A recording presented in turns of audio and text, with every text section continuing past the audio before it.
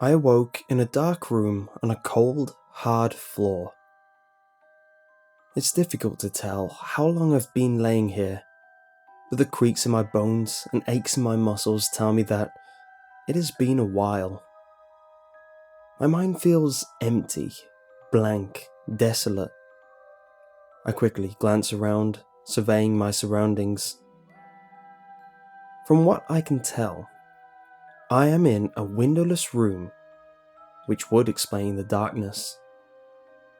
I push myself up slowly to rise to my feet. At first I stumble a bit and nearly fall over, but I luckily catch myself. Have I been kidnapped? I wonder. The room appears to be completely empty. No chairs or bindings, or anything one would expect to see when they've been kidnapped. I feel slightly relieved and begin to shuffle over to the walls of the room. It is fairly small, about the size of a bedroom. Through the darkness, I can make out the shape of a door. I fumble for the handle blindly and finally feel my fingers close around it. I flinch a bit at the handle's icy coldness, but nonetheless attempt to turn it. Nothing. The damn thing won't budge. Pain suddenly shoots through my skull like a bullet. I remember the headlights, the car crash, the fear, and most of all, the pain. I clutch my head and squeeze my eyes shut, hoping that the white-hot pain will subside. I stumble away from the door and land flat on my rear. After a few seconds, it finally fades away, and the horrifying realization begins to dawn on me. Am I dead? I wonder out loud. As if to answer my question, a door swings open and blinding light filters into the room. I shield my still sensitive eyes from the glaring light. Two men step in. One is tall and has a shock of blonde hair and deep blue eyes. The other is shorter and has shaggy brown hair and quick green eyes that dart around. They are both wearing suits and have what appears to be wings protruding from their backs. They're each grinning widely at me, revealing their pearly white teeth. "Welcome to heaven, Jason Gray," the tall one says in a voice smooth as silk. "Heaven?" I ask. The angels nod, their grins still present. I lose myself in thought. How did I get to heaven?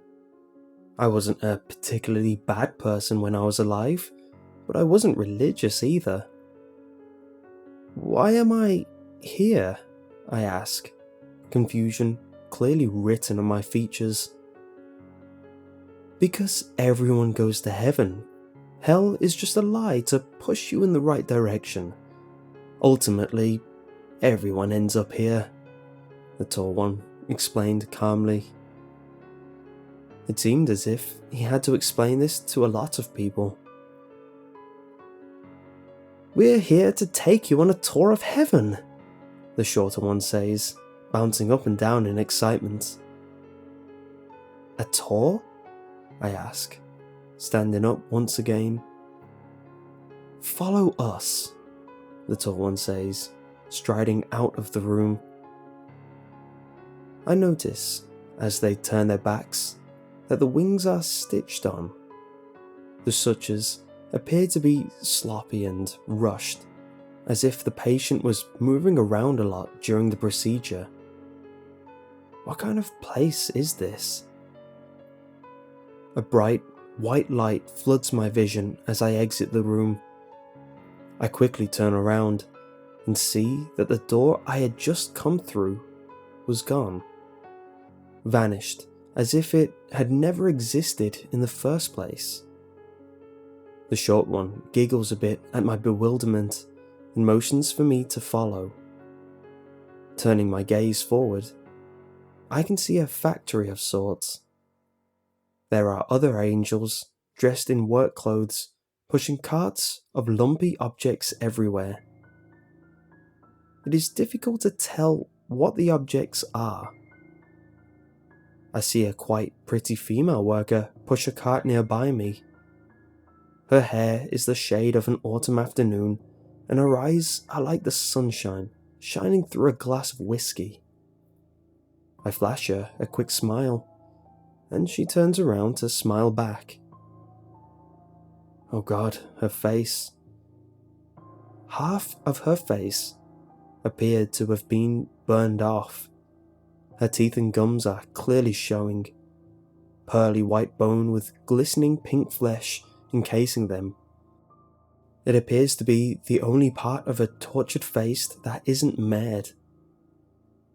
I quickly avert my eyes from the grisly sight, choking back vomit. My guides take no notice of my repulsion, or if they did, they didn't show it nor care. What exactly is this place? I managed to choke out. Heaven, they both reply in unsettling unison. I shake my head. No, it's supposed to be all pearly white gates and cherubs, right? My guides both look at each other as if they're the parents of a child who's asking why the sky is blue. All will be explained soon, Jason, the tall one said. Their ever-present smiles are beginning to unnerve me even more. I would answer them if I wasn't so occupied with choking down my own stomach acids. I continue following them, because that's the only thing I can think of doing right now. The more I look, the more the shapeless objects in the carts are beginning to look human-shaped. No, it can't be. But then again, it wouldn't be surprising at all in the midst of this chaos. A million questions raced through my mind, but my lips couldn't form the words to voice them. My terrifying guides led me through seemingly endless hallways that twist and turn like an impossible labyrinth. I searched for any landmarks that would give me a clue as to where I am in the event that I would need to flee, but they all appeared to be the same colourless halls with exactly 7 doors. I absently wonder how the angels find their way around here. The 2 angels suddenly stop in front of a door. There is nothing special about the door. It looks like the exact same as all the others. The short one grasps the handle and holds the door open for me. Peering inside, I can see what appears to be a surgery table, complete with a tray of all the instruments a surgeon would need. My eyes drift to a pair of wings that are hanging on the wall from a hook. Putting 2 and 2 together, I quickly jerk back. No, I sputter, backing away as quick as humanly possible until my back hits the wall. Backing out isn't an option, the tall one says. He grasps my arm firmly and begins to pull me forward. My feet dig as best as they can into the slippery floor in an attempt to stop myself. His friend is waiting by the door patiently. It appears as if they have had to deal with this many times before as well. As much as I try to fight my way out of the tall angel's crushing grip, I still find myself inside of the room. Next thing I know, the short angel is at my side and helping the other ease my protesting form into the surgery table. I thrash wildly against the leather straps, but to no avail. Let me go, I screech. Please calm down. All will be explained now, Jason, the tall one states in a somewhat hollow tone. Go to hell, I yell through gritted teeth. I'm afraid I cannot do that. We have already explained that there is no hell, the tall one says calmly. His nimble fingers carefully select a scalpel. Oh, can I do it this time? The shorter one squeals.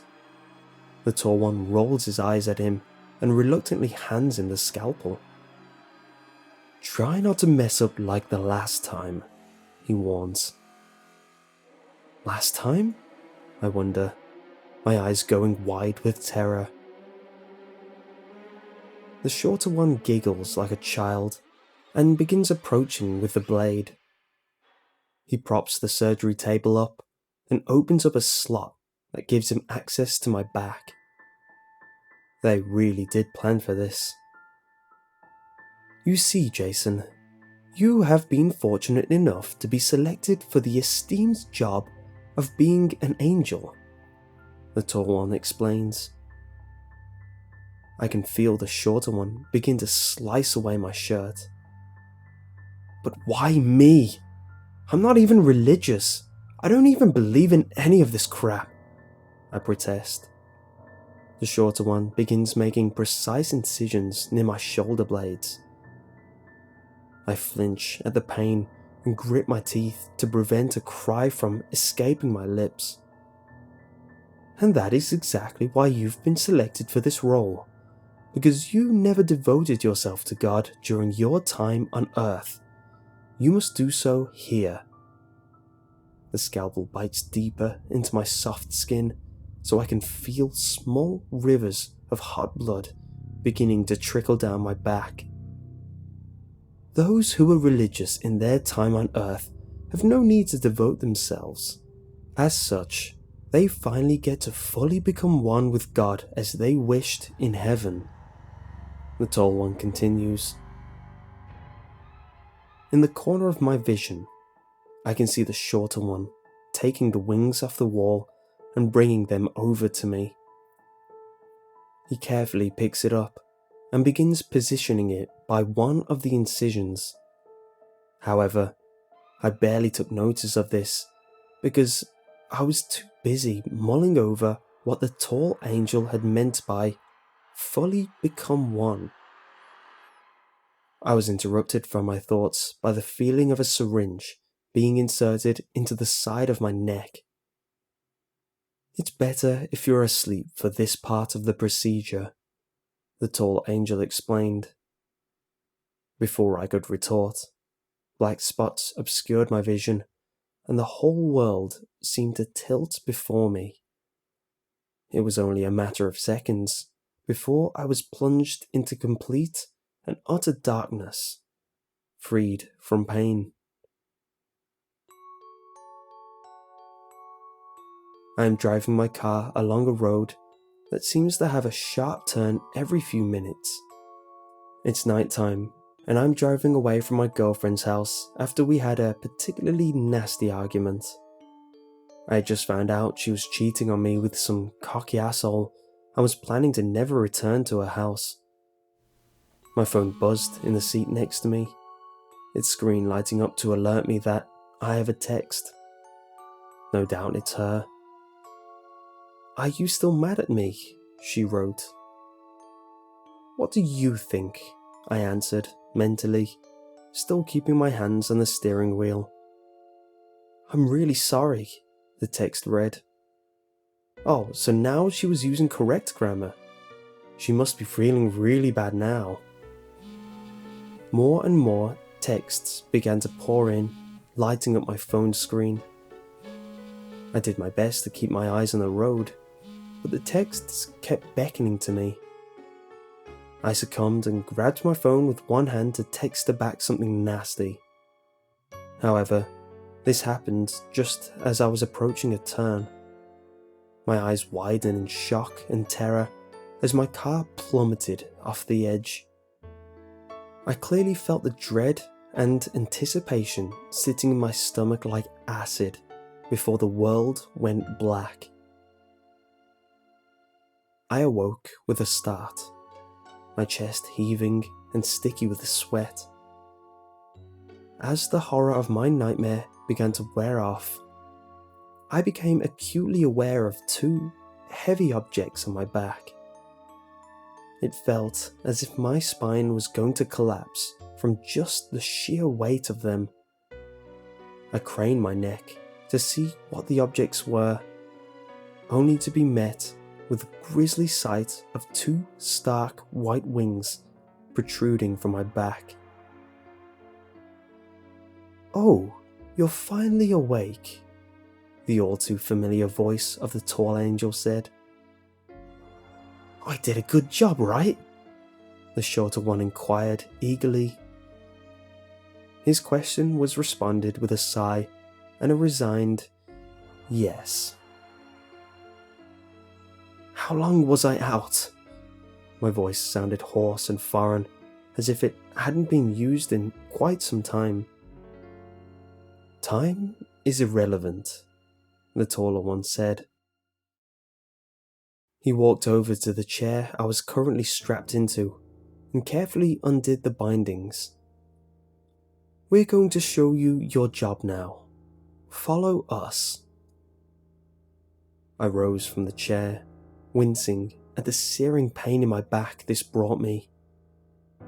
I could feel the sutures begin to bleed slightly, sending a trickle of warm liquid down my exposed spine. With heavy feet and shaky legs, I followed my guides, unsure of what else to do. They led me down the colourless halls that I still couldn't navigate. My mind felt numb, probably from the pain blooming from the area around the wings. I could do nothing but follow them blindly, like a dumb sheep.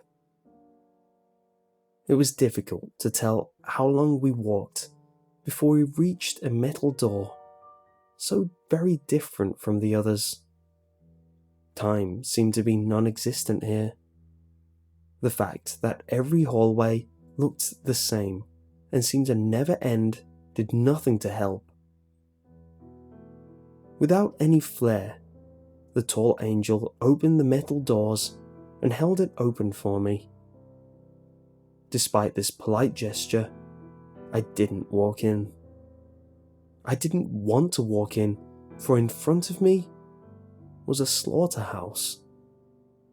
Angels dressed in blooded aprons toiled over hacking off human limbs with bone saws. Wide, artificial grins were stretched across their perfect faces. Some of them even hummed as they worked, flecks of crimson staining their pearly white teeth. Some of them turned their heads to stare at me and gave me a wave. I tried to back up, but found myself bumping into the chest of the shorter angel. He gripped my shoulders so tightly, it seemed as if he wanted to break my skin. "Go on," he sang before me, shoving me roughly inside. Before I could make a run for it in the opposite direction, the metal doors slammed shut behind me, sealing my fate. I wanted to scream, cry, and crumple to the floor on the spot all at once, but my body remained frozen. It was like I was watching everything happen rather than actually being in the moment. The tall angel came back into my line of sight, holding out a pristine apron to me. "This is for you," he stated calmly. Knowing what wearing that apron meant I would have to do, I shook my head quickly and felt tears rising in my eyes. "No, please," I choked out, uselessly. He shoved the apron into my arms and put one on of his own. It was significantly dirtier than mine, bits of viscera clinging to it. Come on, we can't dilly-dally. We're on a very tight schedule. A tight schedule? I wanted to ask. Before I could voice my question, the doors on the opposite end of the room fell open. Everything went silent and still as a hunched figure shuffled into the room with the aid of a crane. He was an old man with wrinkles riddling his face like countless rivers. The only sign of hair on his body was a long, greying beard that nearly dragged on the floor. Dark crimson stained it, complementing his bloodshot eyes that moved slowly around the room. Although I was far away from him, I could smell the pungent stench of decay emanating directly from him. His eyes finally met mine, causing me to freeze. I felt trapped by those all-knowing eyes of him, which seemed to pierce my very soul. They were entrancing. In a sense, I found myself unable to look or move away as he started hobbling over to me. "Jason," he rasped in a voice that sounded as if it hadn't been used in decades. I nodded, that being the only thing I was physically capable of doing. "Welcome." He flashed me a smile, revealing his rows of yellowing, crooked teeth. Quite a few of them were missing. From this close proximity, I could clearly tell his breath was positively rancid. A terrifying thought shot through my mind. Was he? "Yes, I am God," he stated plainly, answering the question that had been running through my mind. "And this, as you've probably learned, is heaven." He laughed as he gestured to the macabre display around him. It sounded more like a wheeze than an actual sound of amusement. "You're surprised, are you not?" I nodded once more.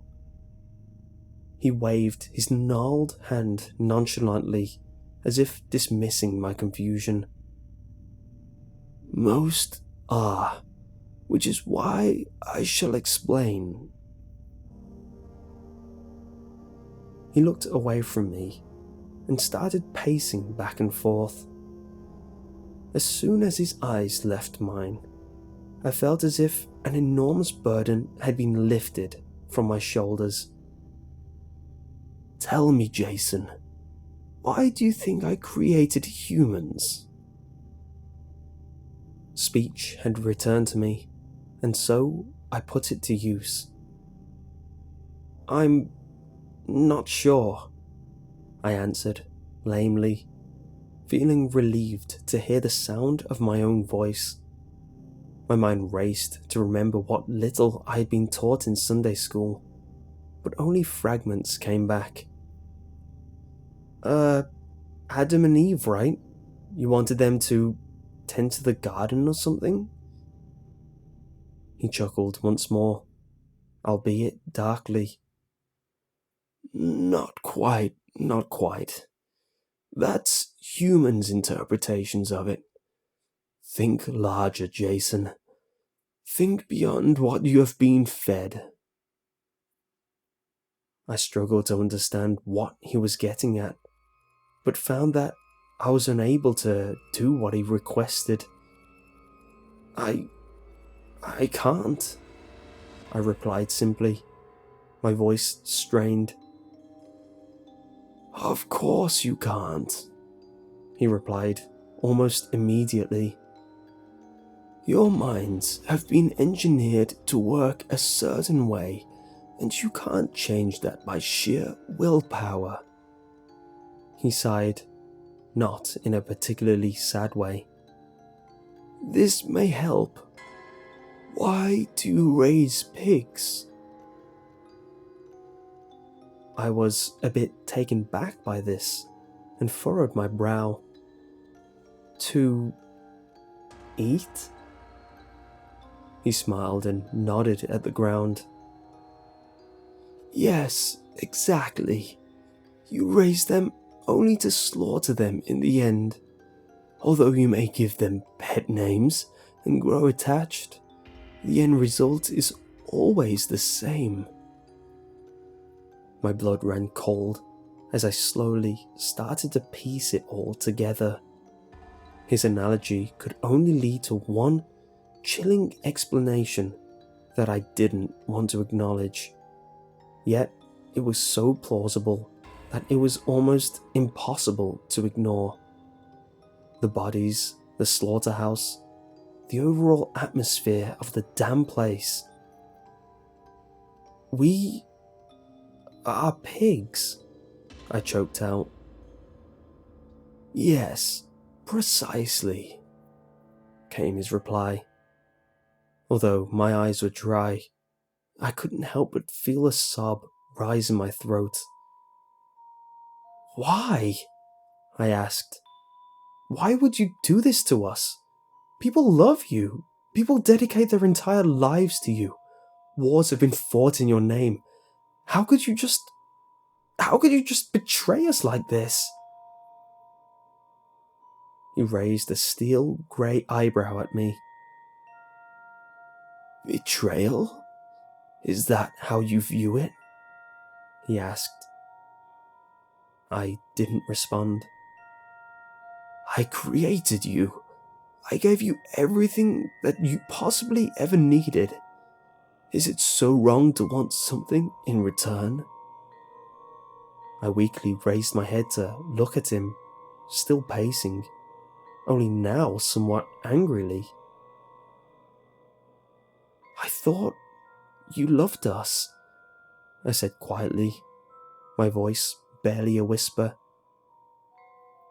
He turned his head to look at me and gave me an almost patronizing smile. Oh no, I don't love humanity, nor do I loathe you. You see, at the end of the day, you are nothing more than mere livestock. With that statement, he picked up a spare saw off a nearby table and shoved it into my shaking hands. Now, work. He turned on his heel and started lumbering towards the exit. Halfway through, he paused and turned back to look at me. And do me a favor, and do smile. I gulped and opened my mouth to protest, but found that I had no free will of my own anymore. Blinking tears from my eyes, I forced a smile onto my face and set to work along with the other angels.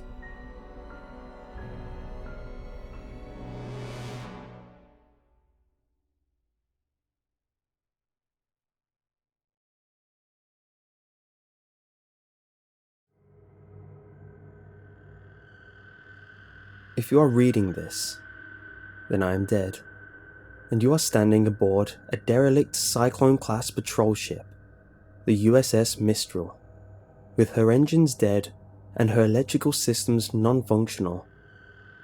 I was, the XO of this vessel, Lieutenant Commander Ryan Simmons.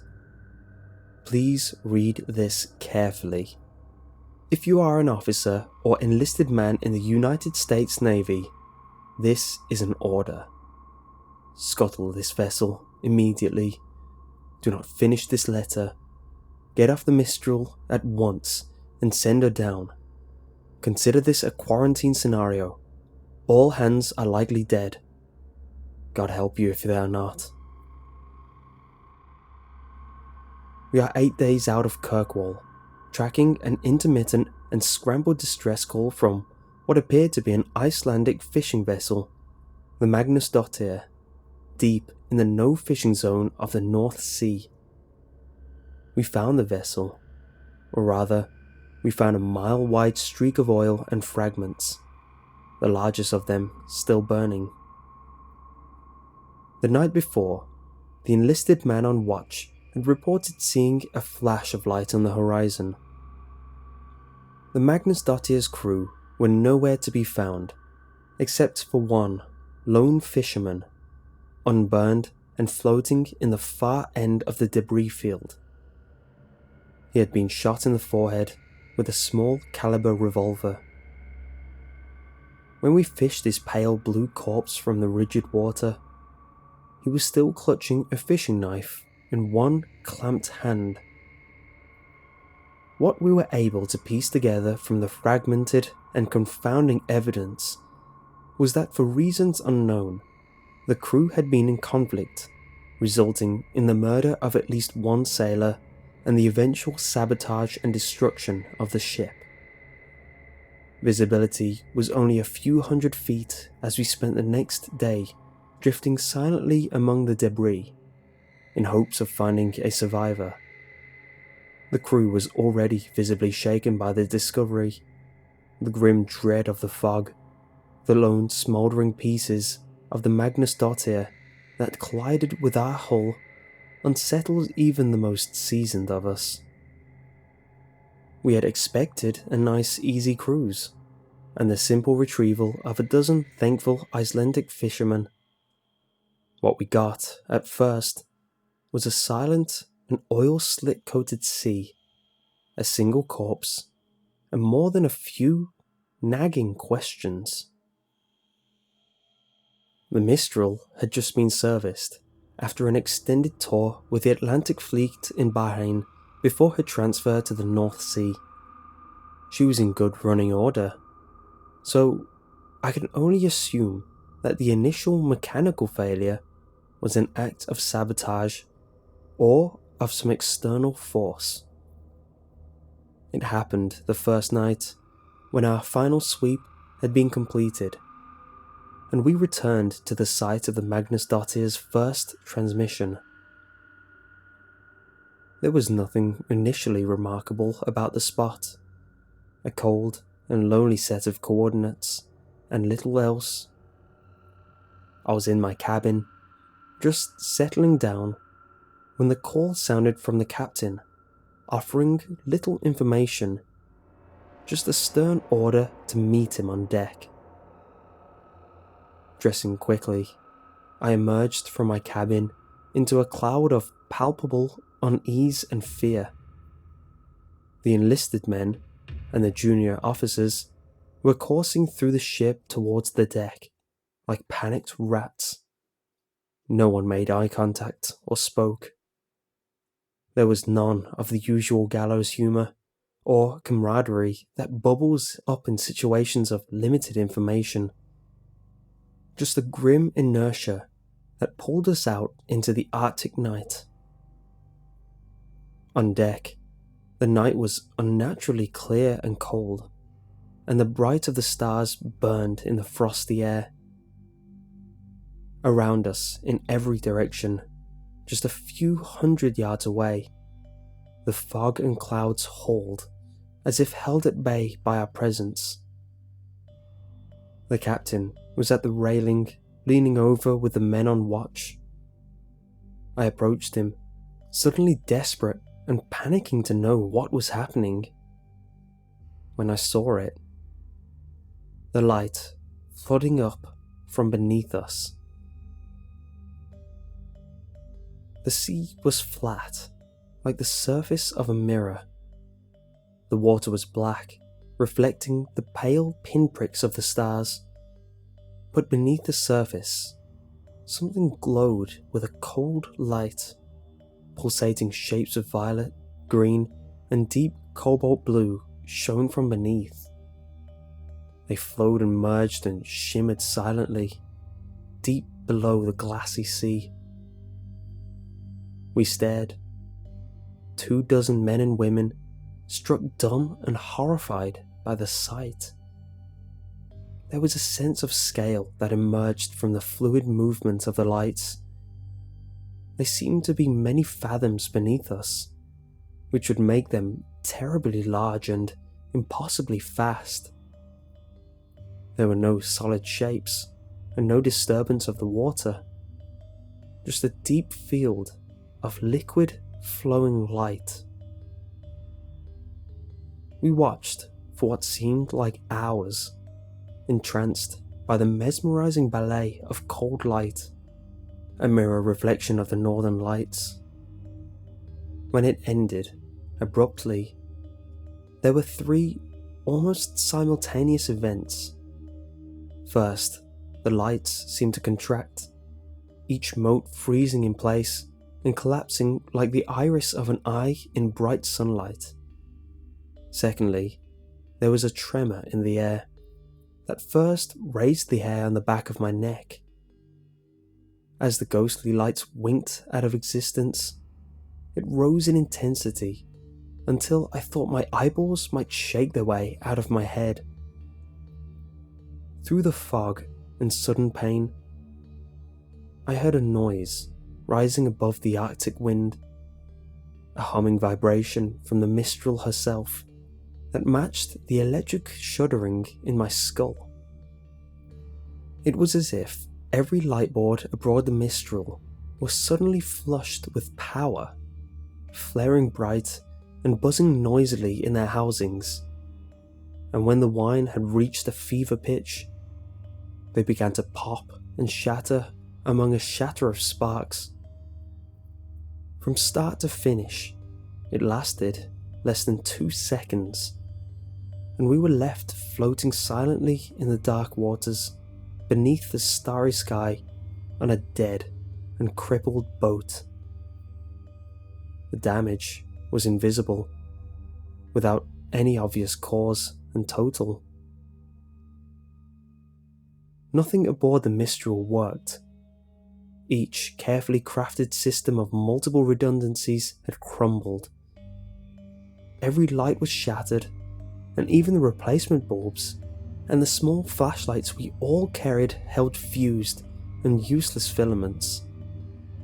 Satellite phones, shortwave radios, all means of communication were useless bricks of plastic and wire. Every battery was dead. Every stereo system was silent. We were adrift, without sail or engine, isolated from the world by 100 miles of black and silent sea. The crew moved through the ship the first night like moles, fumbling through dark corridors with only a few pale green chemical lights to check each system. They relayed each disheartening message like a fire brigade through the darkness to where the captain and I stood on the deck, trying to make sense of the senseless. At last, when nothing else could be done, I fumbled my way back to my cabin and tried to sleep. The darkness, feeling like an oppressive, many-fingered hand, slowly gripping my chest. The next morning, I again took stock of our situation, hoping for some fragment of hope we had passed by in the night. The damage was total. We would have to find a way to send a distress call, and hope that we had not drifted too far from our last known coordinates. The men may not have known the full details, but it was clear from their haunted visages that they knew how dire the situation was. The first death was that afternoon. The sound of screaming brought me above deck and into a thick, heavy fog. High in the gloom, I could see bright, burning specks of light descending slowly. My stomach turned. It was 2 signal flares drifting uselessly through the haze. Some damn fool had fired the signal flares. I burned with an unfamiliar and foreign rage and rushed through the fog to the foredeck with hatred in my blood and my fists clamped tight. The scene that emerged from the fog broke me from my stupor. The enlisted man, a flare gun still in his hand, lay broken in a pool of blood. The captain stood over him, clutching the railing, driving the heel of his boot repeatedly into the broken mess of the boy's skull. I realized then that the screaming I heard, the high, keening wail, was coming from the captain, his face in a rictus of animal rage. Around them was a small crowd, standing motionless and silent, watching like sentinels. The captain turned to see me, then dropped into a crouch, his fingers wrapped around the flare gun, and he raised it level with my eyes. We stared for a moment at each other, our eyes locked as he panted heavily, his face lightly splattered with blood.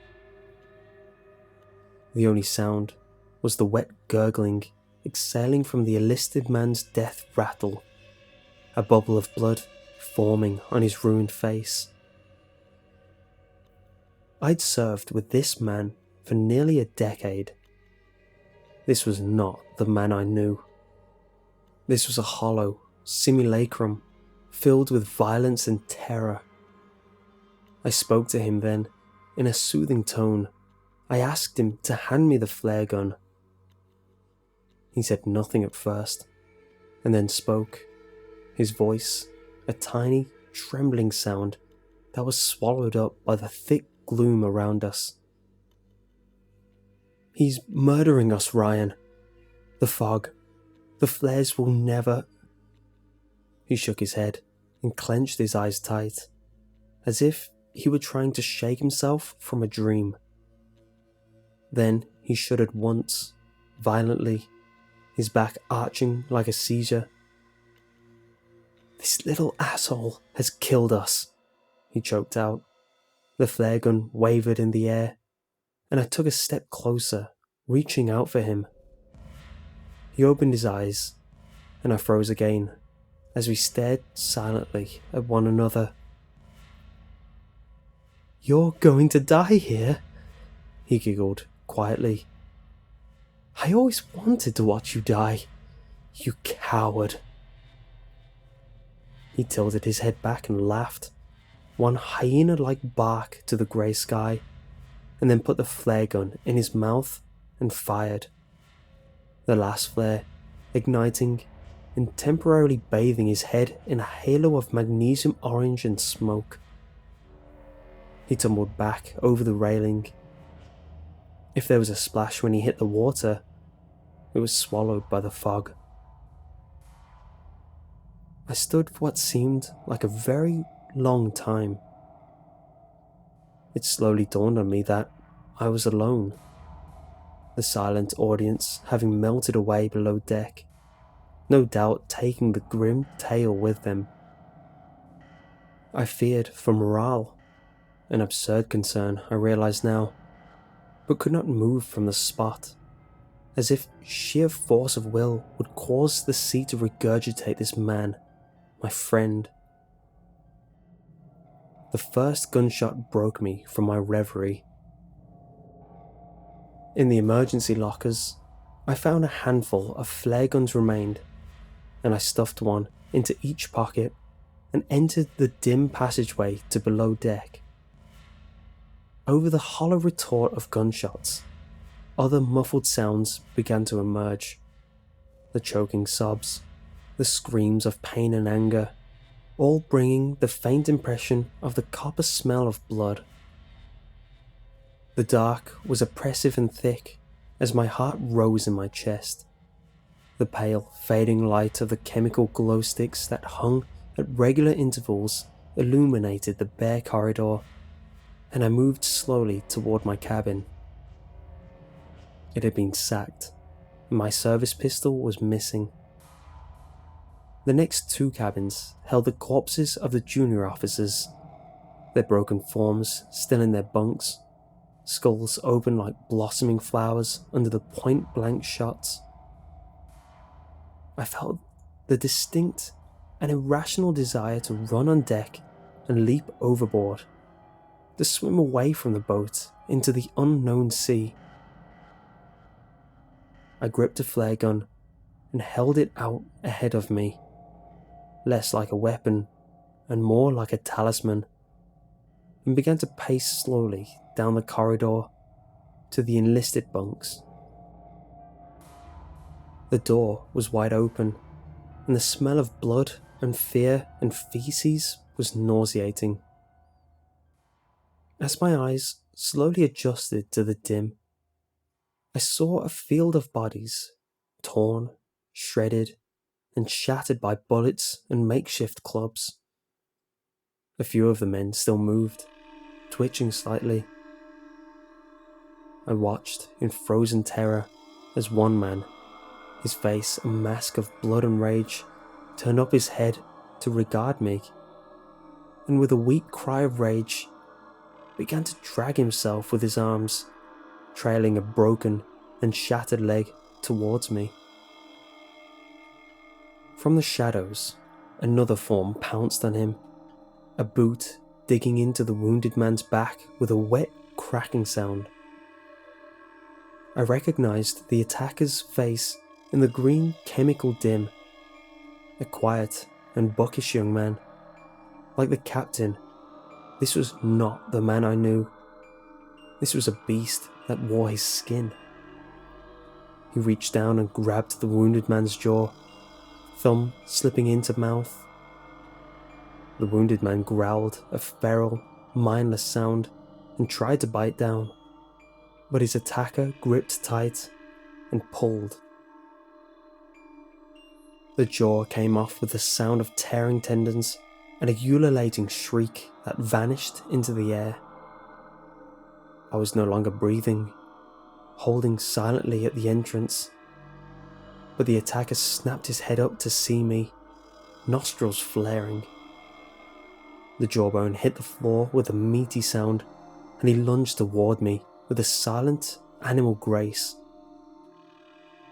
I fired the flare gun, and it hit him square in the chest. His shirt caught fire, and all air escaped his lungs with a sudden, forceful exhale. But impossibly, he continued on towards me. As I passed through the portal and slammed the door, the fire had climbed into his hair, and he was squealing now, his clawed hands still outstretched towards me. I felt him impact against the door, and saw that nightmare visage wreathed in fire through the small porthole, lips already burned away to reveal 2 rows of perfect teeth. He wailed and began to smash his burning form against the door. Once, twice, 3 times, and then silence. I raised my eyes to the porthole and saw only the faint image of the burning shape as it disappeared into the darkness. All conscious thought evaporated, and I fled that charnel house. I have barricaded all entrances to the below deck now, and I have doomed myself to slow death at the hands of the enveloping cold. I can still hear the living ones down there, screaming and banging on the doors. They are not the men that I knew. I console myself with this thought as I leave them in the darkness to starve or murder each other.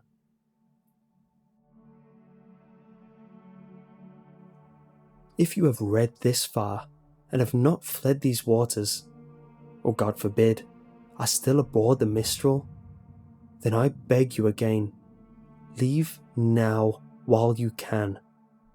Do not look below deck. There are none of us left to save, and certainly none worth saving. It's cold now, and the fading day surrendering the one grey light to the dark. There are no stars this night, nothing but the heavy blanket of night. If I could get below, I would find some way of destroying the Mistral, like the brave men of the Magnusdottir. But it's too late. The most I can make of my last moments, as all feeling flees my extremities, and writing becomes impossible is a warning. Please send us into the deep. Tell no one you found us and never return. There are things and primal desires older than man, and forces beyond the grasp of our simple minds, and they dwell here, beneath the frozen sea.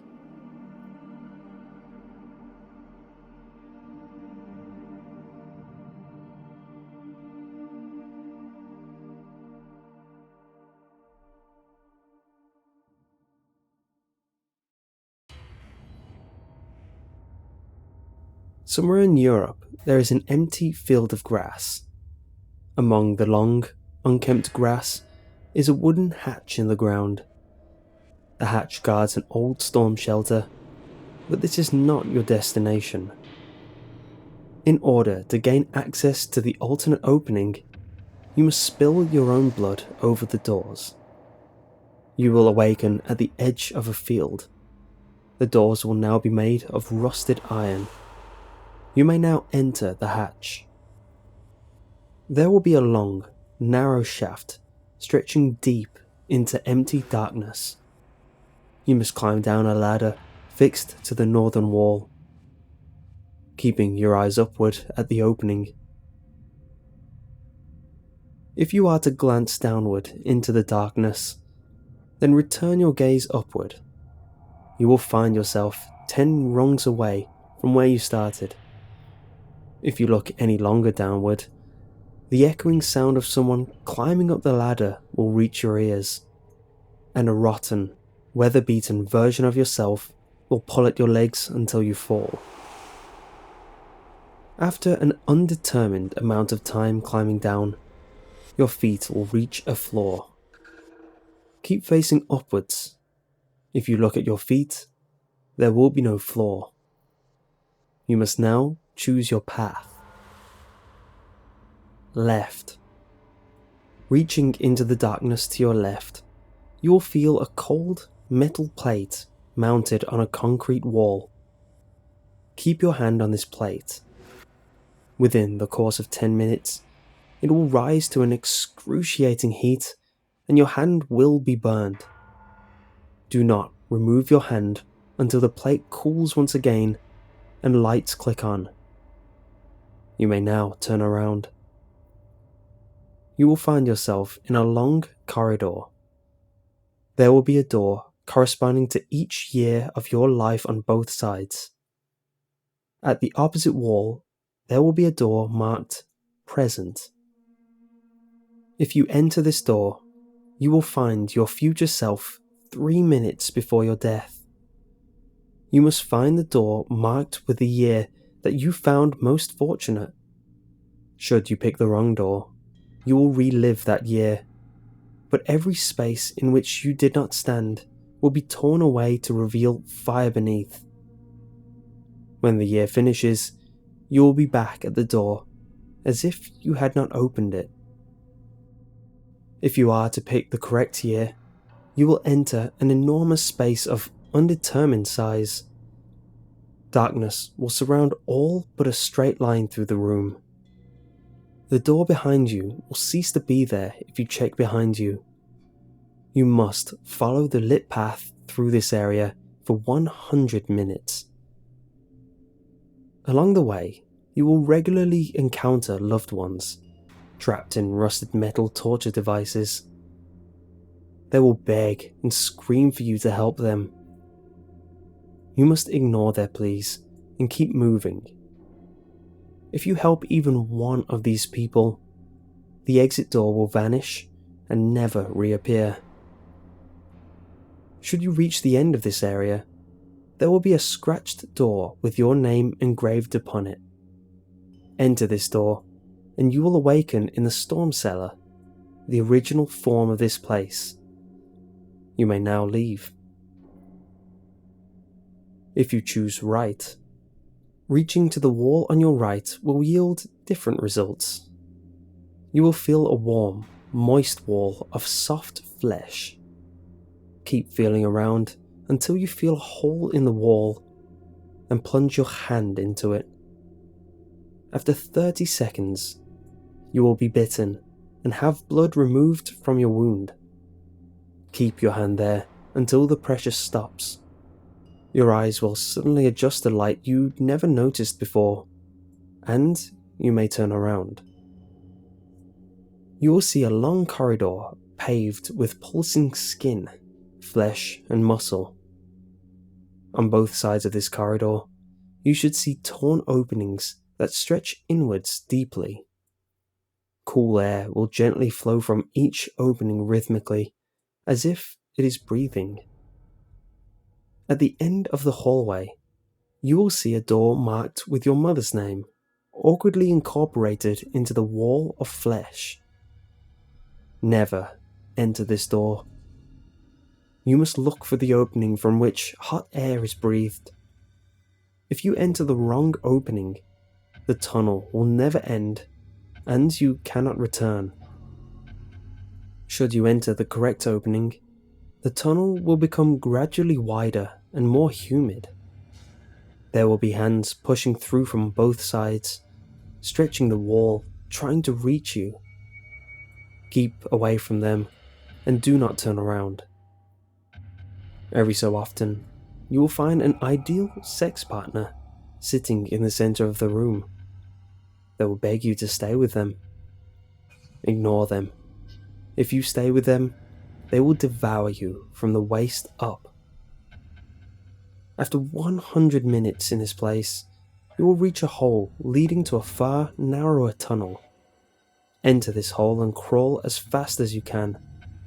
The hands can now reach you and will caress you gently from behind the thin flesh. If you stop, they will drag you down. As you progress, the light will gradually fade and your heartbeat will become louder until it reaches an almost deafening volume. Open your eyes. You will be lying in the fetal position on the floor of the storm shelter. You may now leave. If you chose the left path, you will receive complete financial security until you die, but your hand will throb painfully once a day. If you choose the right path, you will be considered popular and charismatic by everyone you meet, but you will be plagued by nightmares of the tunnel. If you attempt this ritual twice, you will never awaken from those nightmares.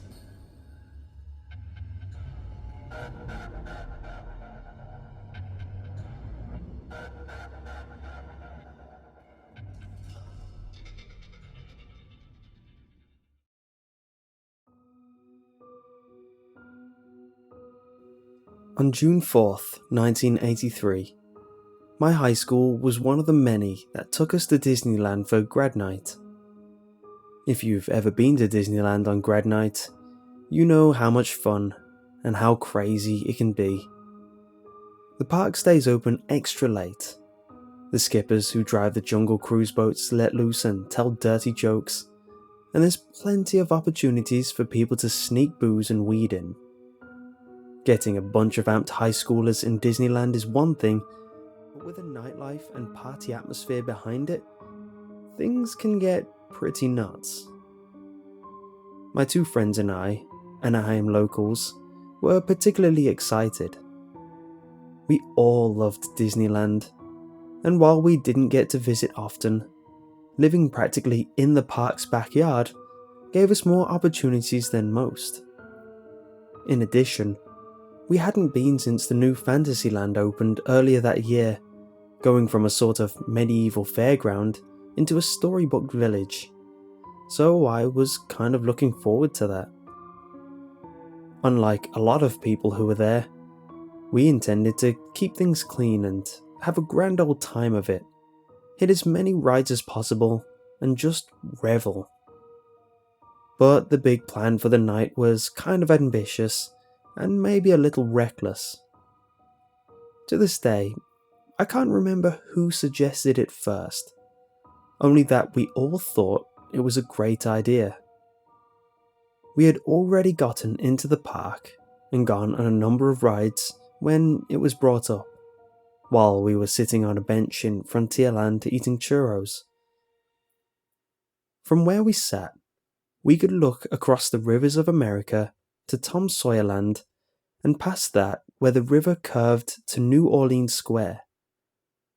Poking above the trees was the cupola of the haunted mansion, with its clipper ship weather vane.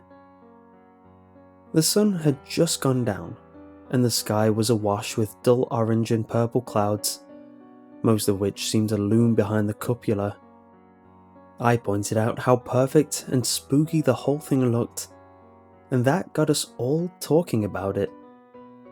The mansion was a collective favourite, and being dumb kids, we agreed to do a little exploring to effectively spend the night in the haunted mansion.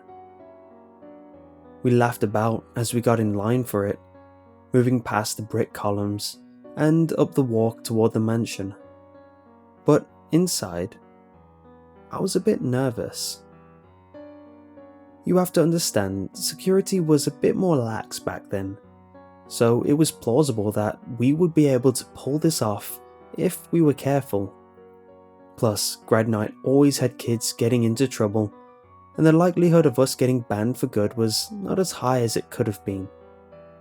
But I still felt tense. That feeling you get when you're scared about going on a thrill ride for the first time. Excited, but hesitant. The three of us, Mike, Karen, and myself, had it all worked out. When you first enter the mansion, you're escorted into a room that seems to stretch and warp before your eyes, which is actually an elevator that takes guests below ground, where a hallway connects to the ride building beyond the park's berm. As everyone else crowded out of the room and into the hall of morphing portraits, we lagged behind, which the disembodied voice of the ghost host jokingly warns you not to do, and fell in the very back of the line. By the time we piled into our doom buggy, there was no one else behind us, and the black, endless procession of the clamshell-like cars were empty. We went through the ride as normal, cracking jokes and making banter at all the old, familiar scenes, until we reached the exit crypt. We stepped out onto the moving platform and walked towards the escalator ramp that leads from the crypt back to the park outside. If you don't know, the escalator hugs the wall on the right, but on the left is a small crypt scene where a tiny, ghostly bride stands on a stone shelf and tells you to hurry back, hurry back. Mike took charge here, deliberately turning backwards as we went up to watch the cast member near the buggies below us. Mike's a big, broad-shouldered guy, a football player, through and through, and his bulk hid me and Karen from view as we slowly ascended. At his signal, when the cast member monitoring the exit had his back turned, Karen and I climbed over the rail and dropped down into the crypt scene, where we quickly scurried under the dusty space beneath the escalator. Mike was over a moment later, and we laughed and congratulated each other on a job well done. We must have spent a good hour or so down there, giggling into our hands whenever we heard footsteps and voices overhead of unsuspecting people exiting the ride. Karen even had some snacks she'd brought with her, and we sat there, in the dark, and ate and whispered to each other. It was like being in a weird clubhouse, and it felt good that we three shared this delinquency together, even as the narration of the ghost bride looped over and over and over again in the background. Hurry back! Hurry back! Be sure to bring your death certificate. If you decide to join us, make final arrangements now. We've been dying to have you. Eventually, the novelty wore off, and we got quiet, and then listless. Sure, we'd managed this much. But then what? Karen pointed out that it had been eerily silent for a while. Other than the monotonous speech of the bride and other spooky ambient sounds, there were no more people coming up the ramp. Mike said he thought maybe the park had closed, but that made no sense because it was open all night on grad night. Not wanting to get in trouble, but also wondering what was up, I volunteered to clamber back up and take a look. When I did, using some of the crypt scenery for hand and footholds, I saw that there was no one around. Not even a cast member down at the unloading platform at the end. When I reported this, Mike and Karen climbed back up as well, and we went back down the unloading station to look around. All the doom buggies coming along the corridor were empty, and there was not a person in sight. It was odd, to say the least, and I felt like something was definitely off to have the place so empty. I was about to suggest turning around and heading back outside when Mike said he'd always wondered where the doom buggies went after they dropped you off. They rounded a dark corner in the crypt area and vanished from sight, and Mike was curious what was down there. Now really, I should have said no, that there was no point and that we could get in some serious trouble if we snooped around back there. It was probably just a utility corridor anyway, since the buggies just looped back around to the loading room anyway. But I was young, and I was stupid, and when presented with a golden opportunity like that, it was hard to pass up. So we went ahead and jumped into a doom buggy going by, and it slowly rounded the corner into the darkness. This was uncharted territory for us, and even if it turned out to be boring back there, at the very least, we'd get a chance to see it, and maybe get another ride out of it. Hardly a day goes by where I regret not having said something. The main thing I remember is how Spartan it was. It wasn't quite pitch black, but it was even gloomier in there than the rest of the ride. There were small lights set into the walls on either side of the track, but they were low to the ground and far between. The walls were painted black, and the corridor seemed so narrow that I felt boxed in. It was quiet too, other than the hum of the track moving the buggies. I felt tense, and Mike and Karen weren't helping that, because they looked tense too.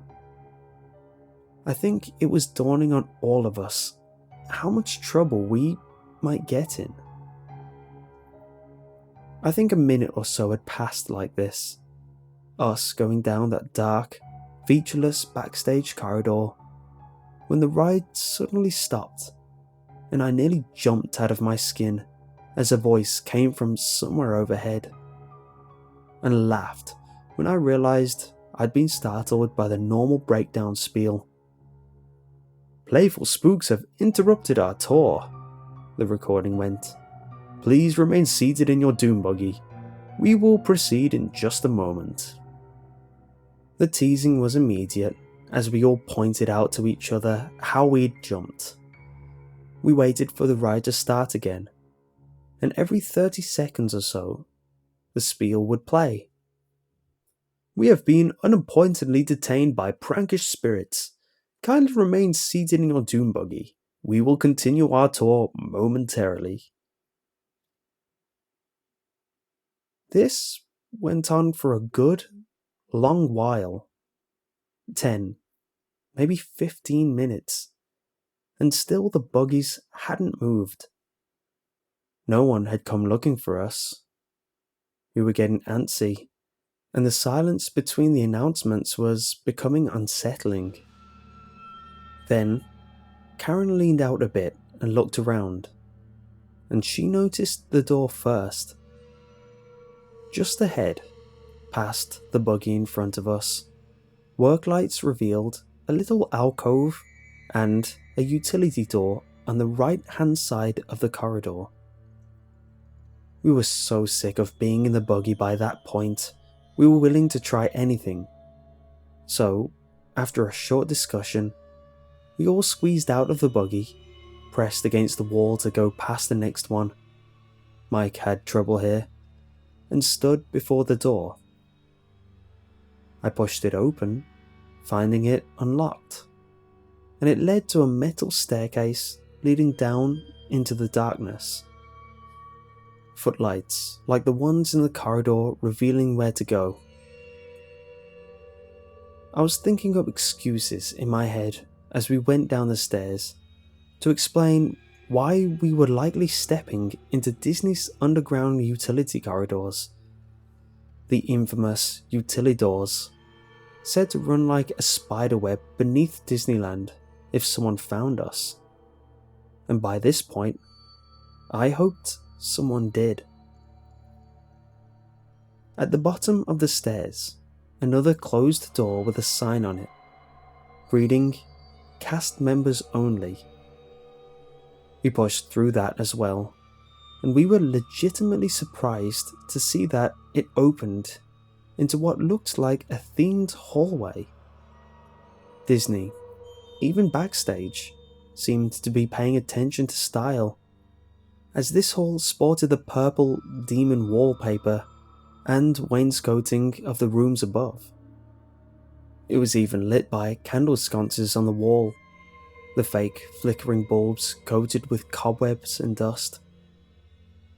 Several detailed wooden doors lined the hall, with out-of-place white placards mounted on them. Each was marked as a prop room, with a corresponding number. As we made our way up the hall, we tried each door we came to and found them all locked. The first door, prop room 1, shook a bit, but wouldn't budge. Same with 2 and 3. Mike chuckled and said he wondered if we would find Walt Disney's frozen head down here. But I could hear a nervous waver in his laugh. Even I was feeling some sense of dread with each door we tried. Something hard to place but nagging. At door 4, I put my ear to the edge of it and thought I heard what sounded like rushing water or faint TV static from the other side. And at 5, I noticed that the faux candles flanking it were flickering more sporadically than the rest, like they were faulty.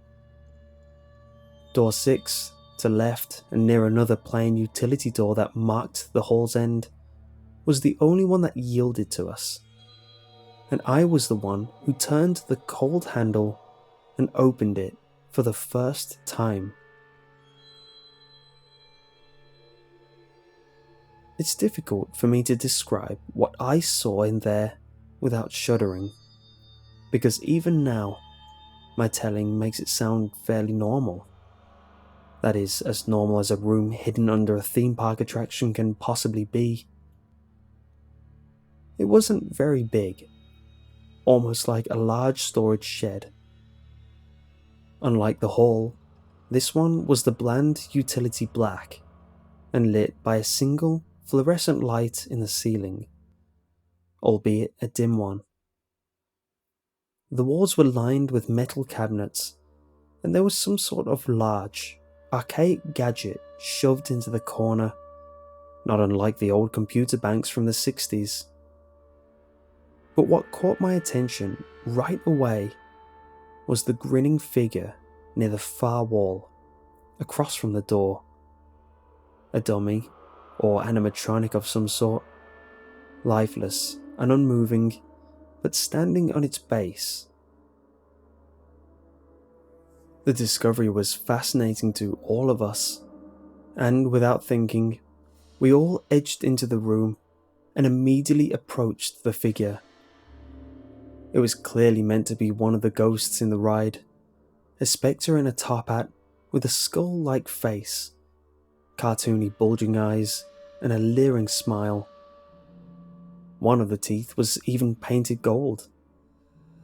He stood in a bow-legged stance, one gnarled hand holding a cane and the other a hat box.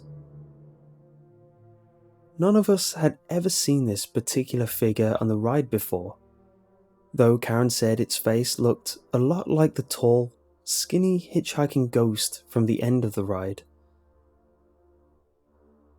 I was just turning away from the figure to look at the cabinets when there was a combustion roar from the outside hall, like the sound of a passing motorcycle, followed by a loud, bassy boom that made the floor shake.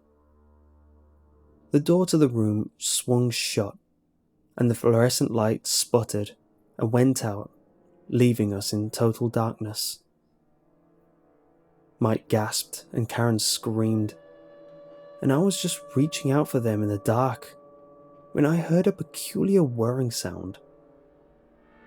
Another light came on, this one a concentrated green light above the hatbox ghost, showing its skeleton smile for a moment before that light faded and another faded on, illuminating the hatbox. I could see through the material of the hatbox now and saw the ghost's head grinning at me from inside. The pattern repeated itself rhythmically, making it seem like the ghost's head was disappearing from its shoulders and appearing in the hatbox. It wasn't a terribly convincing effect, but in the dark, and with the strange things going on around me, it genuinely scared me. I turned and stumbled through the room, ready to get out of there, feeling around for the door. Now even the light on the ghost shut off, and I heard Karen and Mike's feet behind me, a crash, and the sound of something solid tapping the concrete floor. I tried pushing the door open, but it wouldn't budge, and someone slammed into my back in the dark and caused me to hit it hard. I was dazed but unhurt, and another scream from Karen fueled my adrenaline even more. I instead gave the door a tug and it opened. I was out in the hall without a second thought, without even looking back. I started running, sprinting back the way I had come, gasping for air. I was never a very athletic kid, but panic kept me going.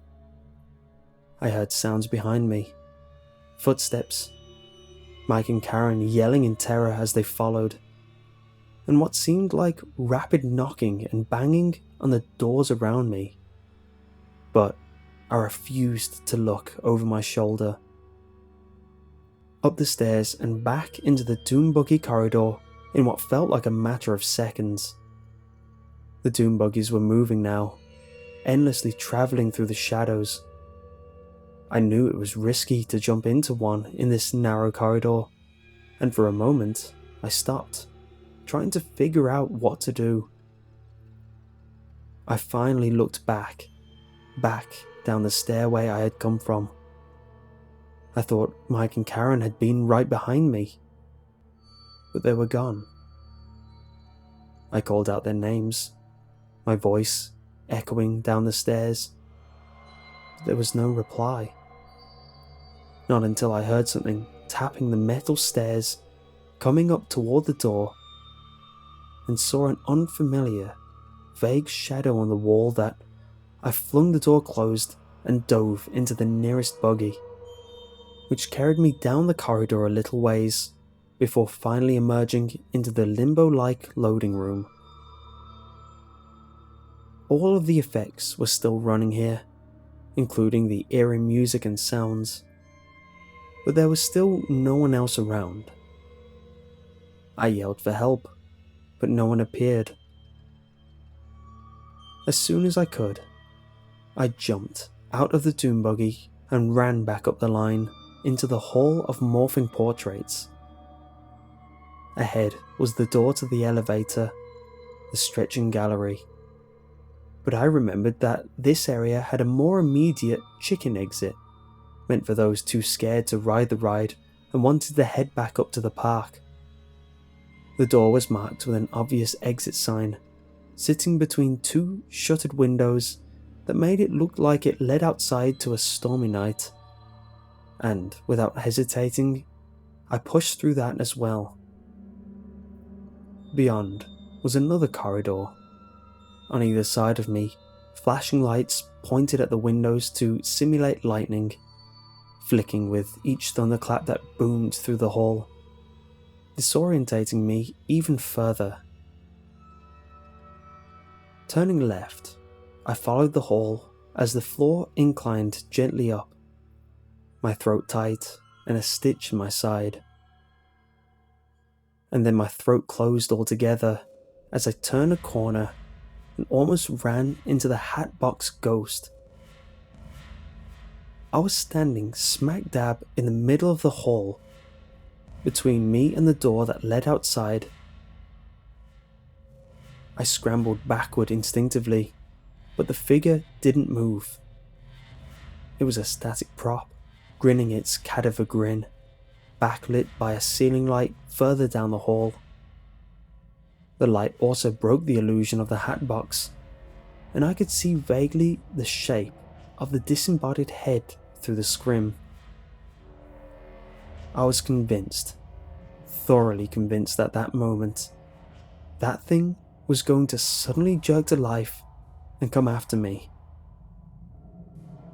But it didn't. I had no idea how it had gotten there from down in the sub-level, or how it had so quickly. Maybe the one I'd seen below wasn't the only figure. Maybe Mike and Karen were pulling a fast one on me, and had dragged the figure up with them. I was frozen, trying to figure out where to go next, not wanting to go anywhere near the ghost, but not wanting to backtrack either, because I still felt like there was something sinister behind me. Nervously, I croaked out the names of my lost friends, but there was no reply. Noises from the ride seemed to come floating down the hall, muted, but ever present. Then, I heard the groan. It could have been a human groan, or something mechanical, but I definitely heard it. It didn't sound like any of the standard audio, and it came from a point somewhere near or past the Hatbox Ghost, maybe even further down the corridor past the exit. As if this were a trigger, I realised that either my eyes had adjusted to the dark, or the lighting had somehow changed, because I looked again at the Hatbox and saw something inside through the scrim. There was still a head in there, but I know it wasn't the ghost's head. It wasn't even a cartoon caricature of a head. It wasn't Mike or Karen. It's at this point the details elude me. I know that what I saw shook me to my very core, and that's part of the reason it's taken me so long to recount this. I remember seeing the thing in the box, seeing that it was indeed a human head, a man's face, a face I didn't recognize, seemingly looking back out at me with a shocked, pleading eyes. But after that, there's a blur of sheer terror and snatches of frightening images, gnarled hands, tombstones, pneumatic hissing, the stretching room going in reverse, shrinking too fast, the ceiling rushing towards me, the corpse hanging on the rafter descending on me. I try not to dwell on them too much, because now I'm no longer sure which really happened and which were really the results of nightmares I'd have for years after. The next thing I can remember clearly after that is being on my hands and knees just outside the fence of the haunted mansion, vomiting onto the pavement, while around me crowds of people stood. Most of them weren't paying me any mind. There was lots of whispered talk, and a few were crying. There were red and blue lights, police cars parked nearby, but I couldn't tell why. I just sat there, gulping and sobbing, until a cast member finally noticed me and led me to the first aid station. Karen was there when I arrived, and she jumped up and hugged me tight when she saw me. I don't think either of us made much sense. We were both at our wits' end, but it was such a relief to see her after all that any questions I had fell by the wayside.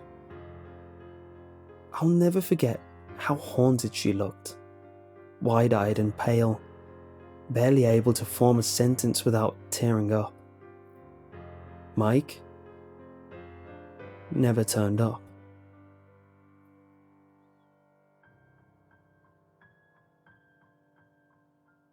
That fateful night had never left me, and in the years since then, I've slowly begun to piece together the details, trying to, vainly, make sense of what happened. It became a sort of private obsession, something to do in the background as I moved on with my life. First, it didn't take long for Karen and I to learn why the police cars were there, and they weren't for us. According to the reports we heard later, an 18-year-old guy from New Mexico had died while we were in the haunted mansion. He and a friend had snuck into the backstage area on Tom Sawyer's Island and stole a rubber emergency boat to go for a joyride around the rivers of America.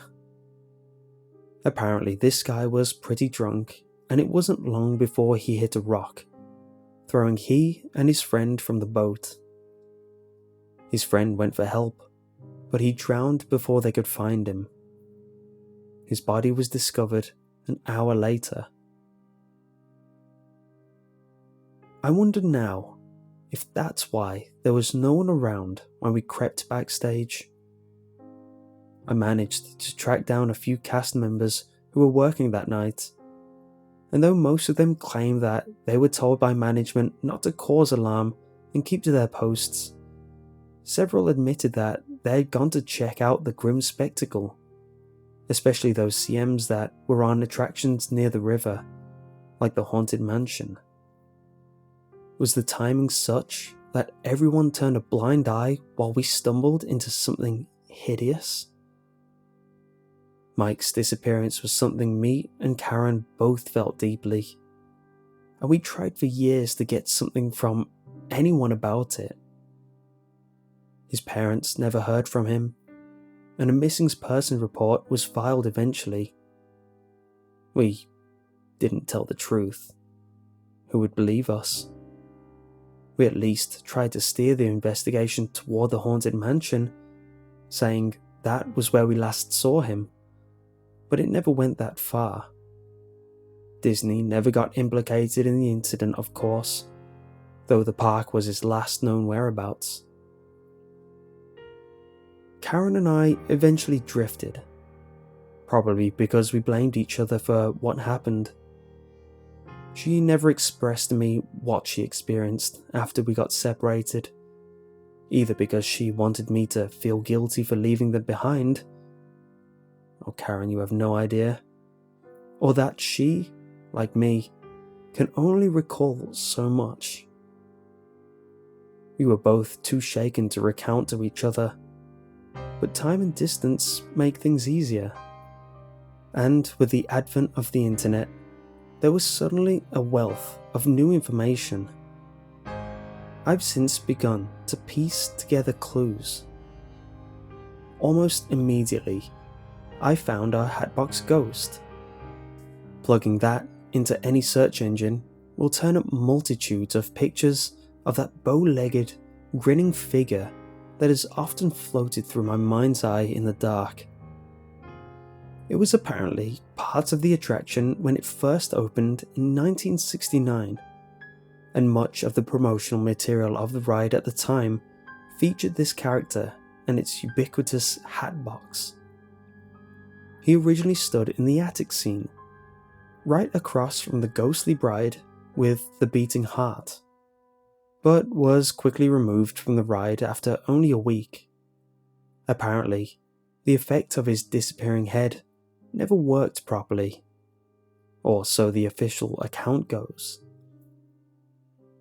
In recent years, the Hatbox Ghost has gained a fan base. Groups of Haunted Mansion fans that want to see him restored to the ride. It's wishful thinking, I'm sure, because that figure had to have been stored downstairs for a reason. It took longer to find out about the backstage area where the doom buggies go. That empty corridor, not originally meant to be seen by guests. Disabled guests, however, travel that route all the time. Wheelchair access to the ride is done through the limbo-like loading room, and guests travel back around to this room to reclaim their wheelchairs and head back out. I've posted about it and posed queries for details about that area, but no one has given me a description that sounds anything like what I went through. It's been described as short, bland, and with some sort of catwalk going over the track, but no mysterious alcove or obvious door. It takes less than 30 seconds for the doom buggies to go through, and then you're back in the loading room. I suspect Disney might have changed the area since the 80s. But why? Most recently though, I've come across an odd factoid that seems more like a morbid curiosity than anything else, unless one's been through what I have.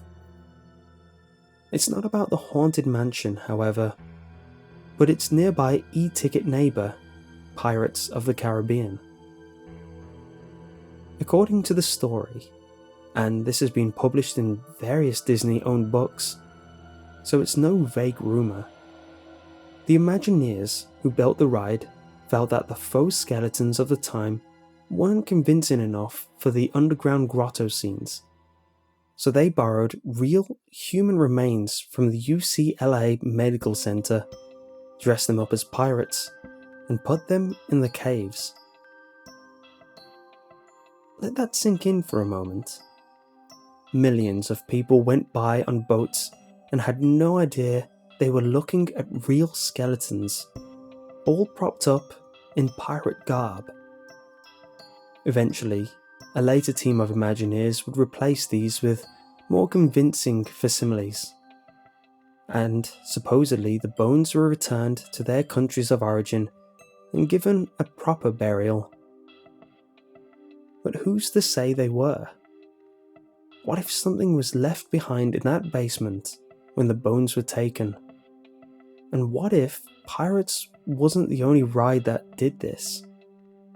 The show building of the Haunted Mansion was built along with the rest of New Orleans Square in 1963, but it took another 6 years for the actual attraction to open. Why the delay? It couldn't have just been the gridlock from the 1964 World's Fair and Walt Disney death in '66, could it? All of this is speculation, a string of understanding that raises more questions for me than it does answers. I want to get the truth of what happened that night, but everything I've found doesn't add up to a concrete explanation. Perhaps there isn't one, though I desperately want there to be. And I can't go back. I won't. Not after the things I saw and felt. I haven't set foot in Disneyland since that night. Maybe though. Maybe it's time I tried again. Karen, if you're out there and you're listening to this, I'm sorry about everything. I'm trying to make it right, trying to put some meaning to this. Contact me if you can. I need to know what happened to you and Mike. Maybe you have the key to the mystery in your memories. I can't do it alone, but together we might get to the bottom of this. For everyone else, let this stand as a testament. Some things are backstage for a reason, and a company like Disney must have a multitude of skeletons in their closet. Think twice before you pull some stupid stunt like I did, because it might not be security that finds you.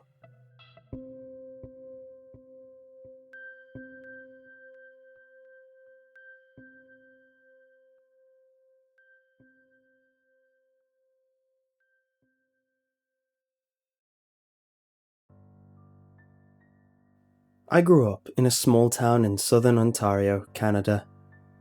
When I was younger, our town used to get feet upon feet of icy white snow that glistened like diamonds in the sun. Snowmobiles have always been a huge part of my childhood, and I've been riding them for as long as I can remember. My father and I would take the sled out every time we had the chance, which was usually every weekend, all weekend, if the ground was still white. Because we were so addicted to the thrill of driving fast down vast, sometimes blinding trails, my father spent a decent amount of time and money customizing his sled.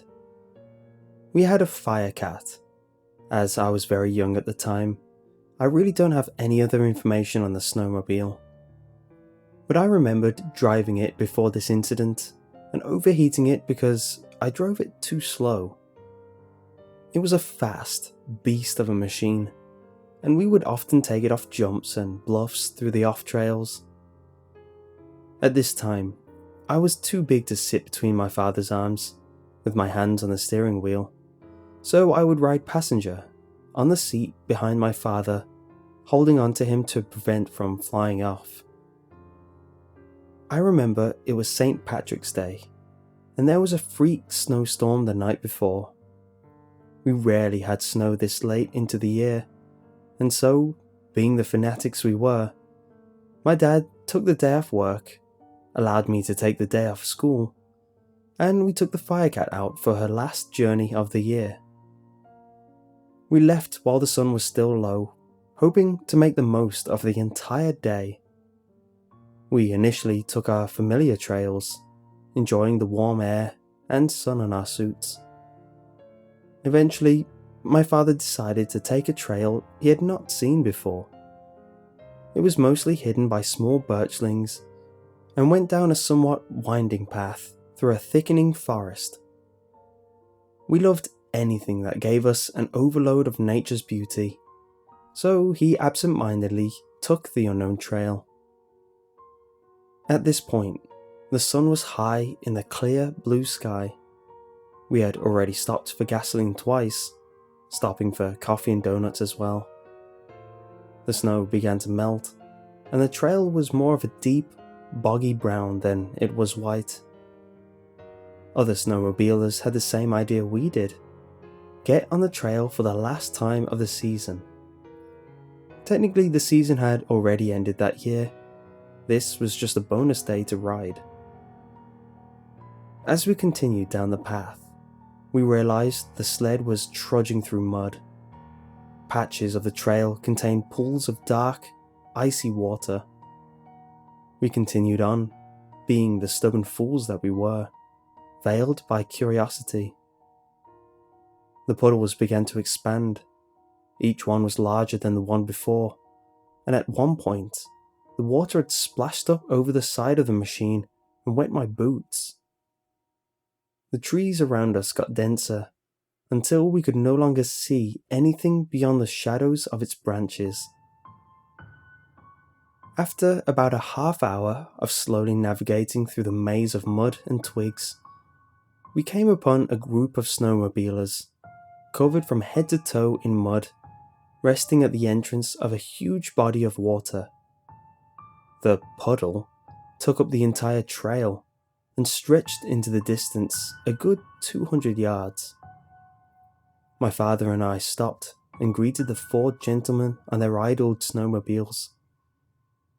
He exchanged pleasantries about the snow and the weather and asked the man in the green suit, we will call him Green Man, "Is it safe to cross?" Green Man paused for a moment. None of them had removed their helmets. He cracked his visor just enough for us to see his chin and bottom lip. He smiled. "Oh yeah, man, you've got a Firecat. You can make that." My dad laughed and nodded. We inched our way to the water. Usually, for shallow puddles, we drove slow as to not splash any slushy water up onto our boots, or shoot it at any unfortunate people that happened to be behind us. As we crept through the water, the levels began to rise higher and higher. Before my father knew it, the snowmobile was beginning to sink. He pinned the throttle, but to no avail. We were going under. The back end of the snowmobile began to sink first, which is where I was sitting. I would like to mention that I was a very small child. I looked more the size of a 6-year-old rather than 8 or 9. I had a bright, puffy snowsuit on and a bright yellow snowmobile helmet. There was no way these men on the trail didn't notice a child on the back of my father's sled. My father tried not to panic. He quickly stood up and carefully lifted me to stand on top of the seat so I wouldn't get wet. He turned back to the 4 men on the trail and threw his arms up in a kind of gesture of, "Hey, what do you do?" He expected them to try to help. But instead, we could distinctly see Green Man's shoulders shake as he laughed at us. He then directed his crew to follow him as he turned around and drove away. My father's hands dropped to his sides. We stood in silence for a moment. The snowmobile was still sinking. We realized this was no puddle. The runoff from the melted snow had flooded the trail. We were basically sinking in a pond. At this point, the entire back end of the machine was underwater. The hood stood afloat, so the deep glug glug glug from the exhaust underwater filled the silence around us. The lights on the snowmobile began to flicker, and we saw, to our dismay, the front end start to sink as well. My father panicked. He had a cell phone in the front pocket of his snowsuit, but he doubted he had any coverage out here. The snow may have been melting, but it was still only about 1 or 2 degrees Celsius, and chunks of ice attacked our machine as they drug it into the abyss. He knew my snowsuit wasn't going to protect me from hypothermia, so he picked me off the sinking sled and attempted to put me on the bent sapling so I could balance above the water. While moving me, my father lost his footing, and we both fell into the painfully cold water. I was able to grab the sapling and pull myself onto its horizontal body, so only my legs got wet. My dad fell backwards and nearly fully submerged himself from impact. He jumped back up and mistakenly grabbed onto the sled, which now sat dead in his hands. He threw his helmet off his head into the water and ripped open his jacket to find his wet cell phone. When he looked at me, I saw fear in his eyes. "We have to walk, kiddo," he said quietly. "We have to go forward. We are closer to the end than we are the beginning. We have to walk through the water. Quick as you can, okay?" I started to cry then. The tears stung as they froze to my cheeks. My helmet didn't have a visor. so other than a wet cloth mask, my face was exposed to the elements. I nodded and took his hand. He walked through the ice-cold water and bent saplings along the way, so I may walk on them. The water stretched vastly on either side of us. We walked for a couple of yards, then the pond opened up. The water was shallow here, but it was muddy, sticky, and there was nothing to walk on. My father lifted me up on his shoulders and began walking with me, but he continued to trip and slip as his feet slurped in the thick mud under the water. At one point, my father's foot caught on a fallen tree, hidden in the darkness below us. He fell forward, basically throwing me like a football. He landed face first into the water and struggled to maintain his composure. My butt hit the water first, and I was able to get on my feet relatively quickly. Behind me, I heard my father struggling to get to his feet and heard him call breathlessly to me. "Just keep going, kiddo. Keep walking. You're almost there. You can do it. I'm right behind you." I didn't hesitate. I began to wade through the waist-deep water toward the shore that was a mere feet away from me. The sticky mud threatened to steal my boots with every step. Finally, I heard splashing behind me and felt my father put his hands on my shoulders and urge me to move faster. He was basically half dragging me through the pond when it happened. The mud won. I lost my left boot, and it took my sock with it. I screamed at my father, but he knew we couldn't go back. His fingers were beginning to lose its grip on my wrist, and I was getting very, very tired. Finally, he pulled me on shore and winced as I cried when my frozen foot hit the muddy snow. He took off his wet glove and wrung it out before shoving it uncomfortably on my foot.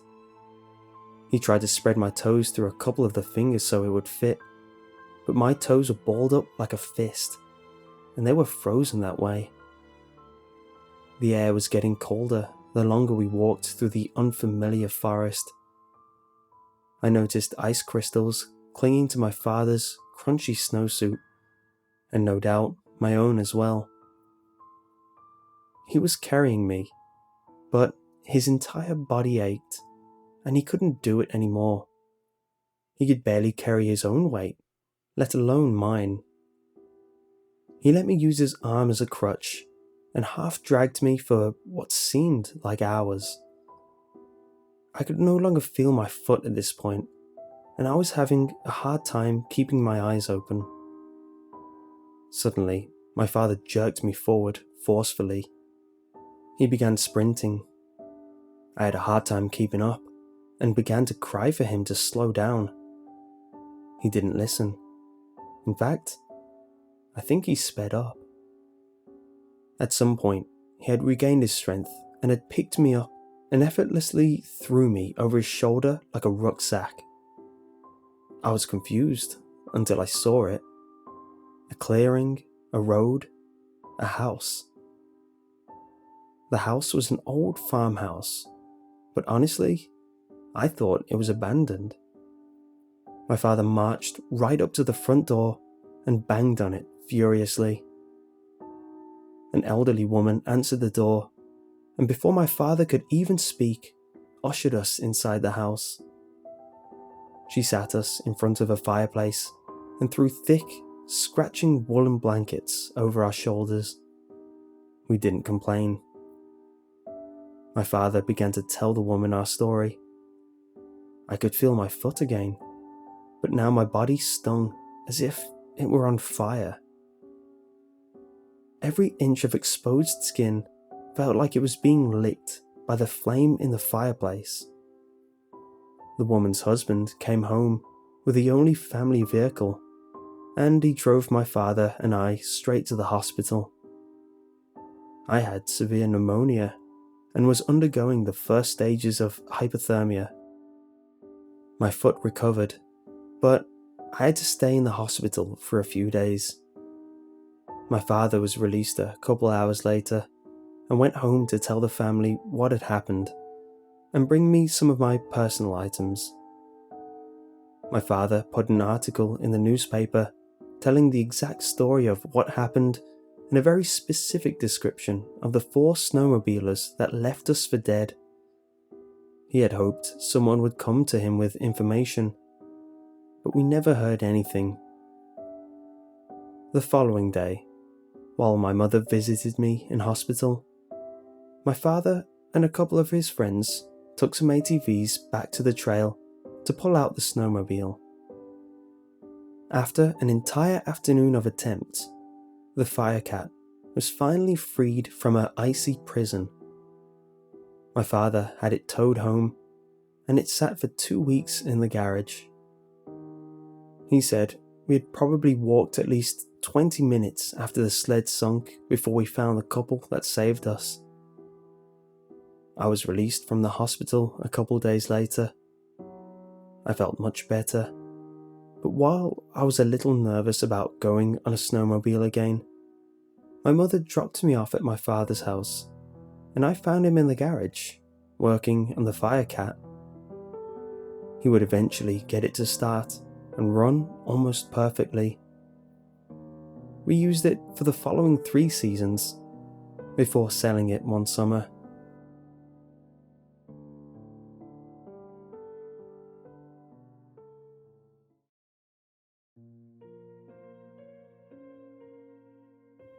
When I turned 18, I figured it best to move out on my own. It isn't like I had family problems or anything like that. I just really wanted to start my life as an adult. I'd often daydream about throwing crazy parties, being able to hook up without having to find a spot, always have beer in the fridge, and basically just having a ridiculous amount of freedom. So, the summer after high school, I found this small apartment complex on the south side of town. It wasn't anything fancy. 5 apartments to a floor, 3 floors per building, and 7 buildings spaced out along a horseshoe-shaped road with some woodland surrounding it. My apartment wasn't very big. Being fresh out of high school and working a low-end job as a waiter could only score me a small studio apartment. I was fortunate enough to snag one on the 3rd floor, so I didn't have any upstairs neighbours. I planned on going to college, but as some people know, it doesn't always work out that way. After the fall semester started and I hadn't enrolled, I started doing double shifts at work to keep myself busy. Living alone in a studio apartment can really take a mental toll on someone. Seriously, it can. Sitting around all day doing absolutely nothing, waiting to go to work, can really get old after a while. Not to mention, most of my friends ran off to schools out of state, and I was the only one left behind. I'm not throwing a pity party for myself, I'm just saying. Anyway, I'd work these doubles all day. They were roughly 10-hour shifts, depending on how busy the restaurant was. I'd come back home super late at night, way past when the sun went down, walk through the giant horseshoe back to my apartment that sat all the way on the other end. At that point in time, I realized college was out of reach for me, so I started saving all my money for a new car.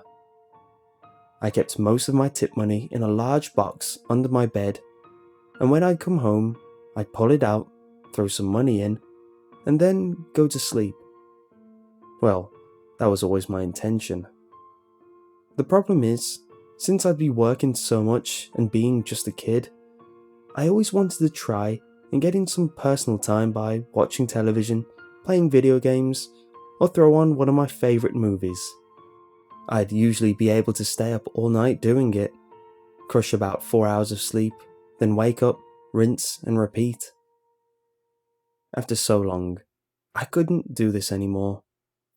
mainly because I had to cancel my cable in order to pay rent, as well as pawn off my gaming system and DVD player. It really sucked for me. Movies and television were my life. I wanted to go to school to study them, but being an adult always has its costs. Still, even after I had nothing to do, I couldn't sleep. I'd stay up all night, smoke a ridiculous amount of cigarettes, and just stare out my window in the middle of the night. Where I'm from, some crazy lightning storms pass through from time to time, especially in the late summer/early fall. I just watch those all the time. Having nothing to do really opened my eyes to my surroundings. I'd watch the lights and the other apartments go out. I knew my neighbor's bedtime, which sounds sinister, but I'd never act on anything like that. I knew all the people who liked to get a late night smoking. I knew how many people liked to drive over to the Taco Bell past midnight in order to get a snack. I also knew that the entire complex became a ghost town around 2 in the morning. There'd be absolutely nothing going on. It'd just be me, either staring out my window or smoking on my balcony.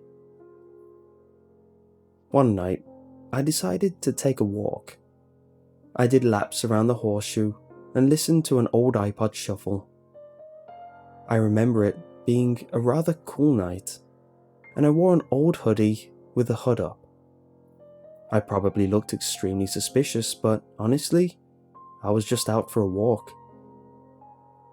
I followed this massive iron fence that wrapped around the entire complex. I was heading back home when I came across something really weird. It was a gate. It led off into the woods that surrounded the complex. I found it rather weird. I mean, the place was gated, but to have this weird gate on the side of the complex was odd. Not to mention that it led absolutely nowhere. It gave me the chills to see that it was open. I stared off into the darkness of the surrounding woodland, hoping to see if anybody was out there, or maybe someone forgot to shut it. I don't know. I kept moving. Luckily, I could see the gate from my apartment, and I decided I had a new game to play. Who opens the gate? After coming home from work, I placed my tips in my box, went to my window, stared out, and looked for the gate. I could see it from my apartment. It was just really hard. There weren't any streetlights around the damn thing, and it honestly looks like it wasn't even there. The gate was shut, and when it was shut, it blended into the fence perfectly. Nobody could even know it was there unless they found the thing open, which I did. I didn't bother to tell anyone because, well, I didn't think it was a big deal. To be honest, I thought someone was going out there to smoke a bowl or fulfill some weird public sex fantasy or something. I didn't really care what was going on behind there, but I needed something to do to pass my late night hours. So, I'm sitting on my balcony, and it's way past 2 a.m. I'm the only thing awake in the complex as far as I'm concerned, and I'm just smoking away on a pack of times.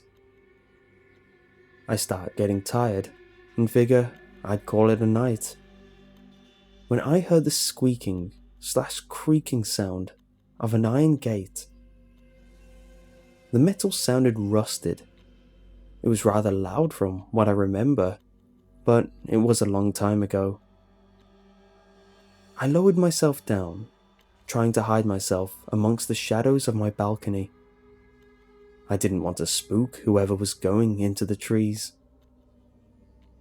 I squinted my eyes, trying to get a good picture.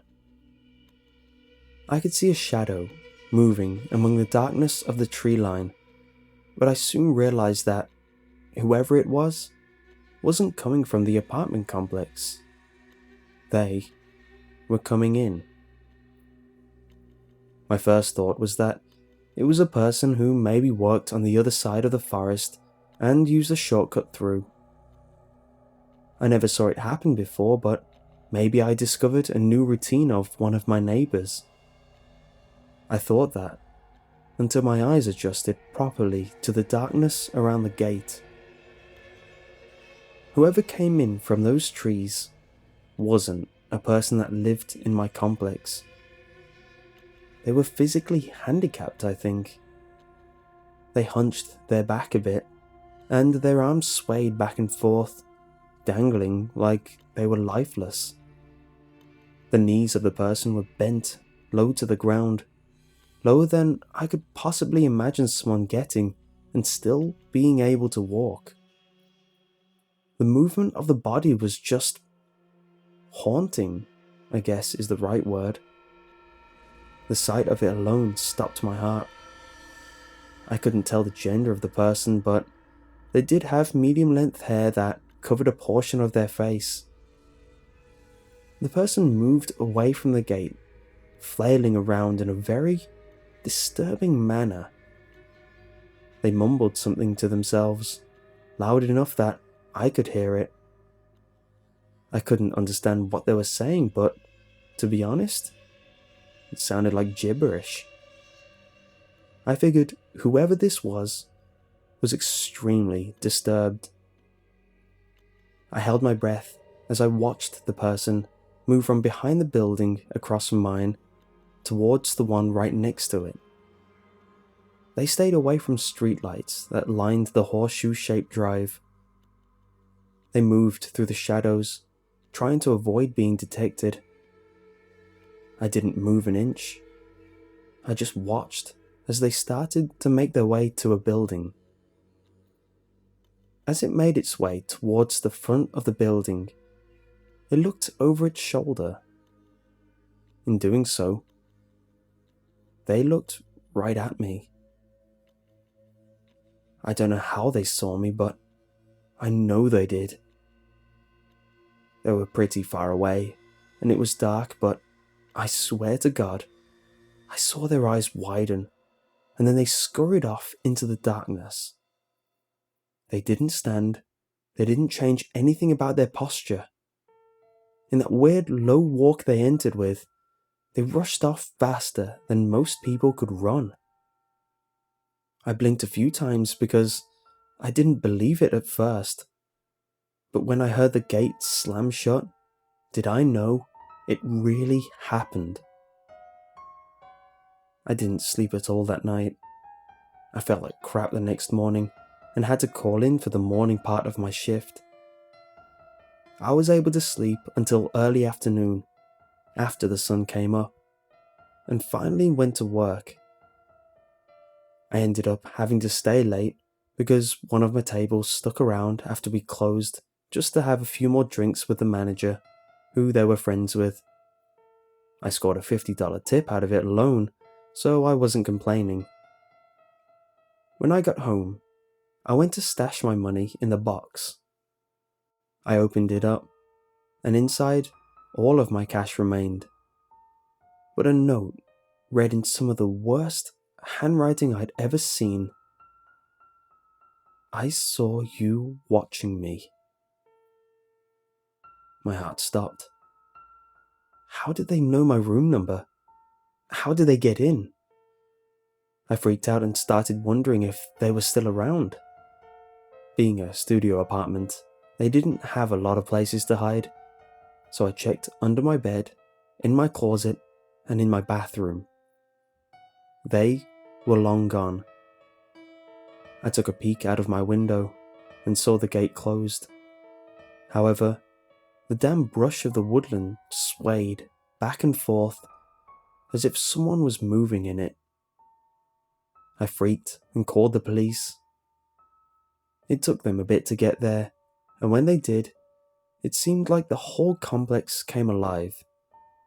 All the lights came on, and everyone came out to see what the disturbance was. When I told the officers what was going on, they made me feel like I was an idiot. They didn't believe me at all. I told them where the gate was. I was too freaked out to go down there and show them myself. When they went to look, sure enough, the gate was there. 2 went in searching for the person, while 2 more stayed back to take my statement on the whole matter. When the 2 cops came back, they didn't want to talk about it at first, but they were pale as ghosts.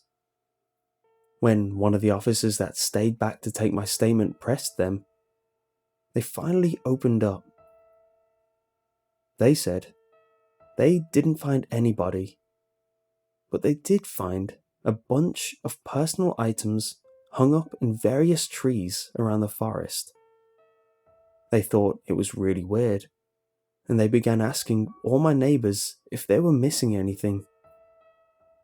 Sure enough, people in the buildings that lined the damn iron fence where the gate stood were missing all sorts of stuff, but they weren't anything of value.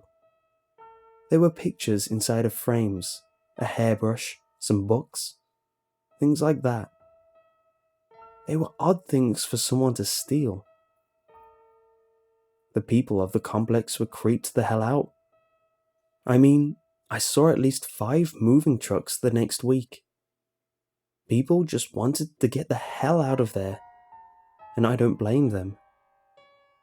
The owner of the complex came in and sealed the gate using a blowtorch. Turns out, they had no idea it was there in the first place. They didn't put it in. I got out of Dodge when I had the chance. I didn't do my nightly routines anymore, but I sure as hell still couldn't sleep. I left all my lights on, and my electricity bill was getting a bit on the high side because of it. I couldn't afford to live in the place much longer anyway. I moved back to the north side of town in a cheaper complex that was not surrounded by woodland. I still have nightmares about the whole ordeal, and I often wonder who the hell that person was and what the hell they wanted with all that random stuff they stole. It still freaks me out that they just wandered off into the woods, and I never saw them since.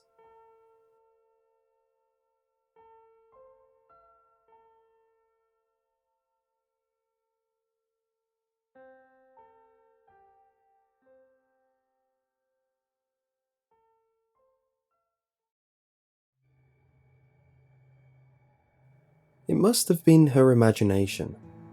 It couldn't be real, could it? Lucy doubted herself. What she had just seen could simply not be believed. Her skin crawled as ripples of imaginary fingers shot up her back and neck.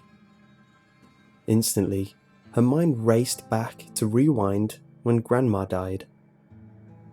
Among the few coveted possessions she left behind was an old handheld mirror. However, this was no ordinary heirloom. Although the mirror was crusted with age, even an amateur appraisal could deduce that the ornate mirror was once quite beautiful. But this was not the reason Lucy's grandmother coveted the old mirror. "That mirror will show you your sweet reflection, little Lucy, and your imperfections," her grandmother would say.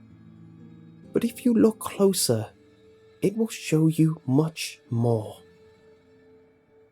Lucy's grandmother was always a bit creepy, with her quivering cackle of a laugh that could peel the skin off, and how her skin looked like aged, rotting paper. Sometimes Lucy just didn't know when to believe Grandma, or dismiss what she heard as just another one of Grandma's crazy stories. Lucy remembered the first time she held the mirror. She recalled its clearness, its clarity, despite being so old. She remembered seeing her reflection, her little nose, soft and pointy like her mother's, her mouth and lips, small, thin and pink, and her overly large ocean blue eyes, sparkling like fireworks when the light hit them right. But there was nothing out of the ordinary staring back at her she hadn't seen before. That is, until tonight. As Lucy prepared for bed, she felt compelled to brush her hair one last time. She would hate to wake up with knots in her hair. Her tiring eyes scanned the dresser before resting on her grandmother's old mirror. Lucy moved closer to pick up the relic. Then she hesitated, because for the briefest moment, she swore she saw a face in the mirror, staring back at her, inside her. She rubbed her eyes in fearful disbelief. Her eyes hazily refocused. The face appeared again. Startled, Lucy threw the mirror on the bed. It couldn't be real, she thought. She gathered her nerve and approached the bed where the mirror lay. She cautiously picked up the old relic.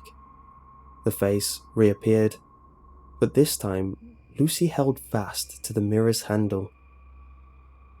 The face in the mirror looked eerily like her grandmother's, but different. No, it was Lucy. She was sure of it. But somehow, something was different. She quickly noticed the Lucy in the mirror. Her eyes were missing. The sockets were completely black, like an empty void. Lucy moved the mirror around, examining the strange reflection. The empty sockets quietly clicked as the muscles of the eyeless holes kept their focus on her as she moved the mirror around. Tick, tick, tick. It couldn't be real, could it? Lucy's grandmother's warbled voice rang in her ears. Were her eyes playing tricks on her? She told herself it was a vivid imagination. She just needed sleep. But to be sure, she peered into the mirror once again. Staring deeply into the vacant eyes of this other Lucy, she became lost in its eyeless glare, the constant clicking tendons. Tick, tick, tick. It was rhythmic. She became so lost that she hadn't even realized that her own big blue eyes, sparkles and all, had completely shut tight. She had been too afraid to look. Lucy finally felt the sensation. Her eyes had been shut the whole entire time she held the mirror. She must have imagined that horrible, eyeless version of herself. But her relief was short-lived, for when little Lucy tried to open her eyes, she found them to be already open. Yet inside of peering into her own soft blue ocean-like eyes, she felt the sickening click of her own vacant eye sockets, trying desperately to focus. A pretty, young girl stared back at Lucy from the mirror, a frozen look of sheer terror on her face, with the only sounds heard coming from her empty eye sockets. Tick, tick, tick.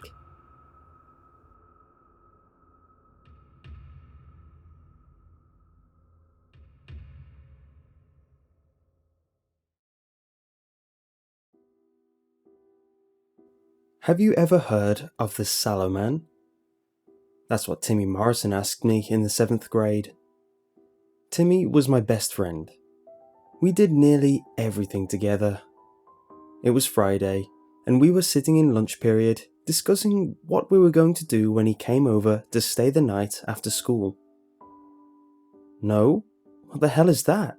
I asked him, rolling my eyes because I figured this was going to be another one of Timmy's stories that his sister told him. Timmy's face put on, that he'd always put on when he was talking about something that someone hadn't heard of before. My sister told me about him. She said he comes to you if you say the words in front of a mirror.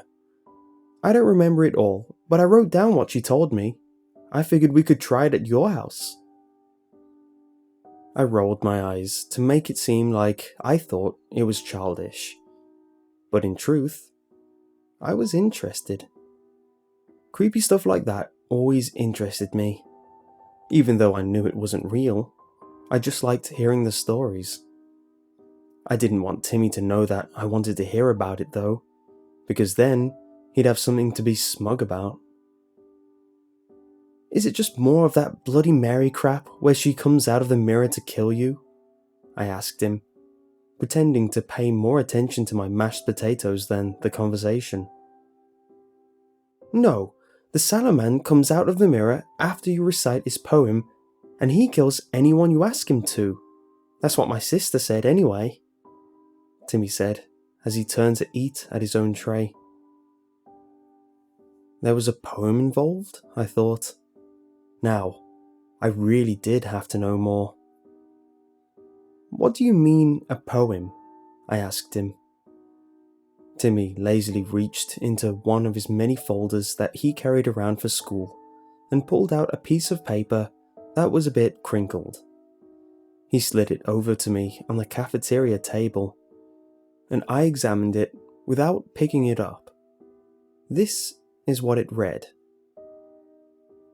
In the dark halls within the after, from those halls you hear my laughter. Dark thoughts entreat your mind, to for now break down my bind. I will take what ails you in this land, and I will leave no trace, for I am Sallow Man. I nearly laughed as I read the last line. I was up for anything spooky, sure, but this was really corny. Timmy, you don't really believe this crap, do you? Your sister was probably just messing with you. Timmy didn't say anything at first. He just concentrated on his tray for a moment, then said, Brandon, do you remember last year when my parents were fighting a lot? My dad was drinking all the time and I stayed over at your house nearly every night for a while? Of course I remembered that. Timmy was over at my house every night. My parents allowed it because they knew what was going on. It was a small town. Everyone did. Yeah, Tim, I remember, I said, the mood now solemn. My dad hit my mom a lot, and whenever me or my sister was home, he would call me bad names, and he would call my sister a whore. It was a nightmare. I could sense Timmy's gaze turn towards me, so I looked up from my tray as well. He stared at me for a moment, waiting for me to say something, so I did. I thought your dad stopped drinking though, and everything was okay? I asked, trying to lighten the mood a bit. Timmy responded then, with anger starting to edge in his voice. Yeah, he stopped drinking, but nothing got better. Sure, he stopped hitting Mom, but she barely speaks to him or anyone else in the house anymore. I know it's because of him. I know she's still afraid of him. I was a bit shocked. Timmy had never mentioned anything about that before. I just figured once Timmy started staying at his house, everything was fine again. So what? Are you going to sick the sallow man on your dad? Timmy, that's nuts. It's just some story that your sister probably heard from one of the other seniors, I told him. But what if there's a chance it would work? I need to try, Brandon, but I want you to be with me. Timmy looked dead serious. I don't know, Tim. It just seems silly, I told him. Please, Brandon, I need you there. Please. Timmy gave me a look of pure desperation, and I felt sorry for him. I decided that I'd be there to support him, He lived in a broken home and he was grasping at straws. I knew it couldn't be good for him, but he was my best friend. What choice did I have? Okay, Tim, I got you back. Let's summon a ghost. Next thing I knew, it was after school, and Timmy and I had locked ourselves in my small, downstairs bathroom at home. Do the lights need to be off or anything? I asked. No, at least I don't think so. I think all I have to do is recite the poem in front of the mirror, and then he appears. Timmy pulled out a piece of paper with the poem on it that he had in his back pocket, then cleared his throat. I stood back and leaned against the wall with my arms crossed. Usually when people did this sort of thing, it was in the dark, maybe with a lit candle or two. But the lights were on, and the floral wallpaper that was all around my bathroom didn't exactly inspire fear. So I felt pretty stupid in the bathroom with Timmy. I was just thankful Mom and Dad were still at work so they didn't catch us and wonder what was wrong with their son. Timmy finally began to speak after what seemed like minutes. In the dark halls within the after, from those halls you hear my laughter. Dark thoughts entreat your mind to for now break down my bind. I will take what ails you in this land, and I will leave no trace, for I am Sallow. Timmy spoke loudly and clearly. When he finished, he held his breath, waiting for something to happen. At that point, I was absolutely convinced Timmy was wasting his time. I sighed and closed my eyes, waiting for him to realize the same thing. I heard him gasp, which I took to be the sound of defeat. I opened my eyes and was about to console Timmy. But then I saw the real reason he had made a sound. When I opened my eyes, I saw the mirror no longer showed our reflections, but a long, dark hallway. The hallway's floor, walls, and even its ceiling seemed to be moving, undulating back and forth, like the insides of some giant worm. The hallway was poorly lit by some unseen source, and at the very end of it, I could see the shape of what looked like a man moving toward the mirror. For a moment, I was stuck in disbelief. I couldn't move. I could only watch as the figure in the mirror came closer, and slowly, its features became clearer and clearer. It was a man, or what seemed to be a man, bald and completely naked.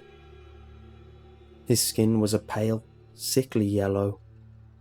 He was skinny, so emaciated that his jaundiced skin was taut against his skeleton, and every one of his ribs were visible. With thin and lanky legs, he walked ever closer to the mirror with a shambling gait. His long, ghoulish arms dragged his knuckles along the hall as he walked, parting the undulated floor for a fleeting moment before the floor came back together. When I noticed this, I squinted my eyes and tried to sharpen my vision in an attempt to see what it was that was making the floor and walls quiver the way they were. The cause of the moving floor became clear as they started to move from within the mirror and out into the bathroom. Cockroaches. The insects began to spill out of the mirror and onto the sink and floor below. That was enough for me. Timmy and I had to get out of that bathroom. I reached for Timmy's arm and tried to pull him away. But he would not budge. He stood, transfixed, his eyes glued to the mirror and the nightmare that was approaching. I tried a few more times to pull him away, shouting at him to snap him out of it. But he wouldn't move. It was as if something unnatural was holding him in place and wouldn't let him go. I gave up and I turned tail, hauling ass for the door. As soon as I reached the door handle, thousands of cockroaches, moving impossibly fast, covered the handle, and immediately after, the door, leaving the door obscured completely by writhing and hissing insects. I yelled, cursing and screaming, as I turned around to go for the window on the other side of the bathroom. I was silenced when I was met with the sight of a room no longer recognizable as my bathroom, but was now more reminiscent of that hallway in the mirror. The walls and ceiling were covered in insects. When I looked down, I saw that the roaches covered the floor below, making only 2 small spaces where my feet stood. I dared not move then. I didn't know what would happen if I were to step on one of those bugs. I had the awful thought that, if I were to move at all, the insects would strip my bone completely of flesh. I lifted my head slowly to the now dimly lit room. Flashes of light would strobe here and there as the roaches crawled along the light shade on the ceiling. I could now see that 2 yellow and gnarled hands had appeared on either side of the mirror, and I knew the sallow man had come. Timmy stood there, his eyes still wide, his stature still unmoved. I distinctly remember the smell then, a sickly smell that called my mind to dirty deadpans, and I had to cover my mouth and nose not to gag. Still, this didn't seem to bother Timmy whatsoever. When the awful smell came, so did the sallow man's head emerge from the mirror. His bald head was faced downward, and his neck stretched far into the room until his head was inches in front of Timmy's face. A voice came then, a hissing voice that seemed to come from the insects and echo around the room.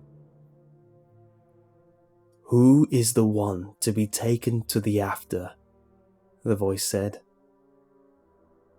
Timmy moved then, for the first time since he recited the poem, by smiling a wide and unnerving grin. "My father," Timmy said, loud and clear, as if delivering the death sentence himself. In retrospect, I suppose he was. There was a murmuring sound then, as all of the insects began to vibrate loudly. Then, after a moment, the insects parted and swarmed around the wall to the left of the mirror, and a man, who I recognized to be Timmy's father, rose from within the wall of swarming bugs. His face was pale, and his eyes were wide with fear. The insects were swarming him, presumably pinning him to the wall. I'm sure he would be screaming if the cockroaches weren't covering his mouth. "This is the one to be brought into the after?" The awful hissing echo came again, entreating an answer from Timmy. And without breaking his grin, Timmy said, "Yes." As if heeding the call of Timmy's words, the insects then began swarming into Timmy's father's mouth. His eyes showed his desperate fear as thousands of cockroaches began eating him from the inside out. I would say it was gruesome, but the insects were quick with their work. They devoured every bit of Timmy's father within seconds, leaving nothing left. Had my eyes not been glued to what was happening, I might have blinked, and I would have missed it. I looked back to Timmy, who had a satisfied and almost relieved look on his face. But his look soon became one of terror as the sallow man spoke once more. "Now you will join me in the after, boy. Such is the price to be paid." Timmy didn't move at all, save for the horrified shock that crawled over his face. I don't know if it was terror that kept him in place, or if it was the sallow man. But Jesus, I wish I didn't see what happened next. The sallow man lifted his head slowly, revealing a face that had no features, no eyes, no nose, no discernible marks whatsoever as far as I could tell. The only thing there was a mouth. The sallow man's lips, like the rest of him, were stretched tight, making his yellow, human-like teeth seem bigger than they were.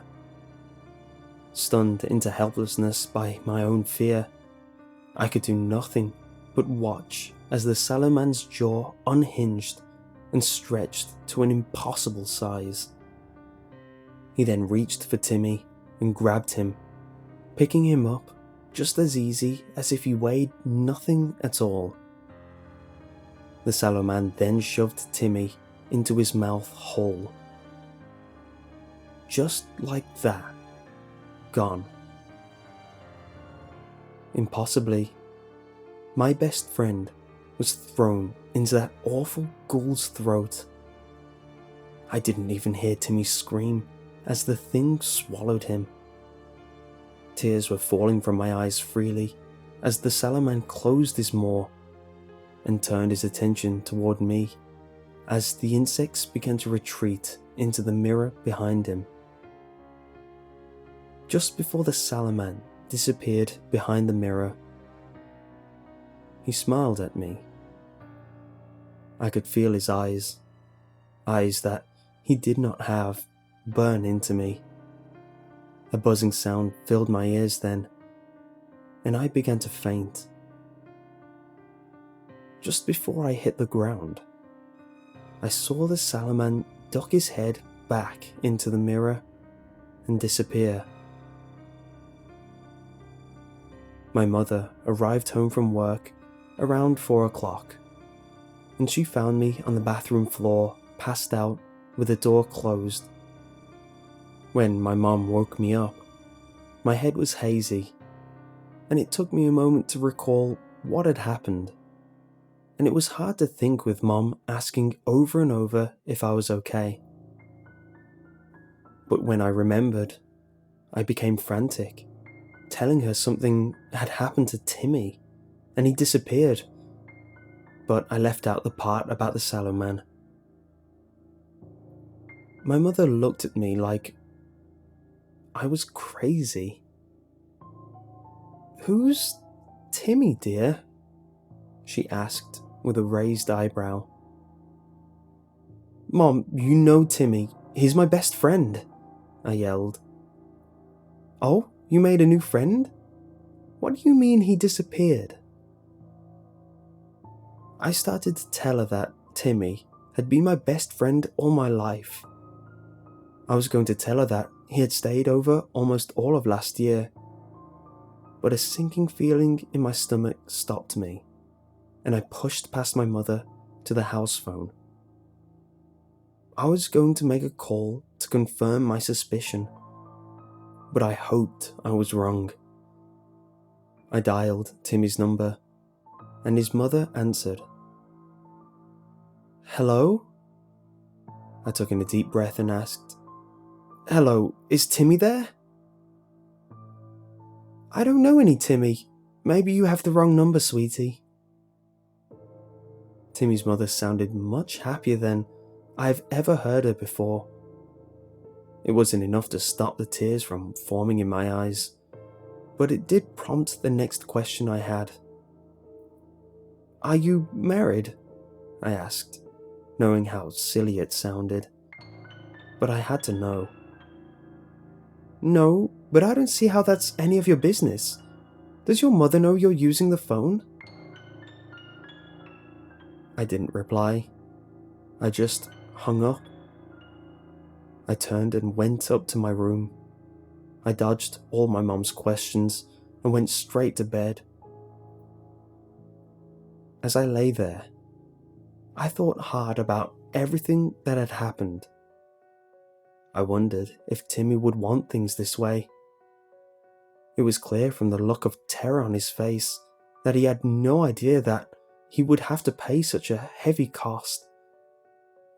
I wondered if his sister knew about that part of the deal, if she left it out on purpose, or if she just didn't think it mattered. Because after all, it was just a stupid poem. But the biggest question that I kept asking myself was Timmy still alive? I saw that thing swallow him whole, but was it possible in whatever world he was in that he was still there with a sallow man? I hoped not, but hopes or not, I got my answer when Monday morning came. In class, all I could do was stare at Timmy's empty seat, and it was making me sick thinking about it. I asked my teacher if I could use the restroom and was exhausted. I went straight to the sink once I made my way to the bathroom and turned on the tap. I turned the hot water on all the way and began to splash water onto my face. When I was done, I dried myself with a paper towel, and my eyes met the now fogged up bathroom mirror. There, in the condensation, were 3 words. "Help me, Brandon."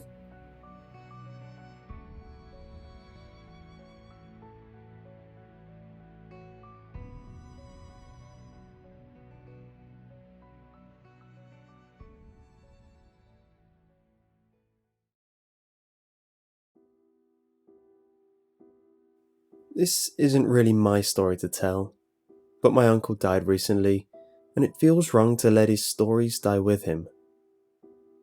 My uncle was a hell of a character, a big drinker, and a captivating storyteller. He barely made it past 60 before the cancer got him, and I'll always miss him. He had an amazingly colourful life. I used to only see him once or twice a year because he was a crazy traveller, sometimes for work, and sometimes just for fun. I feel like he did more living every year than I've managed in my whole life, even when he was in his 50s. He slowed down a few years back when the cancer took hold. Spent most of his time here with us in Australia. He was American by birth, like my mother, but while she fell in love with an Australian journalist and moved to Melbourne, he stayed based in the US for most of his life. I can't keep calling him my uncle, can I? Can't use his real name either, so let's just call him Bob. I smile as I type that. It's an in-joke that I don't think I could possibly explain in the space I have here. Oh, my uncle. What a joker. Anyway, good old Uncle Bob came out of his early military service with a good record that landed him a good plum job in a US intelligence agency in his early 30s. He told me a few memorable stories from that period in his life, but ingrained habits died hard. He never named the agency and always used nicknames for his colleagues. I've put together some clues and I think I could take a guess at which agency it was, but I don't really know.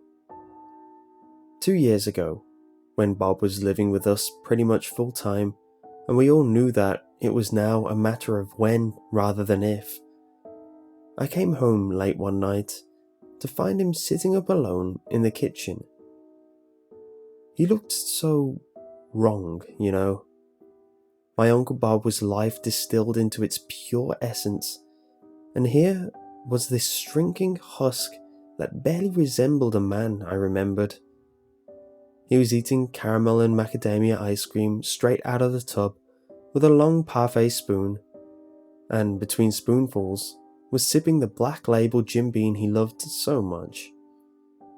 I sat with him, not saying anything to start with, and he gave me a sly smile and slid the tub of ice cream across the kitchen table to me, spoon sticking out of it like an antenna. He kept the bottle. "A bribe," he said with a wink. "Not to mention the bourbon to your mom." I opened my mouth to reply, but everything I could think of to say seemed clumsy and stupid and inappropriate. I put my mouth to better use, eating a spoonful of ice cream and crunching on pieces of macadamia nut.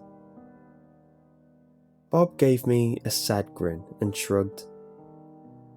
"Don't think it's going to make much difference anyhow," he sighed. "This stuff in my lungs is going to take me in its own time, no matter what vices I indulge." There was nothing to say. I nodded sadly and ate another spoonful. I only ever killed one man. The non sequitur was so jarring I almost choked on a nut. I felt the sharp edge of brain freeze coming on, so I swallowed too hastily and nearly choked again. "What?" I finally sputtered. "All those years working for Uncle Sam, I drew my gun a few times. Only ever killed one man, though." He sipped some bourbon and stared into the distance over my left shoulder. "Course, I'm not sure he was a man, so maybe the count is 0 after all." "Wait," I said, and stood up. I filled the kettle and put it on to boil, then came back and sat down. "There's a story here, and I want to hear it." Another sip of bourbon. "There's a story, sure," he said. "The weirdest one I've got. You won't believe it, though." "I believe all your stories," I protested, then grinned. "Even the ones that are obviously a load of crap." Bob laughed and choked on his bourbon. "Ha! I'll have you know that every single one of my stories is true. Just sometimes I might colour it in details to make them more interesting. Never told you an outright lie, though." He paused, glass raised halfway to his lips, and cocked his head thoughtfully. "At least, I don't think I did." The kettle clicked off and I stood up. "Tea?" Bob looked at the 2/3 full bottle of Beam and raised an eyebrow. "Better make it coffee." I busied myself making our drinks, and Bob began his story. Here it is as well as I can remember it, in Uncle Bob's own words.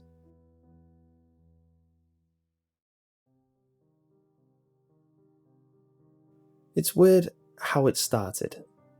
We got a call that one of our field agents had suffered some kind of breakdown, maybe a psychotic break. He was screaming and ranting and wasn't making a lick of sense. I knew the guy a little. We played poker together a few times, but he wasn't a buddy of mine. Knew his face and his name, and that was about it. Anyway, his boss had given up. Didn't know what to do. So his boss had gotten involved, and so on along the chain. Somewhere along the line, someone mentioned that my boss, let's call him Corky, had some psych training, and maybe he'd like to have a look. I know, should have called a doctor for the poor guy. But you have to understand, the Cold War had only been over for 5 minutes, and old habits around secrecy and keeping things in-house as much as possible really died hard. They would have exhausted every possible internal lead before going to a civilian shrink as a last resort.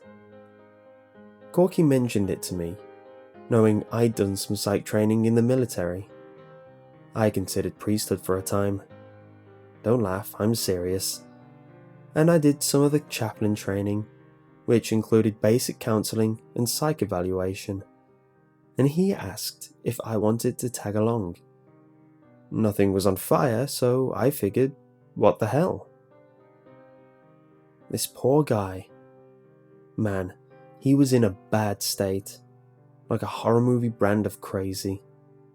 They had him locked up in his supervisor's office, and he was shivering and hyperventilating and biting his nails. His eyes were so wide, like perfectly round, that you could see the whites all the way around. Someone had gotten him out of his work clothes, and he was in some agency embroidered sweats, 2 sizes too big. He looked like a kid in his dad's clothes. I sat there to observe, and Corky tried to talk to the guy. "Mr. Jones," he said gently. "Mr. Jones?" The guy just sat there, trembling like a chihuahua and staring wildly into space. "Paul?" That got a reaction. Mr. Jones leapt to his feet and screamed into Corky's face, spacing out each word as a separate phrase. "My name is not Paul." Corky raised his hands soothingly. Whoa, it's okay. What do you want me to call you?" The guy panted like a Great Dane, and I thought he was about to shout again.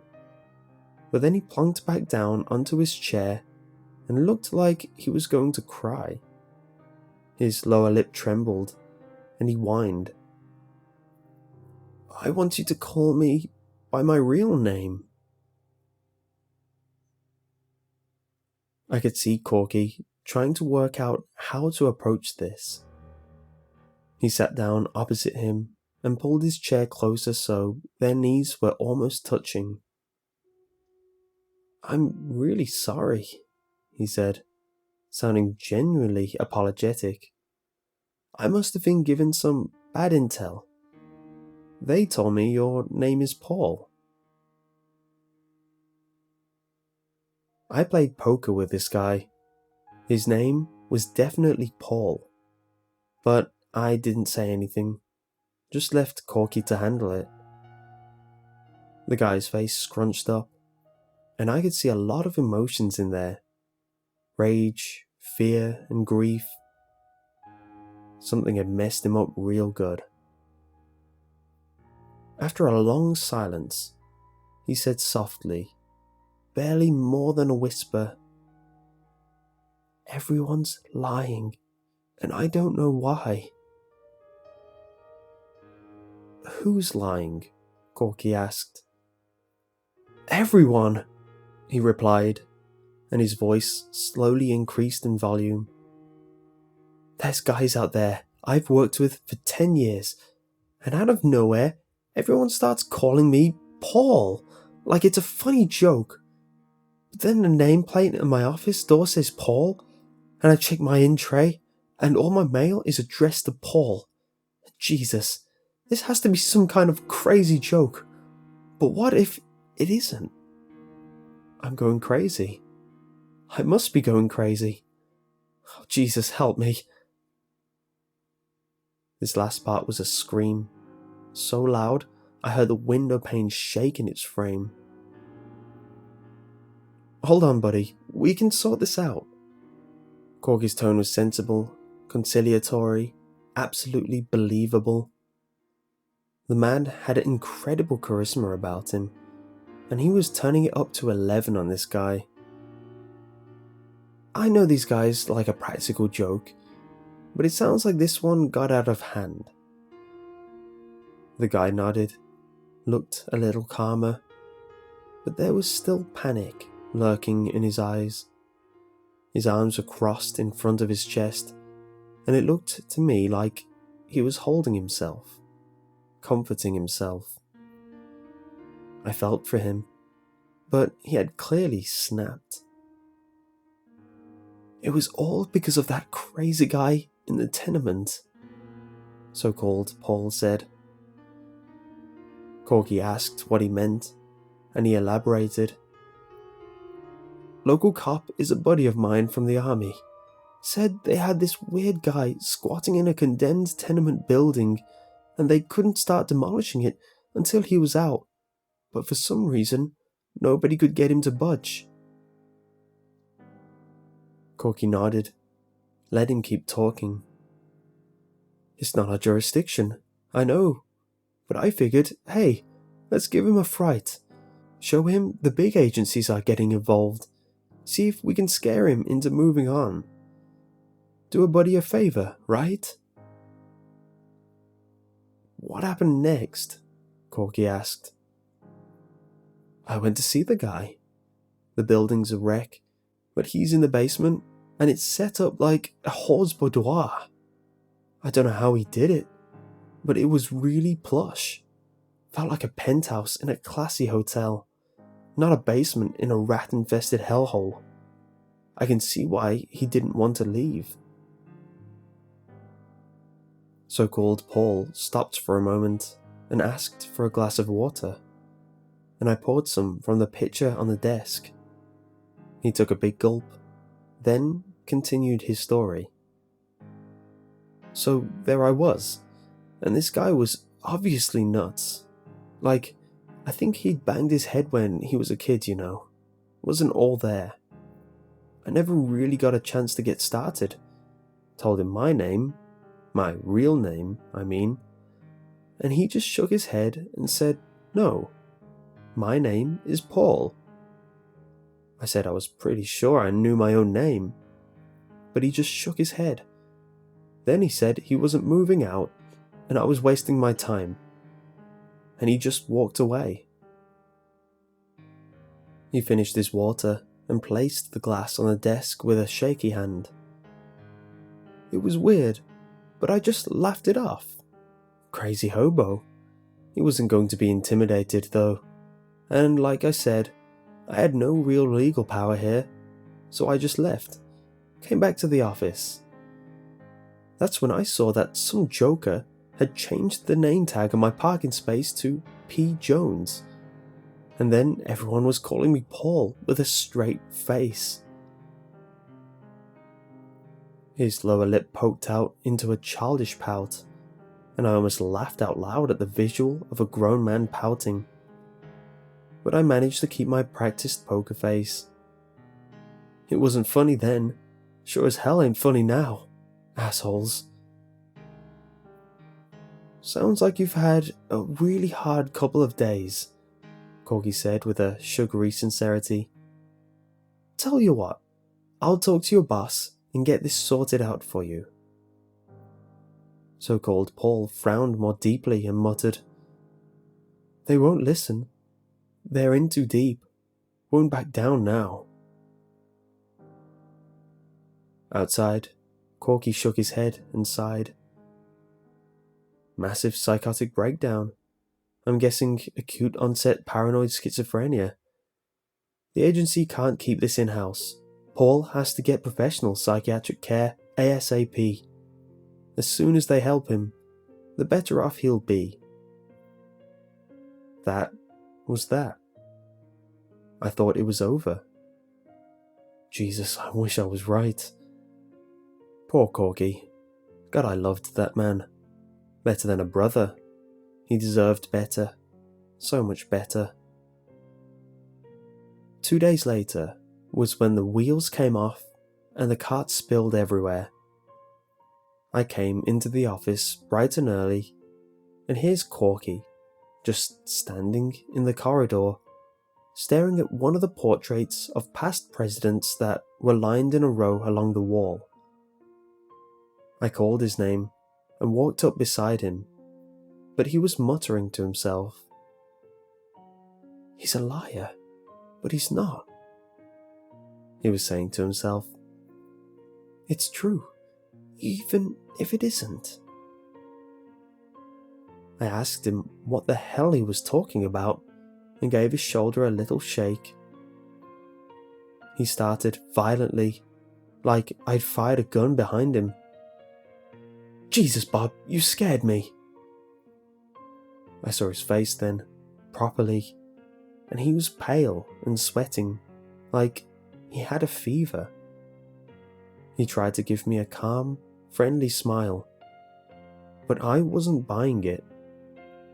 Still, he waved me off and said he had stuff to do. Back at home, around midnight, I was woken up by the phone.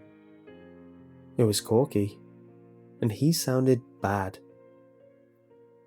His name isn't Paul, he said, without even saying hello.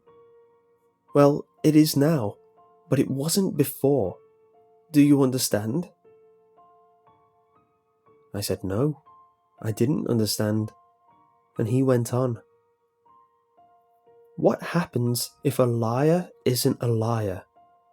What if everything he says is true, even when it's not? And what if the only person who knows it's a lie is the poor asshole who heard him say it? I was stunned into silence at his crazy rant. But then he got crazier. Bob, do something for me. Tell me all the presidents since Nixon. I started to protest, but he shouted, Please, tell me. Just to humour him, I listed them off. After Nixon, Ford got 1 term, then Carter got 1 term, and then Reagan got 2. He cut me off and began sobbing. I was shocked. I'd never so much seen him shed a single tear, and here he was blubbering on the phone. I figured he must be really drunk, but again, I'd never seen him touch booze. Reagan, he muttered. Reagan. He paused and coughed to clear his throat, then said, sounding calmer, Thanks, Bob. You're a rock. I know you'd never lie to me. There was another long pause, and I was about to ask if he was still there when he continued, sounding determined to get his story out. I went to the tenement, he said. Paul? Well, not Paul, but you know who I mean. He was right. It's like a palace down in the basement. That hobo even has a big screen TV, cable and everything. I wasn't going to try scare him out, you see. I just wanted answers.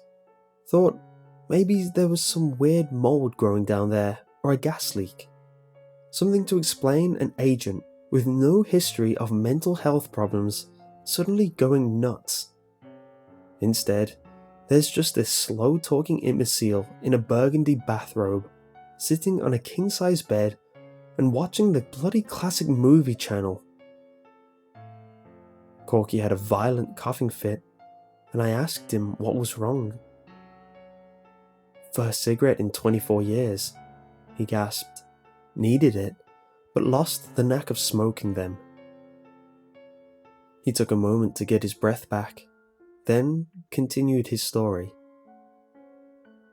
I asked if he remembered a man in a suit coming to visit him, and he smiled and said, Oh yeah, Paul. The smile looked weird, kind of nasty, like he played a mean joke on someone. I started to ask more questions, but he raised a hand, said he was watching a funny movie. I looked over at the TV, and it's bedtime for Bonzo. You know that stupid old movie about the guy who raises a chimp like it's a kid. So he's got his eyes glued to the screen and won't listen to my questions. I heard the whoosh and crackle of a long drag on a cigarette. Must have been right up next to the mouthpiece. Then this half-wit, he says that guy was president. He talked about that actor, Reagan, and I burst out laughing. No way a washed-up old actor could be president of the USA, right? Right? Oh, Jesus. It sounded like he was crying, but he pulled himself together and continued. Here's the thing. Until yesterday, Carter got his second term. No, wait, hear me out. He was up against Bush, whose main competition for the candidacy was Anderson. Bush ran a terrible campaign and it ruined his career. 4 years later, there was a big messy fight among the Republicans, and it was Stason who ended up getting the candidacy and beating Mondale. Corky laughed, and it sounded like the croak of a crow. This morning, there I was, walking into work, doing just fine, and here's Ronald Reagan's face hanging on the wall in the corridor of our office. The bloody chimpanzee diaper changer, now the 40th president of the great United States. There was another long silence. I'm going to kill him. The hobo, I mean, not Reagan. What he can do would be dangerous, even in responsible hands. But there's something really broken inside of him. Maybe nobody is meant to have a power like this, and it's broken his mind. Maybe he isn't even a man, but something else. Whatever he is, though, I can't let him keep going. I mean, what if he said all nukes had been launched, or the sun had exploded, or I don't know what the limit is. Maybe there isn't a limit. I have to stop him. Do you understand? I have to. He hung up in my ear. I leapt out of bed, threw on some clothes, grabbed my sidearm, and ran to my car. Corky was a good man. I had to stop him from destroying his career, maybe his whole life, over some brief moment of craziness. I had the address of the tenant in my notebook, so I raced over there, breaking pretty much every traffic regulation it's possible to break in a 20-minute drive. I screeched to a halt right behind Corky's car and stormed into the building. Down in the basement, there's Corky, holding this guy at gunpoint. The basement was really luxurious, but a bit tacky, like a Trump hotel kind of thing. And here, amid the draperies and lamps, is this small, balding, middle-aged guy in a plush bathrobe with a confused expression on his face, just staring at Corky's gun like he didn't understand what it was. He gave a little frown, like a confused toddler, and said to Corky, "You have to go now." There was this... It's hard to describe, but it was like a silent hum vibrating the air. It lasted just a moment. Then Corky said, "I have to go." And he just turned and walked out. I asked the old guy what had happened, and he shrugged, sat on the edge of his bed, and turned on the TV. I asked again, and he shushed me. When I pressed him again, he turned to me with a petulant scowl on his face and said, "I don't want to talk about Corky anymore. Corky isn't even real." I felt that thrum of power in the air again, and my guts loosened up in fear. The creepy old guy turned his eyes back to the TV, and I ran out into the stairwell, but Corky was already gone.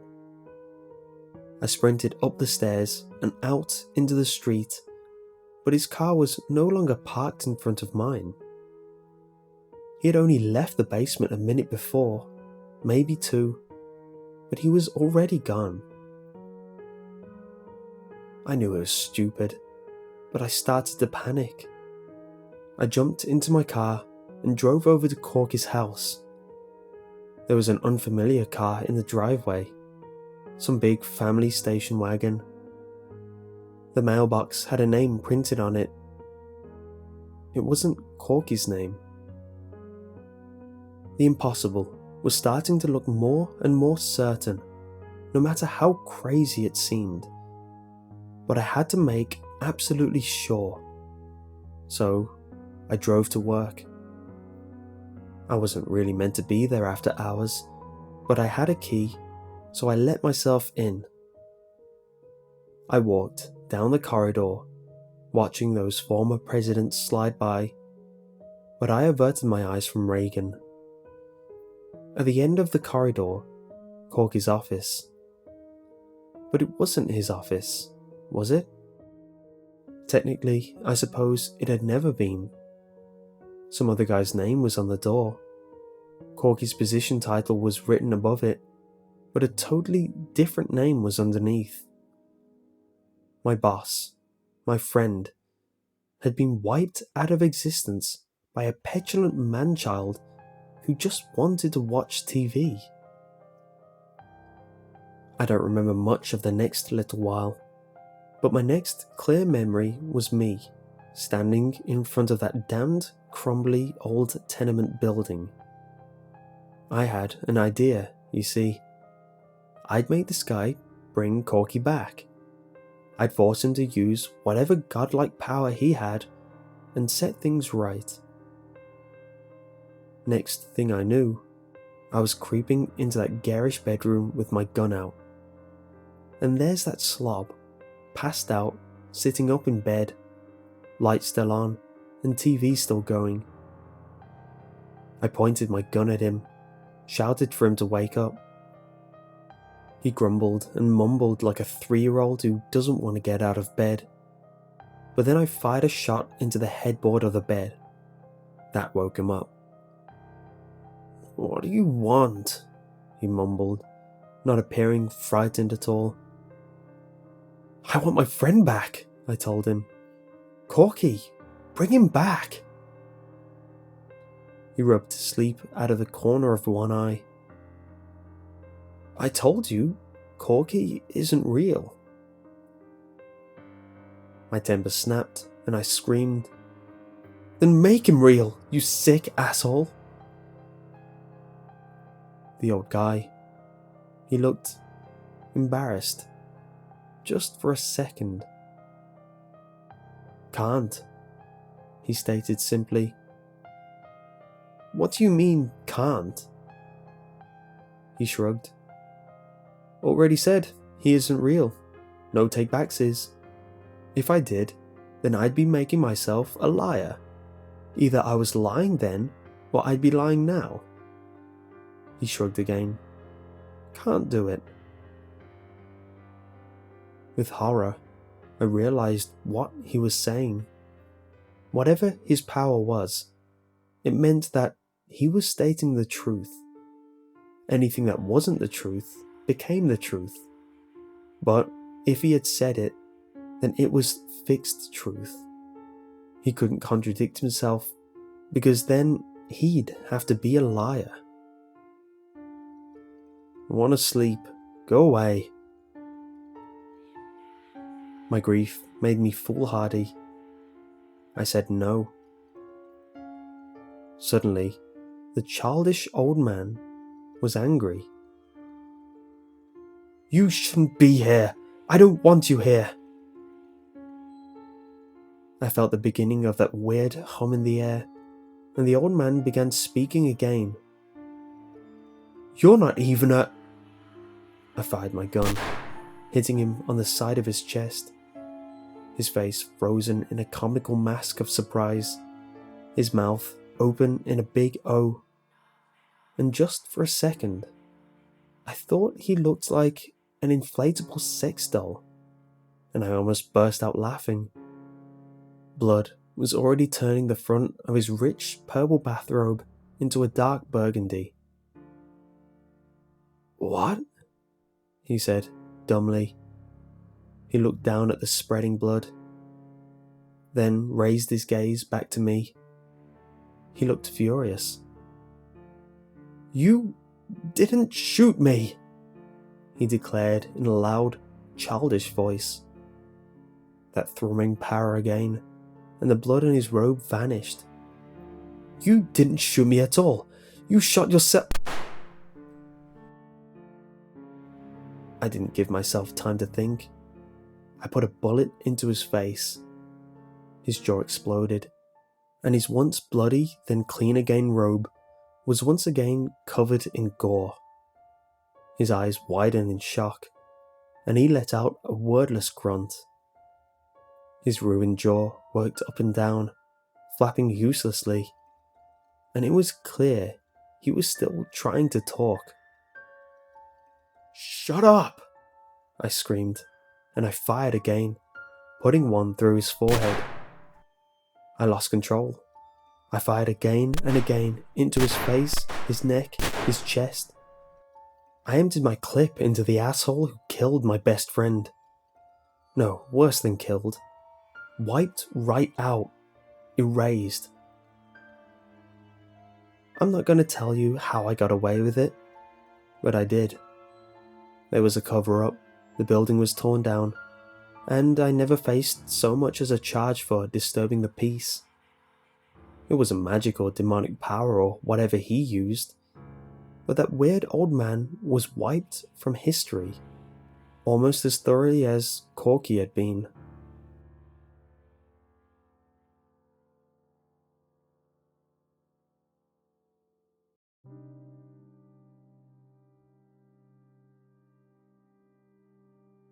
Uncle Bob's coffee had long gone cold, but he bravely sipped it anyway and pulled a disgusted face.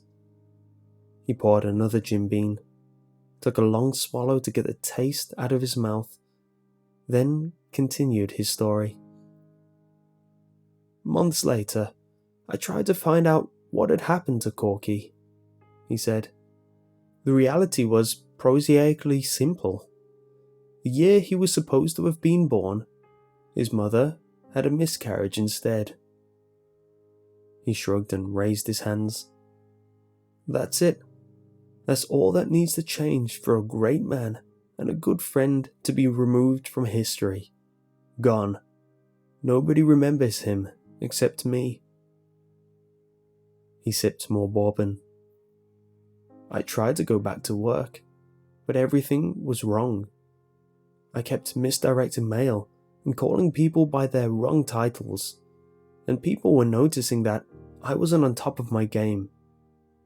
Nobody could have known I was grieving the murder of a friend and colleague, all alone. I talked to the bosses, cashed out my entitlements, and left the country. Never settled down anywhere again after that." He rolled his eyes sardonically. "Well, until this damn cancer settled me down for good." He drained his glass and put the cap back on the bottle. "So that's my story. Call it a load of bull if you want, but I swear, every word of it is true."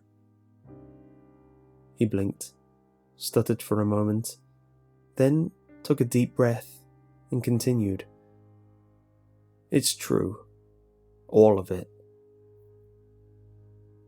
Stretching his arms and yawning, he came to his feet. "I really have to get to bed. Thanks for listening. It feels good to finally tell that story to someone." I stood as well, and walked over to give him a hug. Bob and I weren't big on hugging, but it felt right. He held me tightly and whispered, "I miss Corky." Then he was gone, wandering off to his bedroom. He suffered a stroke a month later and lost most of his ability to speak. He spent the rest of his remaining time in a palliative care ward, and I would sneak in flasks of Beam to treat him to little sips. He couldn't thank me, couldn't talk, but I could see the gratefulness in his eyes for that little bit of comfortable familiarity amidst the beeping machines and miles of plastic tubes. I feel like a caretaker now. I'm the only one who knows this story, now that Bob is dead. I feel an obligation to keep it alive. So, here I am, sharing it with all of you. Thanks for listening.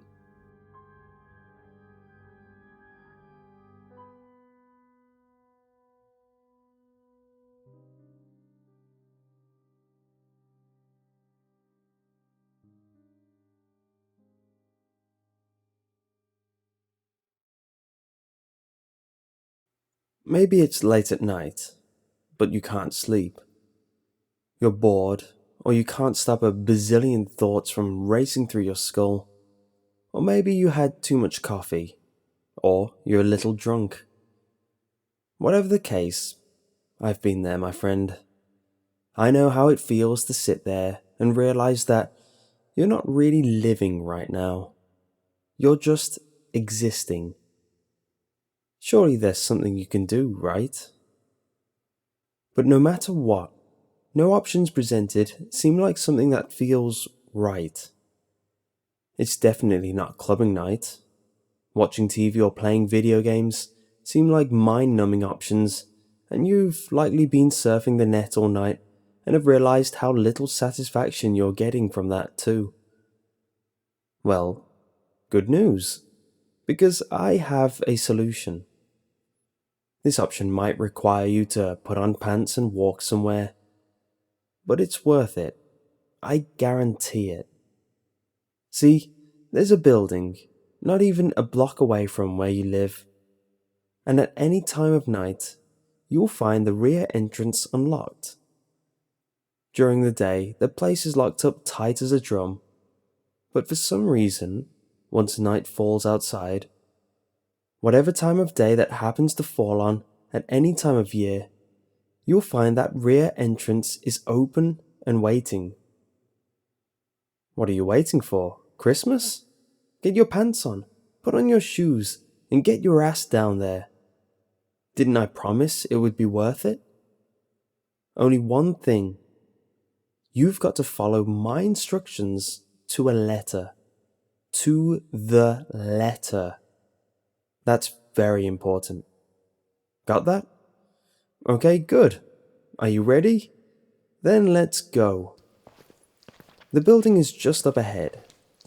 See it? It's an old office complex that's currently unoccupied. I'm not sure what businesses were once housed there, but for now, it's empty. It's been here for years, and I don't recall a time when there was an actual business open there.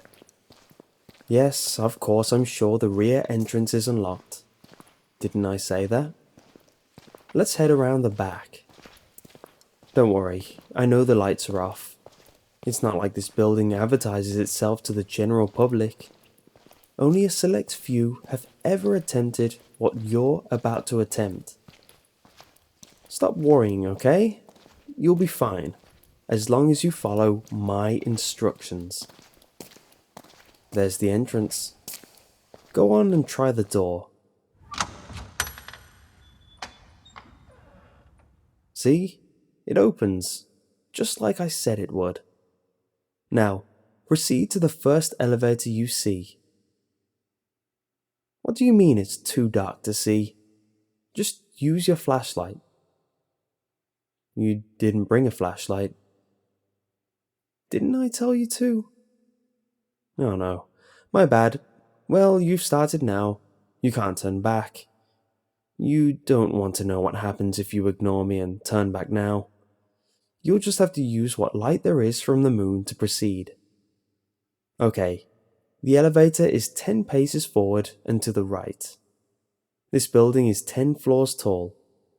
You will be going to the 11th floor. Shut up, I'm explaining. What you need to do is get in the elevator and immediately press and hold the button for the 10th floor. When it starts to flash, let go of it right away and tap the button for the 1st floor. Phew, you did a good job there. Now the elevator is proceeding to the 11th floor. If you'd pressed one of those buttons any differently, you might have wound up on a different floor. And believe me, you don't want that.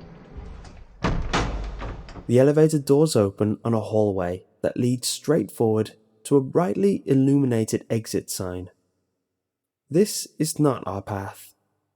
You run for that exit and you'll probably never make it there. If you do, you will find out that the sign lies. Instead, you need to turn left and take the first door you see. Wait, is that really the first door you saw?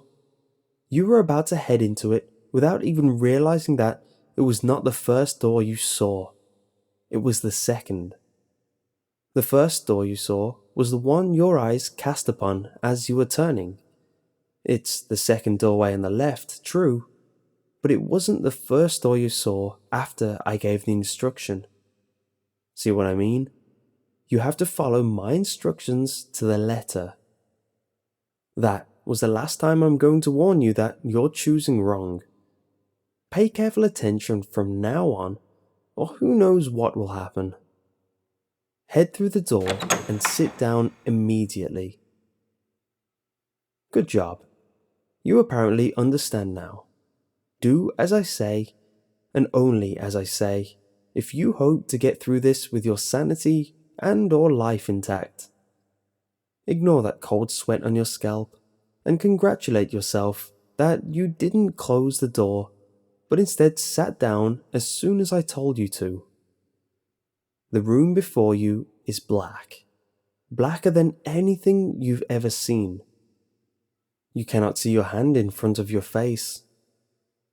You need to sit there, perfectly still, not moving a muscle, until I say move. Count your heartbeats. When you get to 20, stand up. 1, 2. Remember to count heartbeats, not seconds. There, you got to 20 and you are standing. Now, announce to the room. That which is darkest is closest. That which is closest is watching. That which is watching is furthest. Did you say it? You didn't hesitate after standing, did you? Did you speak as I told you the words, or did you wait until you heard them all? If you waited, you are done for. Okay, it looks like they're satisfied. That's good news for you. You may proceed. Take one step forward, and then immediately turn right. Walk forward until you come to a door. Open it, close it immediately, and stand with your back to the room. This room will be as dark as the first. Stop breathing. Hold your breath, and no matter how much it hurts, do not let it out. What is in this room follows the sound of breath. And if they hear any, well, I won't tell you what it will do, or you will release that breath and bolt for it. Keep holding your breath and count another 20 heartbeats. Now, the breath must really be straining your lungs. I understand that. Stay facing the door, but walk backwards until your back presses against the far wall. Keep that breath held. Walk slowly. Ooh, I bet you just can't stand it anymore, can you?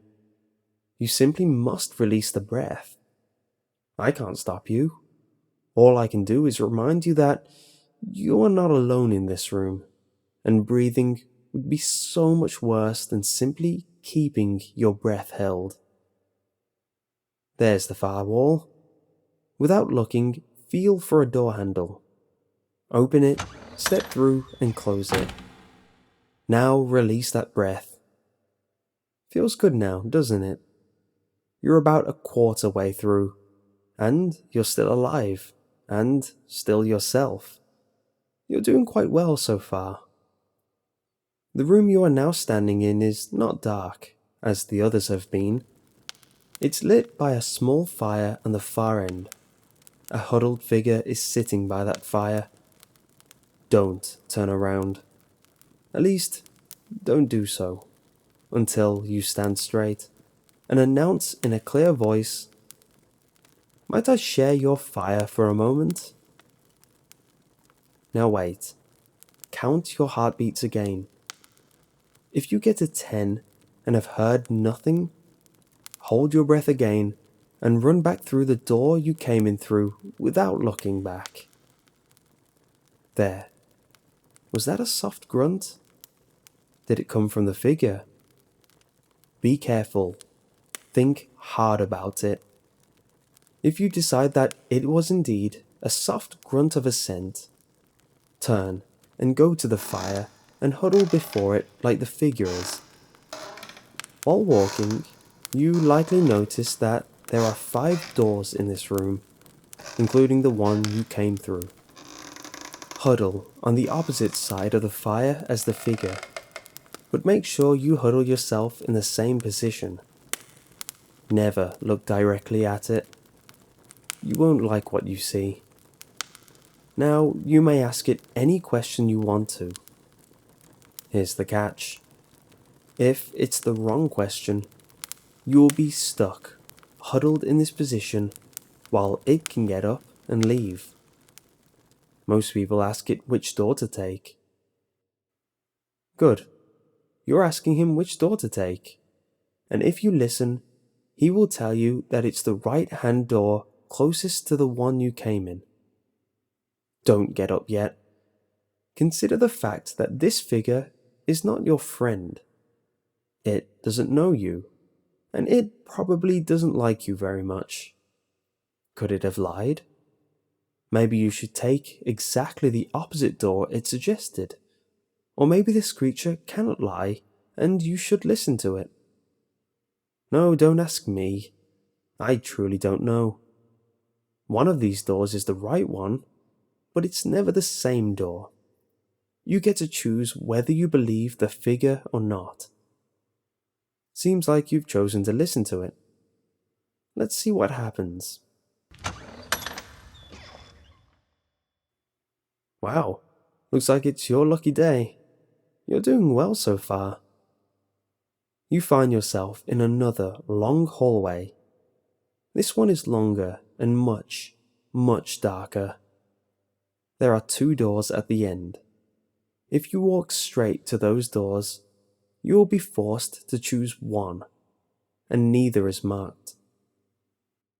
You can feel that presence, can't you? The one that's right behind you. You can feel its breath on your neck. You can sense how close it is.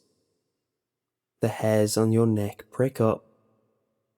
It's going to follow you.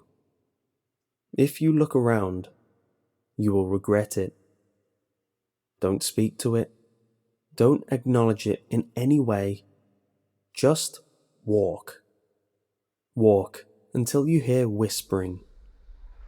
If I were you, I would pay attention to that whispering. Not so much what's being said, as which door it's coming from. You're hearing it now, aren't you?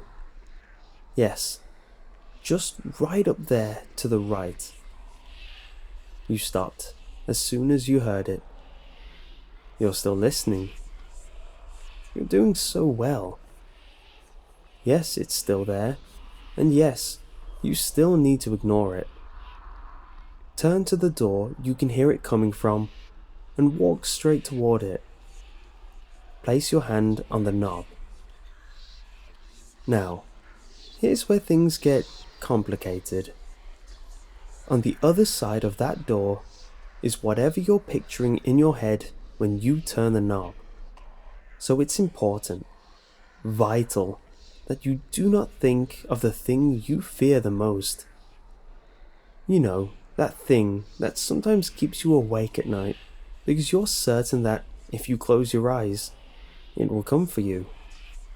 That creeping feeling you get when you think someone's watching you.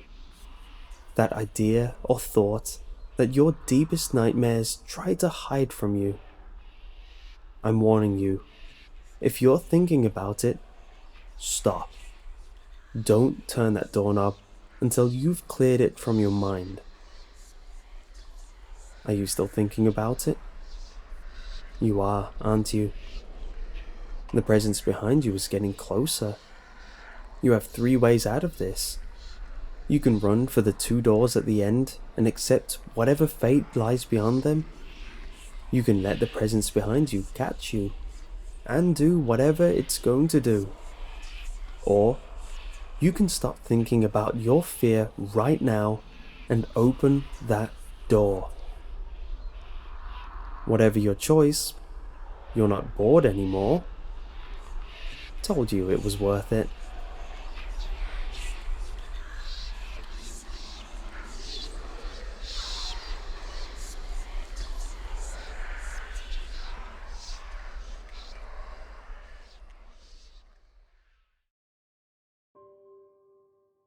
The black light in my hand told me things I should have never known, word by word, over a month's grim fascination. It had been 3 days, and not a word from the man in room 304. Not a single cent for a stay either.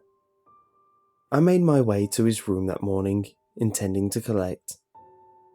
When he hadn't answered to my knocks and demands to open the door, I let myself in with the spare key. The lights were off, and it was strange. The room was darker than it should have been on such a cloudless day. As I stepped through the door, I was met with a gasp of stale air, the stink of wet, rotten meat. Then I saw the twisted thing in the corner. A thing that used to be the occupant of 304 before he died. A clearly unclean, unnatural death. I won't describe how it looked. I can't even stomach the mental picture for long. But I will say that the human body shouldn't be able to bend like that. The police taped off the doorway, and I wasn't allowed in, of course. But as they escorted me away, I saw one last thing through the lit doorframe. The walls.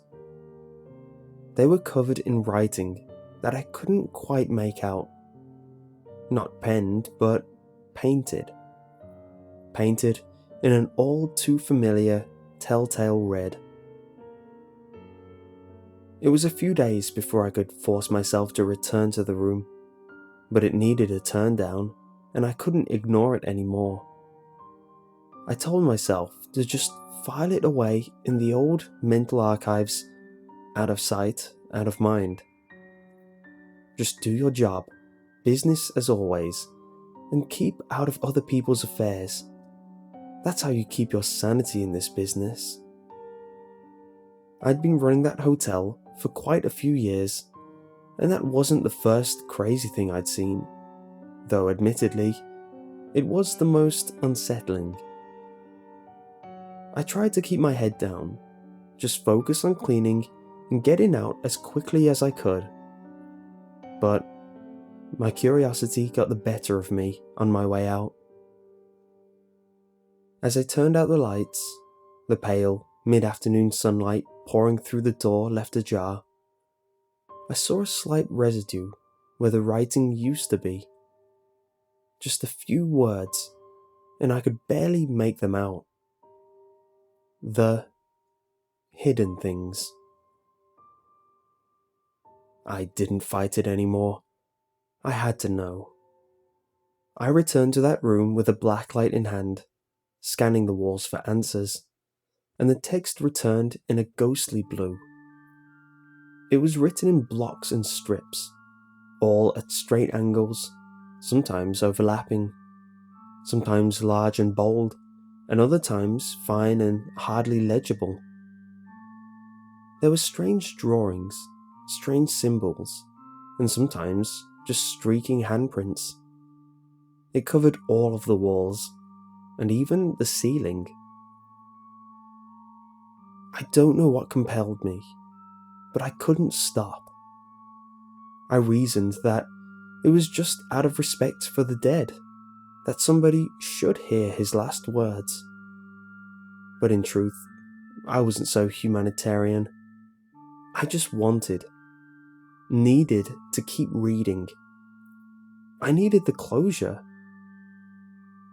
It took me a month to compile it all. I feel the need to tell someone about what I found, so I will leave it here for those who wish to know.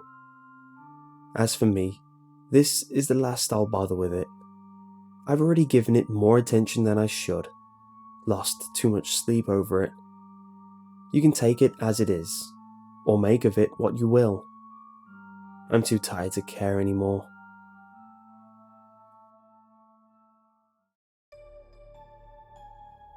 They haunt those who know of them, and they claim those who have wronged them. I've learnt this much, and that's why I know I'll never escape. I should have left it alone. I was better off not knowing. I should have ignored the voices when they came, but I tried to fight back. I've opened too many doors that should have remained closed. I should have just left it alone. A voice chortles from the bottom dresser drawer, a hideous noise of throaty snorts, crackling, consonants, and airy vowels. Yeah, though I walk through the valley of the shadow of death, I fear no evil. It laughs at me. They never show themselves in the light, these terrible things, so I take refuge in these sickly, fluorescent yellow rays from dirty lamps.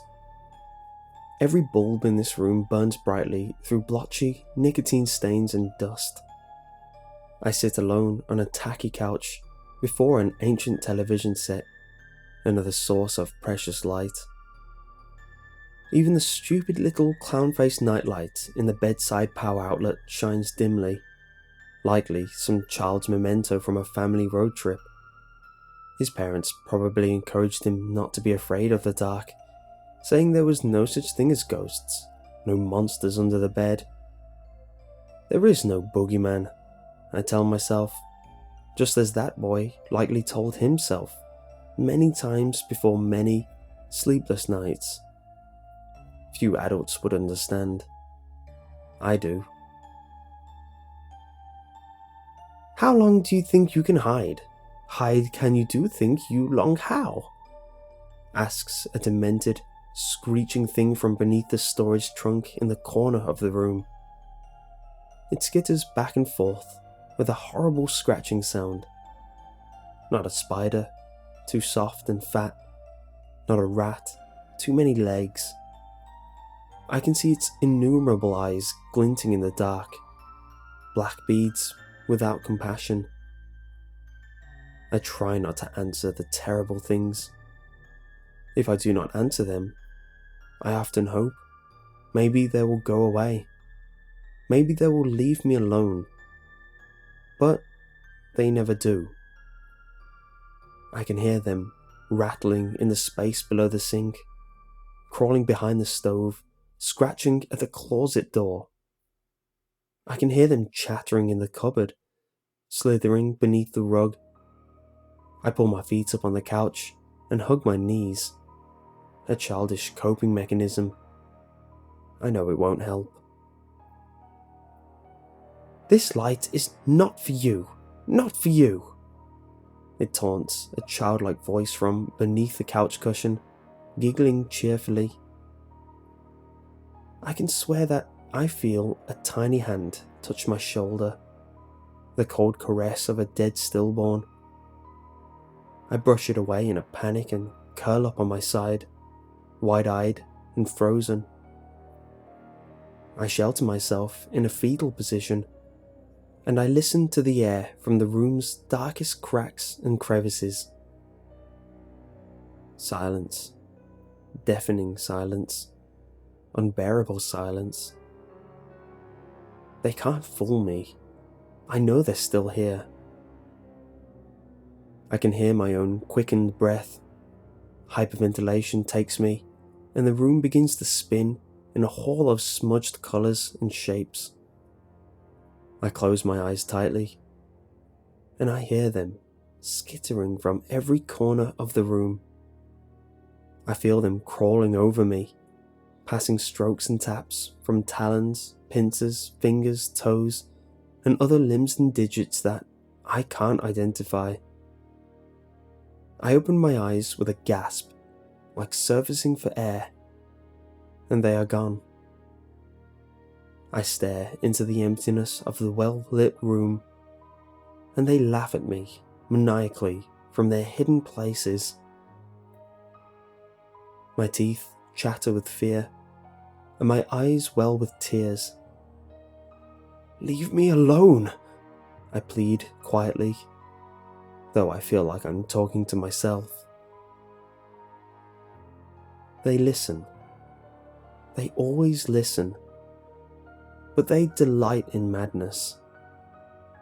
The lights dim and flicker, and I hear the hidden things gnawing anxiously at the walls, and at the door, and in my head.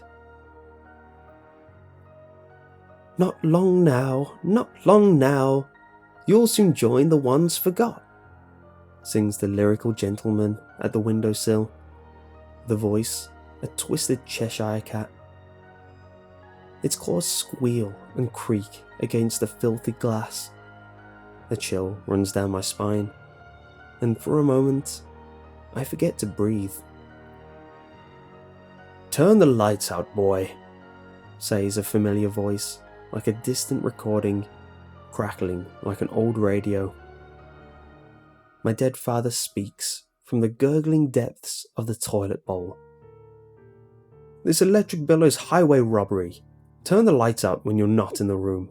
Money don't grow on trees, boy." I hear the toilet flush, and the lights begin to flash and flicker, one after another.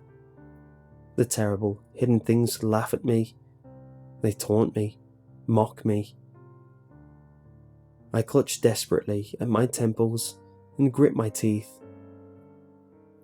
"But I am in the room, Dad. I'm alone in here," I weakly reply. A voice from the clown-faced nightlight prods in my mind like a yapping dog, some foul hellhound. "Are you? Are you? Are you really? Are you?" it asks in repetitive torment, and the plastic colouring of its skin seems to peel and melt away. I avert my eyes. This is not happening. This is impossible, and I will not believe it. I have to stay in control. I can't let myself go mad. A voice from the darkness in my left shoe near the bed hears my thoughts. "Mad, bad, glad, sad, titter-tatter, pitter-patter, mad as a hatter." It teases with a shrill voice like a squealing hog. I shake my head, sobbing violently as I try gravely to ignore the chaotic chatter of the hidden things. I shake my head, sobbing violently as I try gravely to ignore the chaotic chatter of the hidden things. I lose myself in memory, the hindsight of pitying people like me, the haunted ones, thinking them crazy. They were alone in their suffering, always alone. The world could never understand. Are these things real? Are they only in my head? Some disturbance of the mind? Honestly, I'm not sure that it really matters anymore. The lights flicker dim and die at last. I can hear them declare their presence. Turn by turn, a prologue for the coming slaughter.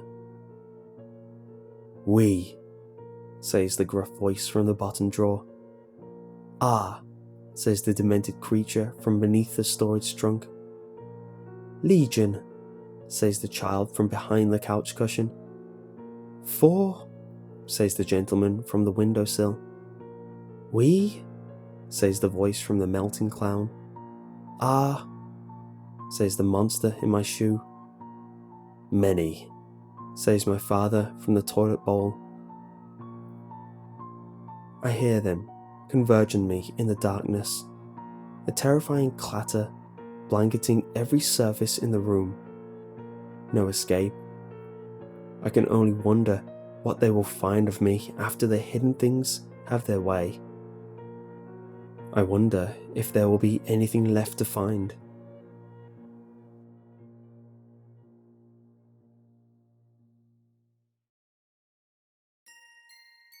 That is where the text seemed to end.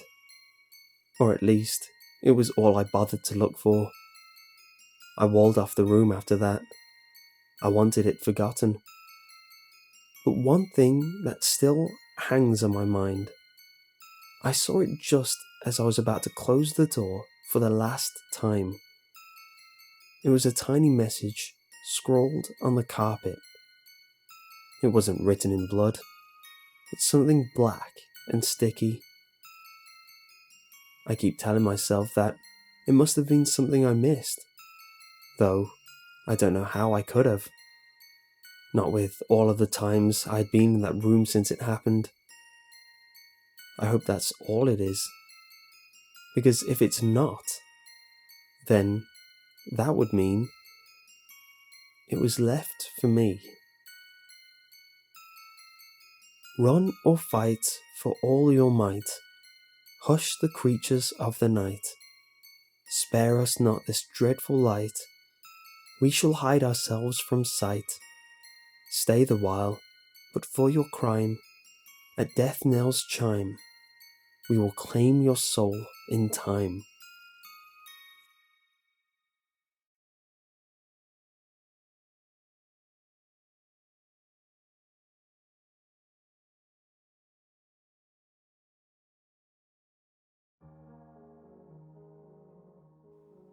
My town is one of those backcountry, middle of nowhere places in which word of mouth folklore and wild superstition defines its population. It's the kind of place a visitor might hear ethereal music in the woods, or catch a glimpse of an out-of-place animal roaming the empty fields. If your senses are attuned to such things, then you might even notice strange grave carvings into the slopes of gullies, or old ropes tied to the limbs of withered trees, their trunks riddled with bullet holes. But we know of something else. Ineffable horrors dwelling in the depths of an abandoned, isolated coal mine. Local legend tells of a pit, a dark place in which some 300 miners lost their lives in a colliery disaster over a century ago. So the story goes, a number of miners had complained about the perilous conditions in the mine on several locations, many citing bad omens, including the presence of carrion crows in the subterranean depths, and some even claiming to hear the unlikely neighing of startled horses in the ghastly, myriad passageways. But the miners' pleas went unheard, resulting in the catastrophic explosion that led directly to their deaths. Whispers exchanged over an ale at the Painter's Greyhound tell of survivors, starving miners, entombed in the labyrinthine tunnels honeycombing the cold earth beneath our town. Occasionally, the ground opens up and swallows things, dilapidated sheds and the corners of houses, sometimes people, fodder for the ravenous miners, and pets abandon their owners, dogs disappearing into shadowy recesses, and cats straying deep into the wilderness, never to be seen again. As the saying goes here in my town, all victims oweth the pit. The location of the pit, over the course of a century, was mostly forgotten.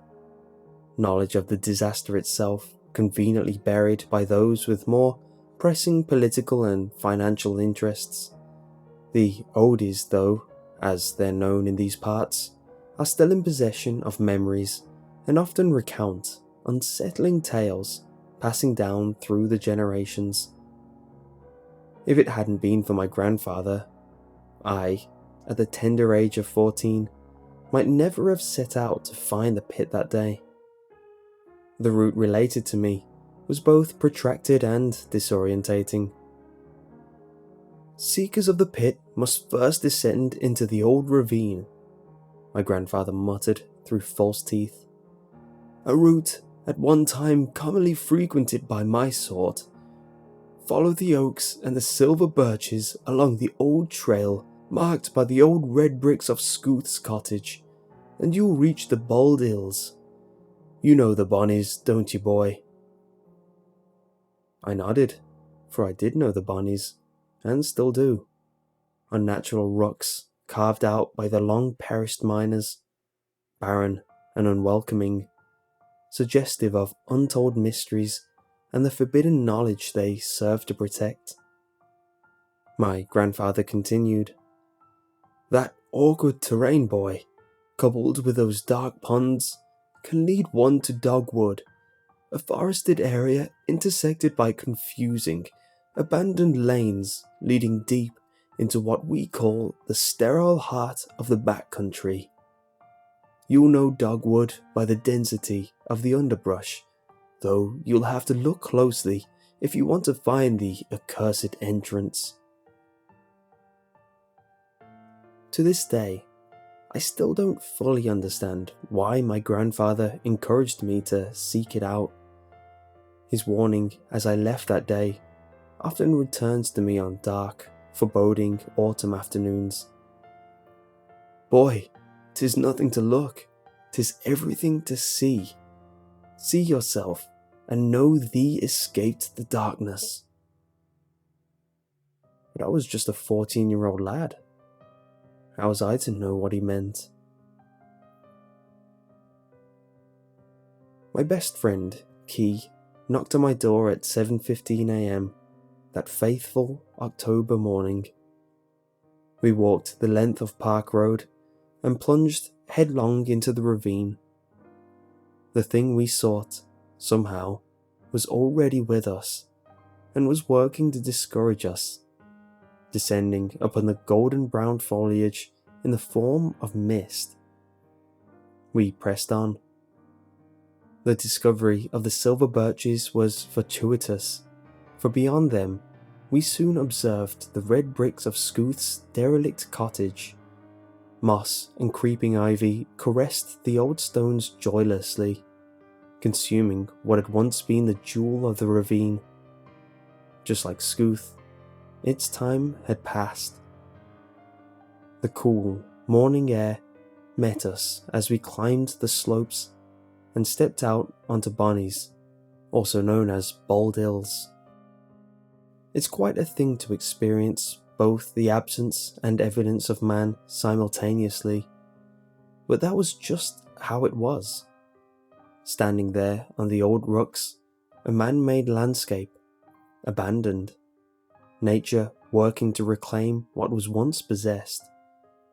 The gravelly mounds hissed at us, exposed to the brisk autumnal wind. Key and I traversed the hills hastily, avoiding the ponds, motionless bodies of water concealing horrible depths rumoured to connect directly to the old tunnels, flooded passageways where the survivors were said to roam. In a moment of hesitation, we shuddered.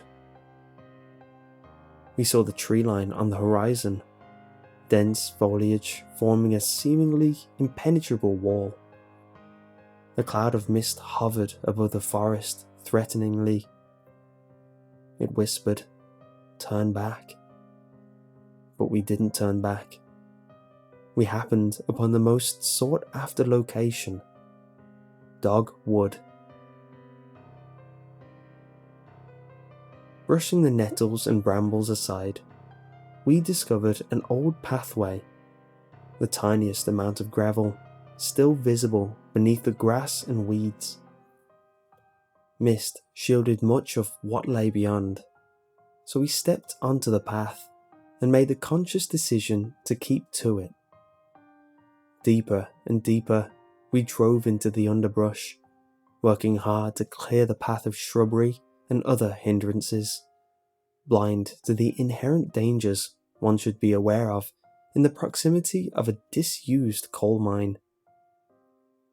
A capped shaft presented itself as such a danger, several rotten timber planks straddling its hideous mouth. Luck was to thank for preventing an unfortunate tumble into the blackness beneath. The remains of an old railway line brushed against our boots as we closed in on our destination, the innumerable limbs of large trees clawing at the rusty tracks zealously. Key was the first to note the change in the air, the staleness, a rancidity that had visibly affected the flora of the wood. As we neared its source, we saw fewer and fewer nettles, brambles and ferns, vegetation in general seemingly afraid to flourish in what my grandfather had referred to as the sterile heart of the back country. Withered trees stood defiantly, though the souls the roots might once have harboured had since departed. Even the soil, gelatinous mud, had been affected by the otherworldly blight.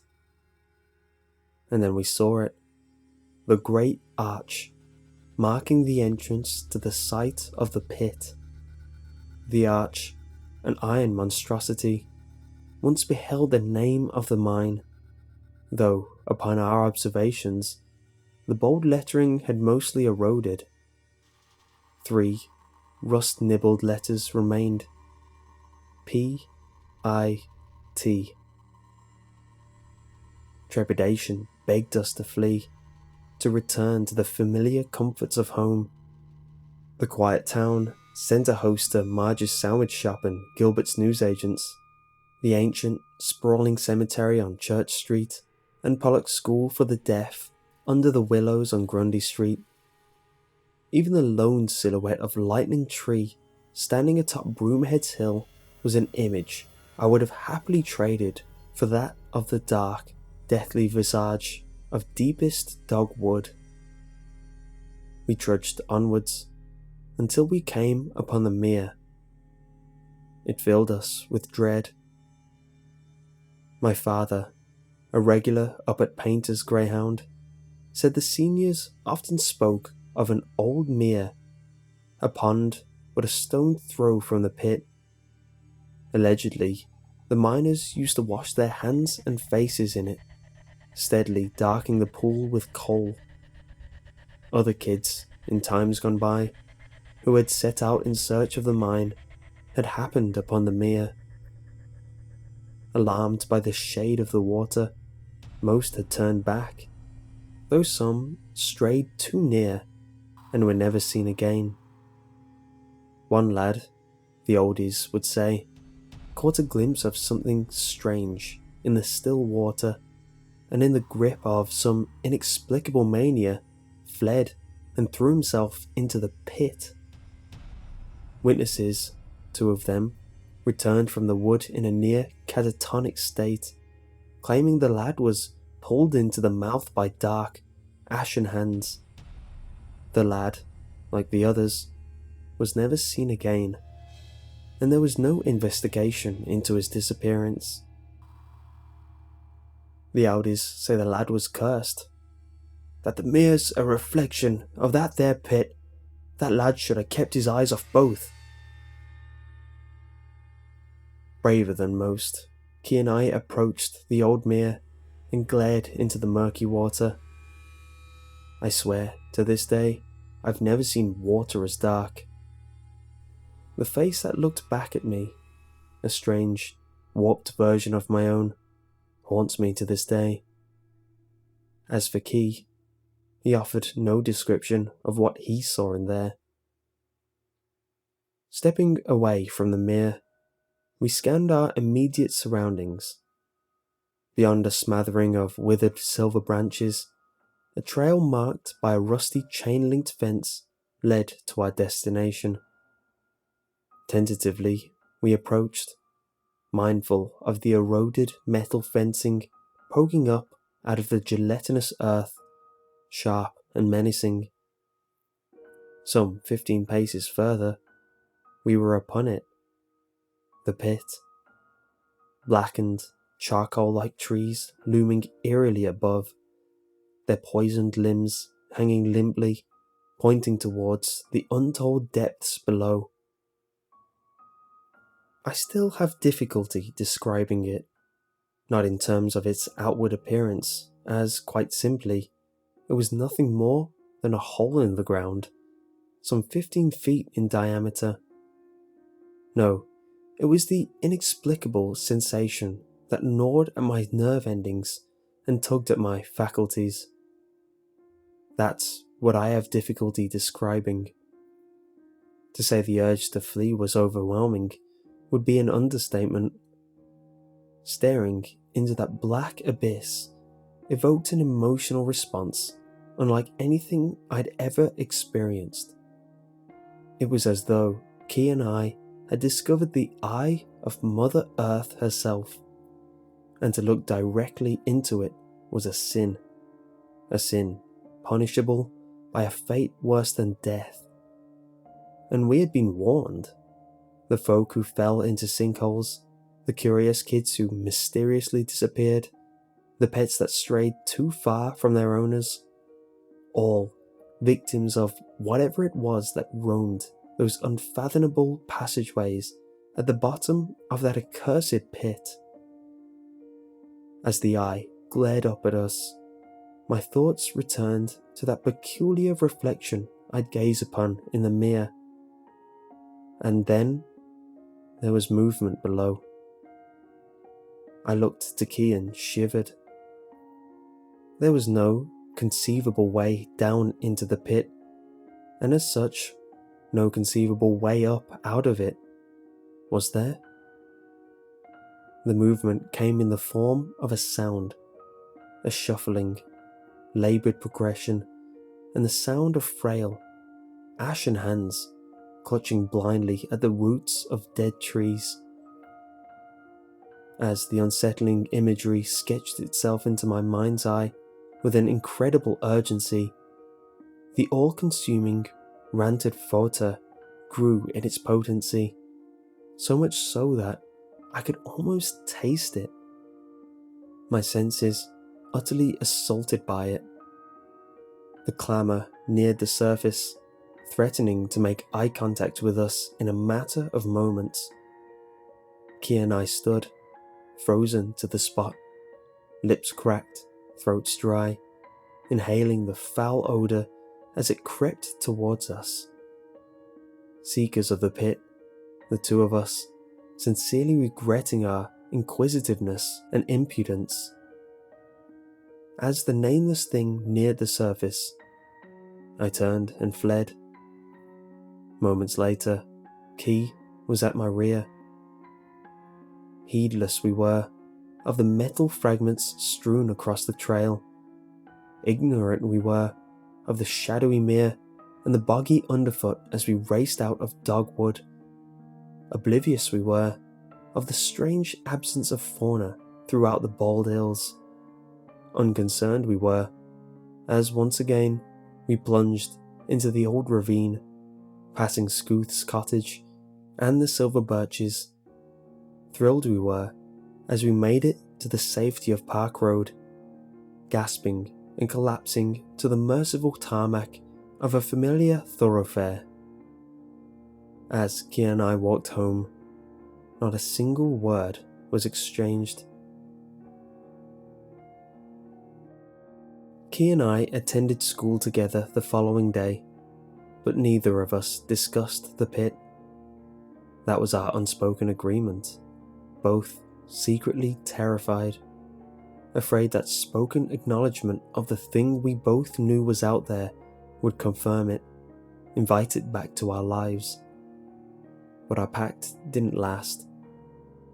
It should have lasted till the end of our days. We bumped into each other some 5 years later at the bar in the Painter's Greyhound on a dreary autumn evening.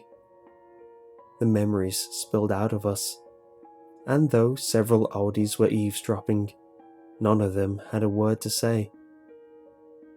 Like the church steeple at the heart of our town, one memory stood out above the rest, a memory the both of us had attributed to the sordid weaving of a nightmare, or folie à deux. There, in the quiet pub, we described the strange sounds and the hideous photo we sensed in that instance before we took flight. But as I spoke of the moment I turned and fled, Key spoke of something else, something deplorable. From out of the pit had emerged the ashen hands and charcoal face of a long dead miner. He claimed the very same face had replaced his reflection in the mirror. Its empty eyes studied him, and, as it pointed a pallid finger in his direction, it whispered, "We are coming." It was with those fateful words Key had turned and fled. At the bar, his face fell, the colour running out of it completely. He looked up at me. "They're coming for me," he muttered. "I know it." The next day, I received a phone call. I recognized the caller as Daniel Tatley, Key's younger brother. Daniel was morose, his voice but a whisper at the end of the line. There had been an accident at the Tatley bungalow, one involving a sinkhole. I shuddered at the implications. The family had awoken in the early hours of the morning to a series of tremendous crashing sounds. Daniel and his parents, the latter of whom still refused to discuss the incident, rushed to Key's bedroom, flung the door open, and stood aghast as their son, brother, and my friend was dragged, kicking and screaming, into a gaping hole. Malnourished, ashen hands clutching his head and arms. All this Daniel muttered in hushed tones. He spoke of Key's paranoia in the weeks leading up to the incident, an apparent preoccupation with the subterranean miners beneath our town, fears relating to the distant, muffled sound of pickaxes, and the latent idea that a nameless thing from the heart of the mines has spent 5 long years searching for him. In his mind's eye, he had watched as it traversed the flooded depths, clearing collapsed corridors, looking for the precise location in which to dig hundreds of feet upwards. And he had listened as the encroaching clamour fueled his imagination, coupled with what Daniel referred to as an odour, an overpowering photo that even the family had noticed in the days leading up to the incident. "It got him," Daniel said. And it had. The pit. The occupants of the pit. Life in my town carries on. The few of us who remember such horrors exchange our tales in whispers over quiet ales in the painter's greyhound on chilly autumn nights. Occasionally, I revisit the fateful moment Key and I gazed into that old mirror. I saw myself. Key saw something else. As my grandpa once said, "Boy, 'tis nothing to look, 'tis everything to see. See yourself, and know thee escaped the darkness." Now finally, I know what he meant.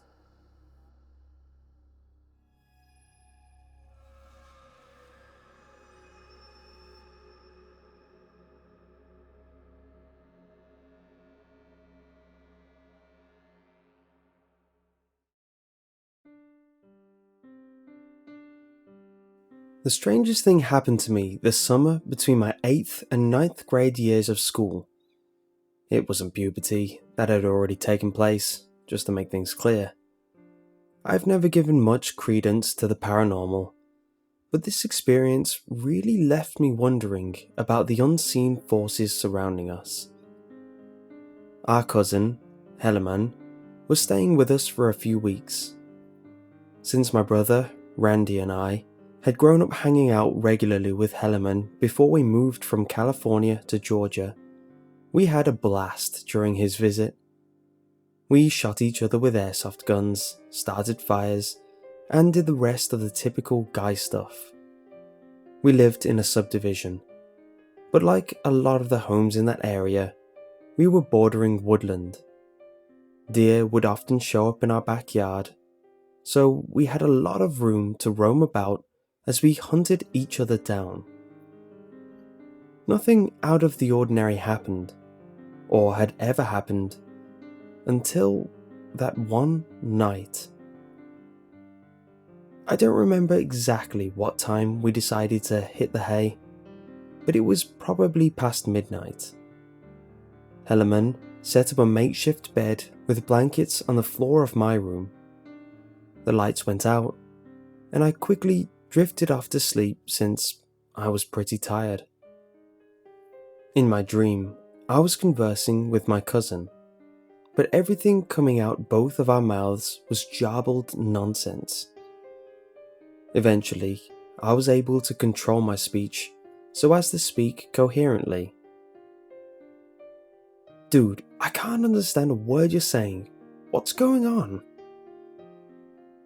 As soon as I said that, I snapped out of sleep, opened my eyes, and was wide awake.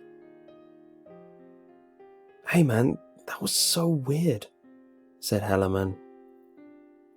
We both realized we'd been talking to each other in our sleep. We both lay where we were, me on the bed and Helleman on the floor.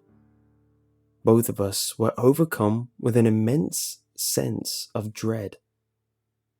There was no reason to be afraid, other than the oddity of sleep talking. Nothing at that point had occurred to shake us. Yet this inexplicable fear weighed so heavily upon us that neither of us could move from where we were. We didn't dare get up, much less leave the room. Helleman and I had this very firm notion in our heads, like a warning from a sixth sense, that if we were to step out the door, something very, very bad was going to happen, or we would see something we weren't supposed to. Maybe the living room wouldn't even be there. Maybe the room had been relocated to another place entirely. All we could do was talk to each other, describing the oppressive sensation paralyzing us. Then, we noticed part of what made the situation terrifying. It was too quiet. Abnormally quiet. "You can't even hear crickets, and they're always making noise at night," I said. And I'm completely serious here. As soon as I made that observation, a few cricket chirps started up. Then, some more joined in. Within a couple of minutes, the silence was gone, broken completely by the symphony of crickets outside. We were freaked out before, but that was what really convinced us that something was up, that it wasn't all just in our heads. Granted, I'm sure crickets don't chirp all night, but what was the likelihood that they would suddenly start making sound the second I spoke out about their absence? Then, to top it all off, we saw a greenish glow in my window, which faced the forest. It looked like it was bright at its source, but coming from afar, deep in the woods. At this point, Helleman and I were trying to figure out what to make of the situation. Was it aliens? A secret government test? We continued our theorizing until sleep got the better of us.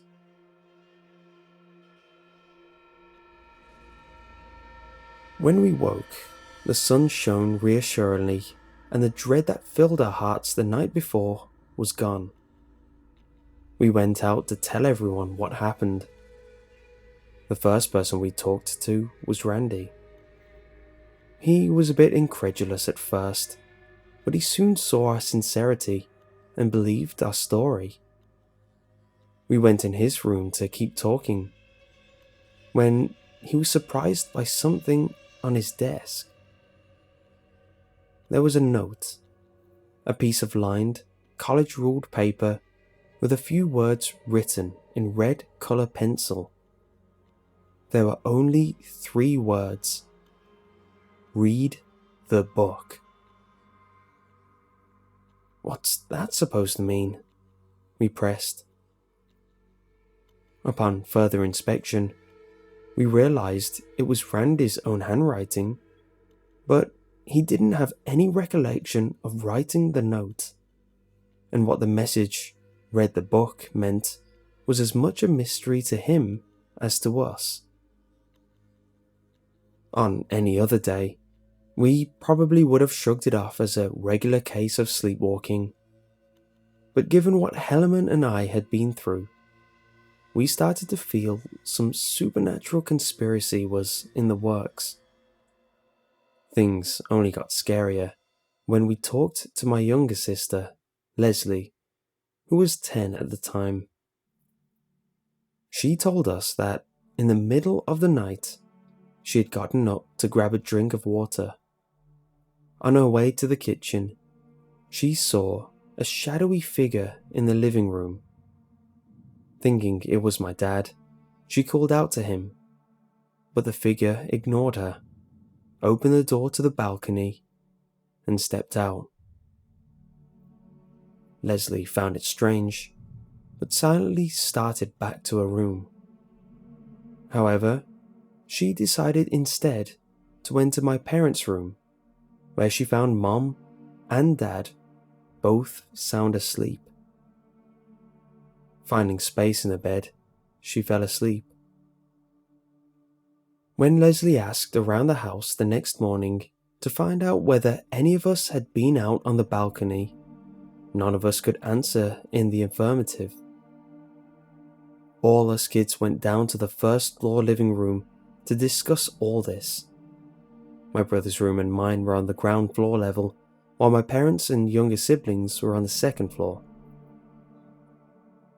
My mom had been reminding me all morning to pick up the dirty clothes littering the floor of my room and put them in the wash cycle. We were so engrossed by the previous night's happenings, however, that I neglected my chores. Noon came along, and Mom called us upstairs for lunch and delicious pizza. I climbed the stairs. I saw the figure of a hunched woman in my room. I didn't think much of it. It was just my mom picking up the dirty laundry I'd neglected to gather all morning. I felt a pit in my stomach when I reached the second floor and saw my mom in the kitchen. Randy and Hellerman looked at me. They had seen the woman in my room too. The 3 of us grabbed heavy items that could be used as weapons and headed back downstairs. There was no one in my room. We looked throughout around the house and in the backyard. Not a soul to be found. Needless to say, we were all paranoid for the next few days. But nothing creepy happened after that, and I've never had any further dealings with the supernatural. To this day, I wonder what exactly paid us a visit that night that left us paralyzed with unbreakable dread. I just hope it had its fill of me, and is off to brighten other people's lives.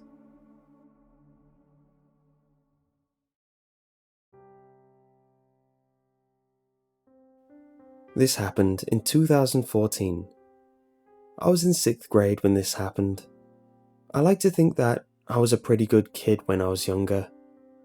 I got up every morning before school and made my bed. I still do it to this day. I can't remember the exact date, but I know that it was in November. School had just started that August. We had to do this vocabulary program called Membean. I remember having to do it for an hour each week. Anyway, that day, I remember waking up, making my bed, and going through the painful 45 minutes that a girl must go through to get ready. I got to school and talked to my friends before the bell rang. I walked to my bottom locker, which I couldn't stand, and walked to my first class. The day went by as I walked to my 8th and final period. As I was walking, I got the text from my mom saying that I had to ride the bus home. I was fine with that, as I do it once a week. When I got to my final class, I saw we had Membean to do. I hated it so much. I got to my house after riding the bus.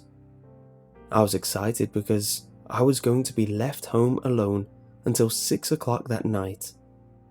That meant I had 2 hours to do whatever I wanted. I walked into the kitchen, grabbed some goldfish cookies, and walked over to the computer. I started Membean, and I set the timer for 15 minutes.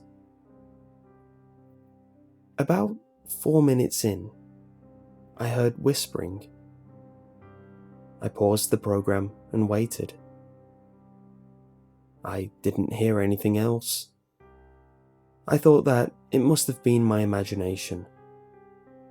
I, the horror movie loving child I was, started to think the worst. What if there was someone in the house? What if it was a murderer?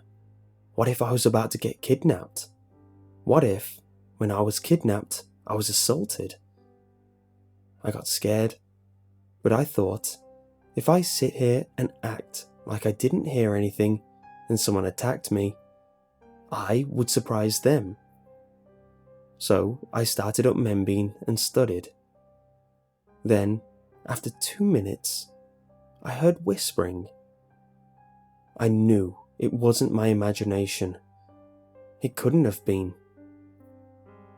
I walked into the kitchen and grabbed a knife. That was the only thing I thought to do. So I set the knife down by my computer and continued with Membean. After a minute, I heard more whispering. I broke down. I grabbed my phone and the knife and ran into the garage. I was sobbing.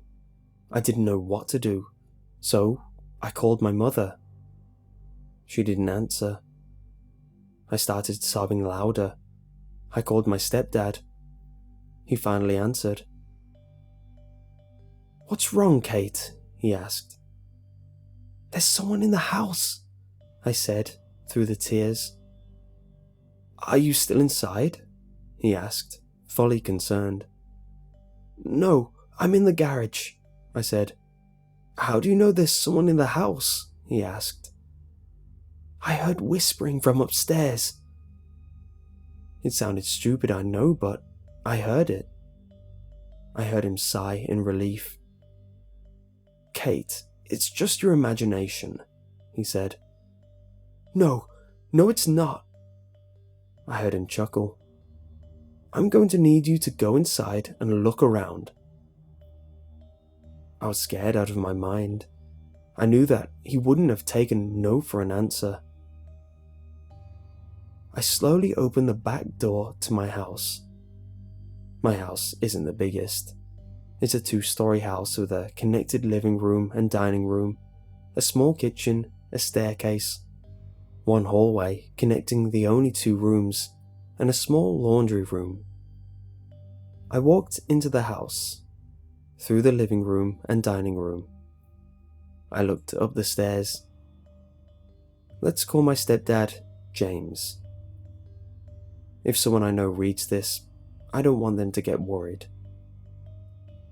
James? James? I asked. Yes, Kate, he said. I'll call you back, okay? He said okay, and I ended the call. I slowly walked up the stairs and into my mum's room.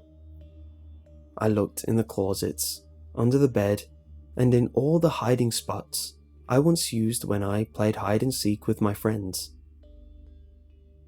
I sighed in relief. I then realized that I hadn't checked my room or the laundry room. When me and my best friend had played hide and seek, we hid in the laundry room, on top of the washing machine. I walked slowly back to the small room. I pulled open the sliding doors. Nothing. No one. I couldn't celebrate because I still had to check my room. I took 2 steps and was at my room. Like I said, my house isn't that big. I swung open the door. No one was there. I checked the closet, under the bed, in my bathroom, and behind my dresser. I looked over at my window. It was open. Not fully open, but slightly. I knew that it wasn't open when I left that morning. But I was on the 2nd story of the house. It was a good 10 feet away from the ground. I almost peed my pants, and I'm not joking. I started hyperventilating, and I knew I needed to calm down. I fell to the ground and started taking deep breaths. After 5 minutes, I relaxed. I stood up and started to walk to the door. That's when I saw my bed. The bed was unmade, and the blanket was crumpled and near the edge of my bed. My pillows were ruffled, and one was on the floor. We moved almost immediately after that.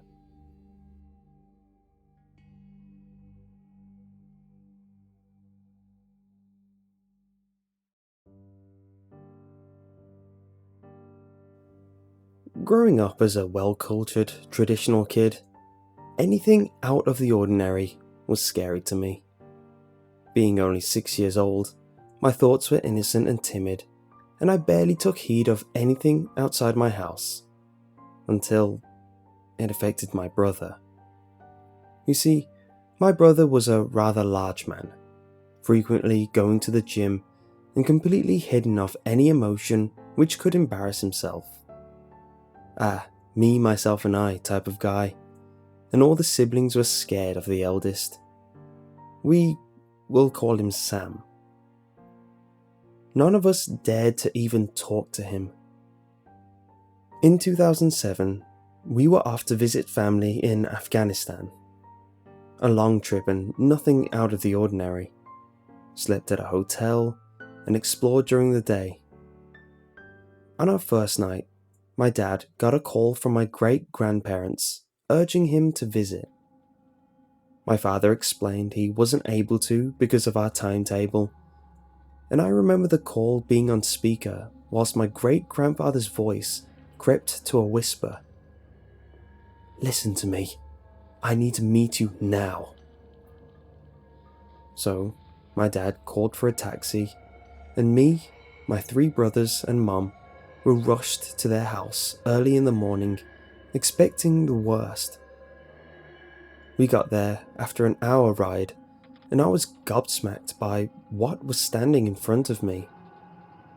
An old bungalow made from a clay or soft stone material, with cracks littered all over it, letting nature crawl out of them. As expected, my great-granddad greeted us, shaking my brother's hand and patting me on the head. When he bent down to me, I instantly noticed his dull eyes, red and lifeless, matching his bruised-like bags beneath his eyes, showcasing how little sleep he had.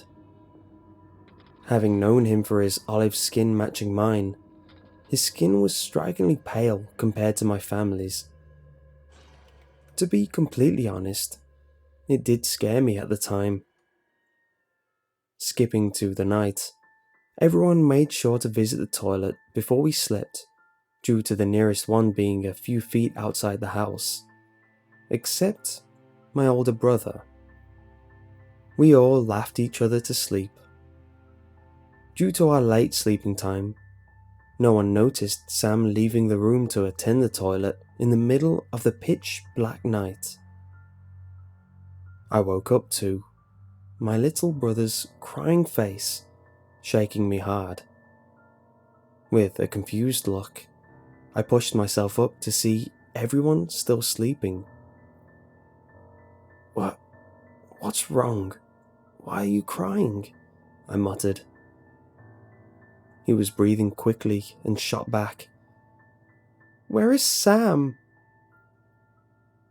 A blood-curdling scream filled the room as my dad shot up and grabbed a metal rod as he ran outside. Me and my brother shot each other a glance before rushing behind him with my grandparents and the rest of the family following behind us. My dad shot glances left and right before rushing into each room before he quickly turned around, staring at me and my little brother's crying face. He rapidly looked around my family whilst his eyes slowly widened, realizing the disappearance of my brother. A piercing cry, now notably a man's scream, chilled our spines, not coming from far. My dad inverted himself to the source of the sound, running to where it came from. Reaching the toilet, which was more like a porta potty, we heard my brother's loud crying and struggling to open the old, rusty door. My dad shouted at him to open the lock, but through Sam's cries, he muttered, "I can't." My dad attempted to calm my brother down. Sam, just try and push the door open." Sam then started to whisper, "I can't. He's watching me. No. His drilling scream scared us, whilst my dad started pulling at the door to open it. My second older brother helping him, until finally he kicked down the door, and I saw a scene which I will never forget.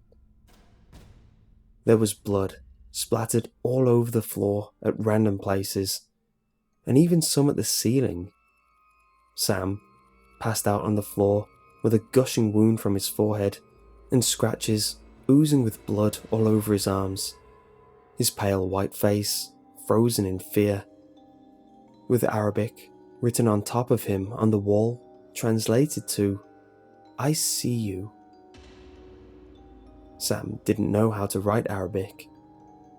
We took him home and flew back to England the next day, urging him to talk to the therapist, even though he insisted he was fine. Life went on, and we never spoke about the situation because Sam never mentioned it. Honestly, I forgot about it altogether until recently. Sam was moving out of his old apartment, and I took the liberty of helping my mom pack his things away. I cleared his room and started to scrape off the wallpaper. However, I noticed something underneath it. I couldn't make out what it was. I ripped off the wallpaper, revealing something which shocked me to this day. In red writing, dripping down to the floor, translated to English from Arabic, was, "I see you."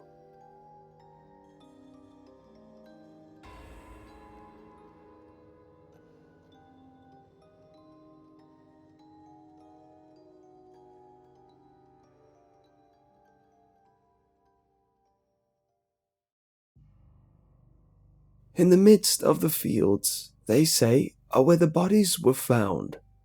They were nailed to a stick of wood and used as scarecrows, but not before their bones and organs were removed and replaced with straw." "Is the story true?" Jonas asked. "Of course not, my boy," Hicks replied, laughing his way into the kitchen. Hicks was a 60-year-old man who had lived across from the field his whole entire life. Jonas was a young 17-year-old male who was hitchhiking along the road that sits outside Hicks's home. Hicks felt bad for the boy, so he allowed him to stay in the spare bedroom of his home in exchange for work around the farm. He had only been there for 4 days, and everything was well. But there was something about the fields that gave Jonas the creeps. It was the way the crops swayed inconsistently with the wind. It was the smell that would linger around the fields and make its way toward the home. But most of all, it was the stories that Hicks would tell him about the fields. Every night before he'd go to sleep, Jonas would take a peek at the fields. He'd never seen anything other than crows, but one night, he saw something else. It fled across the field and disappeared into the distance. He didn't get a desirable sighting of the thing, and that's what scared him the most. The only thing he saw was a dark shadow. He didn't look away, even after the thing had already disappeared. He kept his eyes gazed out at the fields. He thought about what Hicks had told him. Dying is not exactly what most people are afraid of. It's the fear of the unknown. Nobody knows what comes after death, so they fear dying in every way possible. In this situation, Jonas was fearing the unknown. If he had gotten a more desirable glimpse of the thing, he'd know what it was. It's the fact that something is out there, and he had no idea what it was. That's what scared him the most. The next morning, Hicks and Jonas were both distressed to find some of the crops in the field to be destroyed. Thinking about what he saw the night before, Jonas was convinced he knew what had destroyed the crops. He informed Hicks about what he saw. "It's the damn crows," Hicks said, ignoring what Jonas had told him. "It's always the damn crows."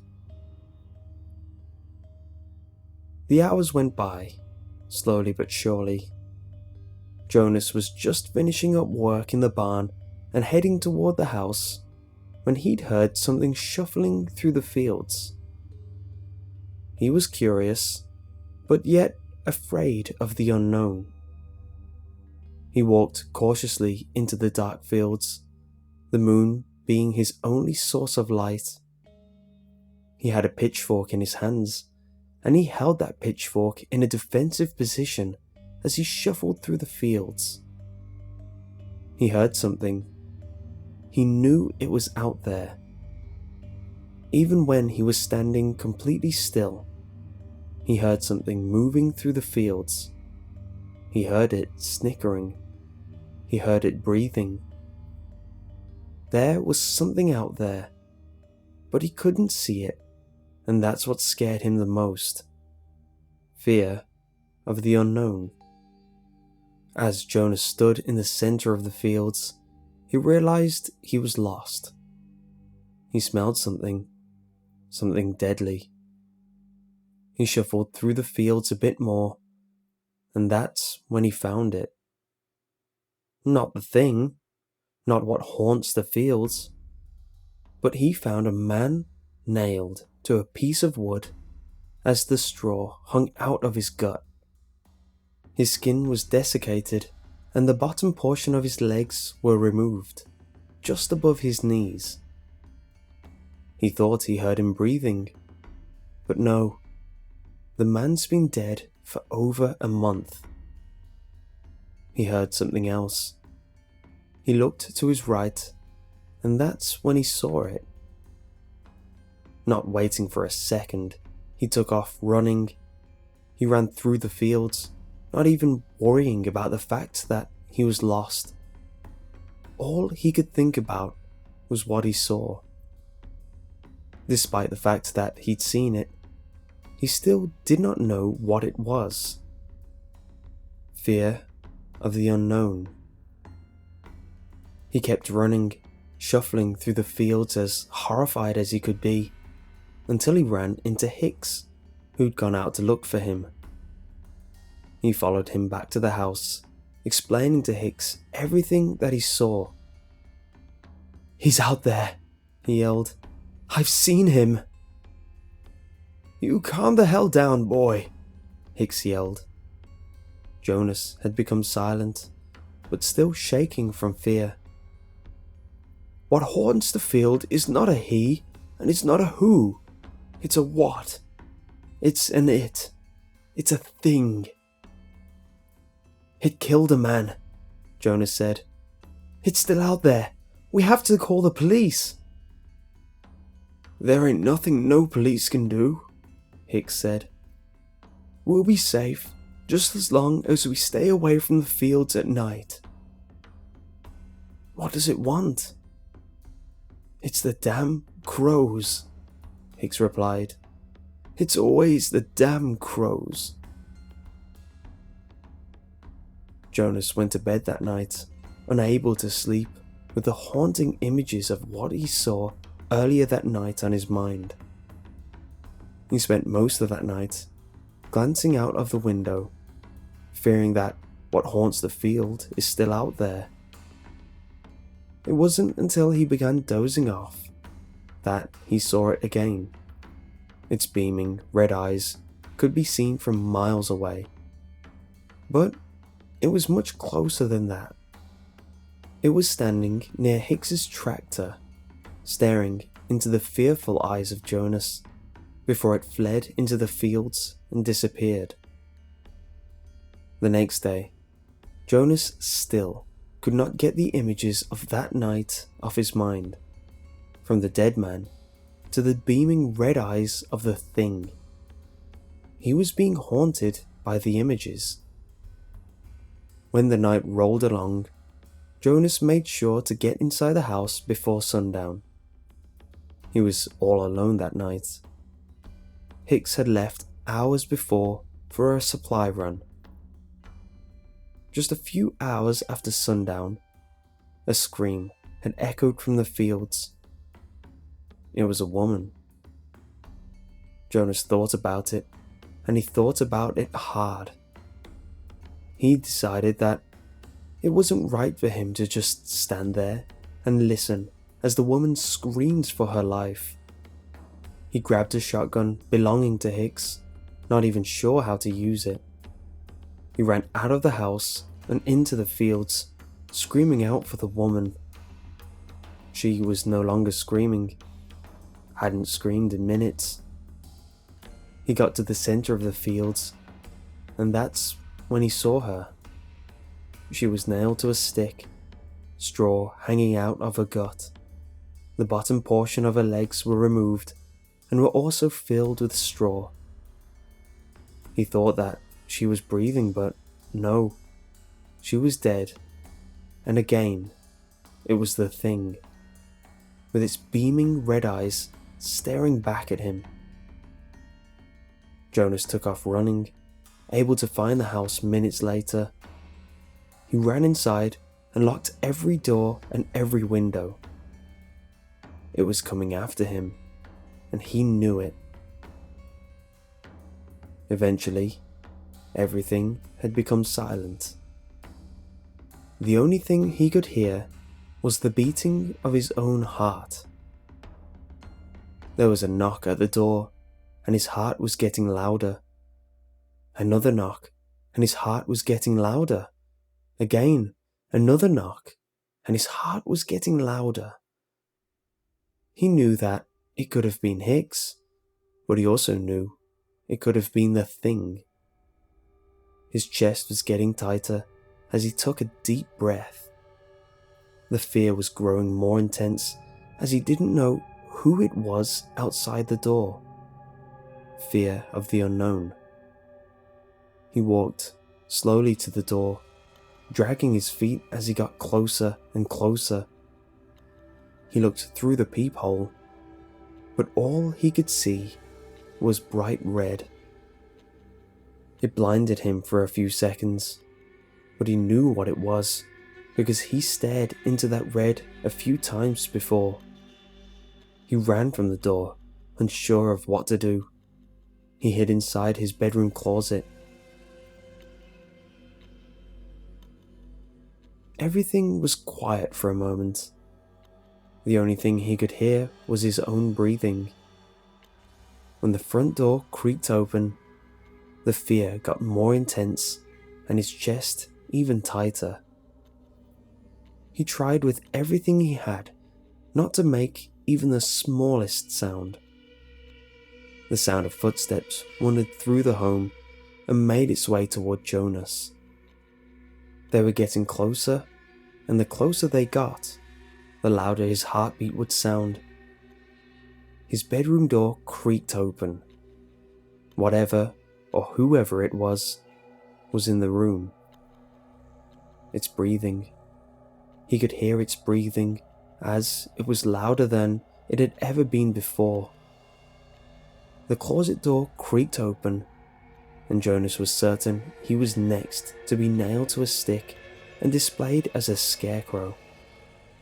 However, it was Hicks who stood in front of him. "What are you doing, boy?" he yelled, taking the gun from Jonas. "It was here," Jonas said. "It was outside the door." Hicks shook his head as he was snickering, a sound so familiar to Jonas. "You got it all wrong, my boy," he said. "You see, I left out a very important detail about what haunts the fields." He got closer as Jonas backed up against the wall. "It doesn't just kill anybody. It picks up hitchhikers, and it takes them to his home, where it tells them stories about the fields." His eyes become a bright, beaming red. "Do you know what it does to them next?" "No," Jonas cried. "It guts them. It stuffs them with straw, and then nails them to a stick out in the fields," he said. "Do you know why it does that?" "No," he cried again. "It's the damn crows," he said. "It's always the damn crows."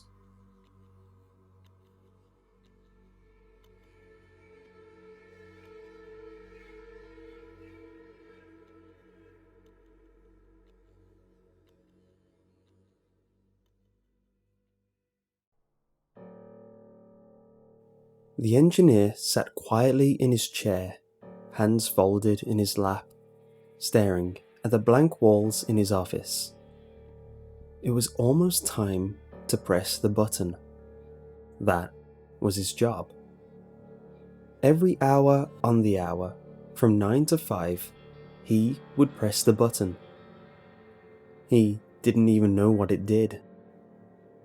4 years of college and another 2 years to get his master's degree, and all he did for a living was press a button. He didn't complain about the money though. He made 10 times what an average mechanical engineer made. All he had to do was press the button. It wasn't as easy as one would think though.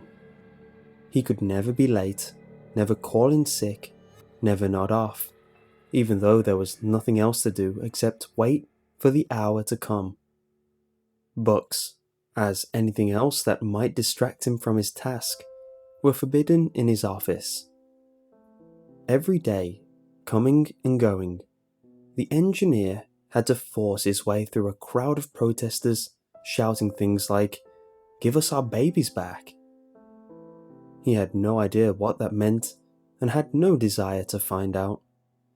He came to work to do his job, press the button 8 times, collect his paycheck, and go home to his family. His family. The engineer had a 9-month-old son and sensed the unease that the demonstrators outside his office felt. He had trouble pushing the thoughts from his mind. What had happened to their babies? Why did they think that his company was responsible? He had never seen any babies, pregnant mothers, or, for that matter, anyone who did not work there enter or leave the building. Granted, his office was but a small part of a large campus, sitting out there in Whitehall, near the airport, was certainly the largest military logistics campus that ever existed in the United States. Logistics, particularly combat logistics, generally meant finding a way to get things that kill people delivered to other people who use those things to kill the aforementioned people. He saw no ties to babies in that equation. As far as he knew, the campus consisted of 5 large office buildings, much larger than his, a National Guard barracks, 5 humongous hangars where they kept God knows what, a rail yard, and enough stores and entertainment facilities to accommodate the 5,000 people who lived on the campus. The campus was surrounded by a double set of 18-foot-high chain-link fences topped with razor wire. The engineer's office sat just outside of one of the sally ports entering into the campus proper. He had never, ever been inside the fences in the 10 years that he had worked there. Worked where? Come to think of it, he did not really know. He assumed that it was connected to the logistics campus because of the proximity, but there were no actual identifying marks on the building itself. Just an address, painted in foot-high black numerals on the white stone facing the structure. He didn't pay much attention to the place, really. He remembered that 10 years ago, when he first interviewed for the job, he arrived at the place thinking that it looks as if it were built in the 1950s. He had just recently moved to the area, so as far as he knew, it had been there that long. He had been instructed to dress professionally every day, indicating a button-down shirt and tie, but not necessarily a sport coat or jacket. He had a badge to permit him entry, but it had no text on it. It was simply a white plastic rectangle with a blue square in the middle of it. He assumed that there was some sort of RFID chip inside. Even his salary gave no indication of whom his employer was. His pay was directly deposited into his bank account under the innocuous name of Employer C. He received no pay stubs, of course. The benefits were great, but even then, his insurance cards listed his employer as Employer C with a group number of 00000. The platitude, "Ours is not to question why, ours is but to do or die," crossed his mind often. Daily, in fact. Perhaps because it was painted on the wall in his office lobby. Oops, 10:54 a.m. Time to concentrate. At 5 minutes to the hour, he would begin focusing his attention on the button and the clock. He prided himself on the ability to always press the button exactly on time, never a second too early or too late, as measured by the big hand on the analog clock hanging in his office wall. He was allowed a certain measure of leeway, but once he had pressed the button a full 5 seconds early and was called to the carpet over by his supervisor. Another slip-up like that would affect his performance review. A few more would jeopardize his job. And though no one had ever expressed it in words, he had the idea that his job was not a job that you could simply get fired or resign from. There was Harold, for instance. When he retired, they had a party. Well, not a party really, but Harold, he, and some other employees gathered in the lobby for cake. They were each allowed to take a piece back to their offices. He told Harold to keep in touch, but Harold just blew him off with a tear in his eyes. The engineer guessed that Harold was sad to go and would really miss his job. He must have been right, because Harold turned up dead a day later, hung himself from a clothes rod in his closet with a belt apparently. The engineer had allowed his thoughts to wander. 10:59 a.m. and the big hand was on the 9. There was a countdown and press the button. Oh God, that was too close. His heart was pounding. He held out his right hand, fingers spread, and looked at it. He was trembling uncontrollably. Told you that it was a stressful job, he thought out loud, thinking of his wife. 3 o'clock had finally rolled around. The day was dragging on as usual. The engineer was in a rut. That happened sometimes. He had just pressed the button when he heard a commotion in the hall. He stood and was about to head for the door when Justine opened it and pushed her way through, slamming it behind her. "We have to leave," she shouted at the engineer. "Leave? But we can't. It's not 5 yet. I need to press my button one more time before the end of the day." "Forget the button. We need to go now, while we can." "No, absolutely not. I can't." The engineer was cut off as Justine grabbed his right wrist and dragged him back through the doorway. People were running up and down the hall, some carrying sheaves of paper, others carrying trash cans or boxes bursting with journals and logbooks, all making their way to the incinerator room. He had noticed it before, but never been there. He thought that trash incinerators went out in the 60s, probably outlawed, and it was a leftover from the days when the building had been first put in use. Jimmy pushed his loaded mail cart down the hall, nearly toppling it as he made a quick turn into the incinerator room. As the young clerk opened the door, the engineer choked on the smell of singed paper and ash. "What's going on?" Justine stopped and turned back briefly. "I told you," she growled. "We have to leave now." The engineer just gawped at her.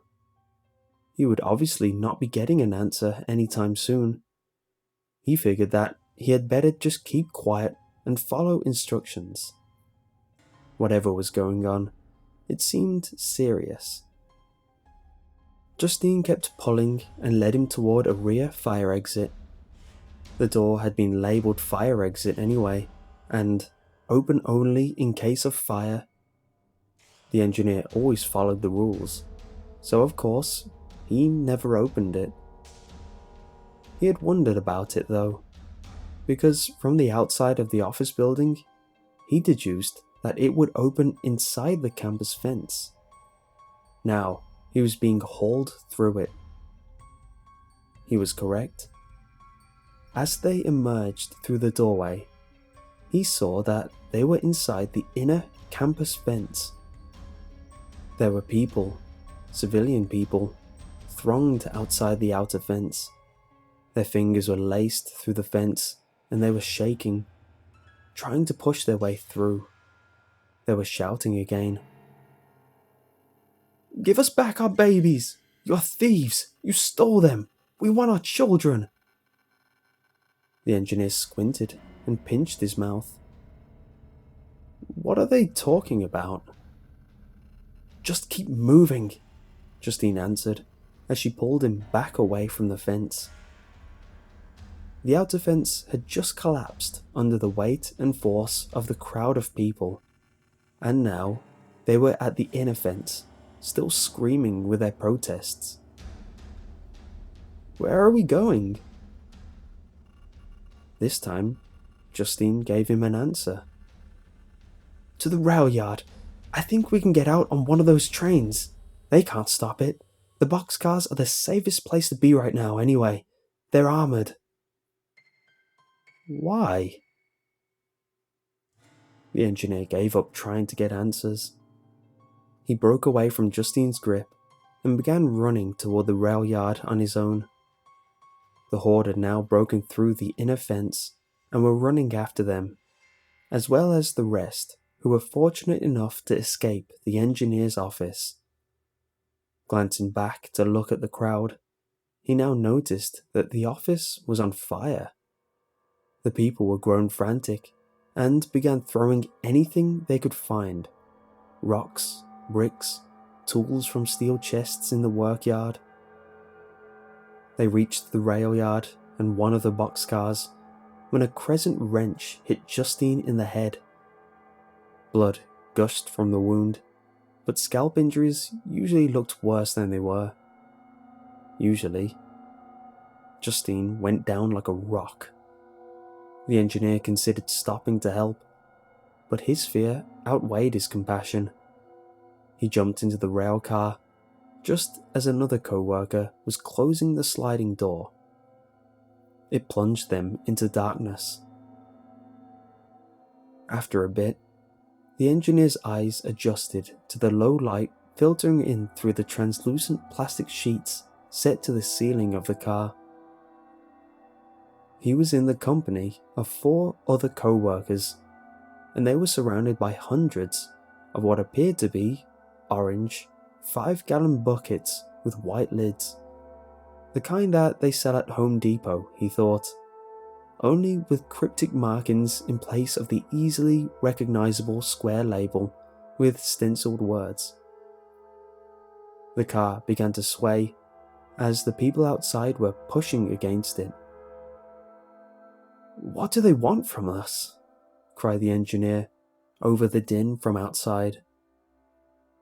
One of his co-workers, one that he somewhat recognized, Jeff, he thought, began talking as if the engineer already knew part of the story. "They're not babies, not even fetuses, for God's sake." What? What are you talking about? It dawned on Jeff that the engineer really had no clue as to what was going on. "The buttons, man! The buttons! Each person had one task. Each button performed one phase of the operation: preparation, extraction, fertilization, and so on. That way, no one person was responsible, either morally or legally." What?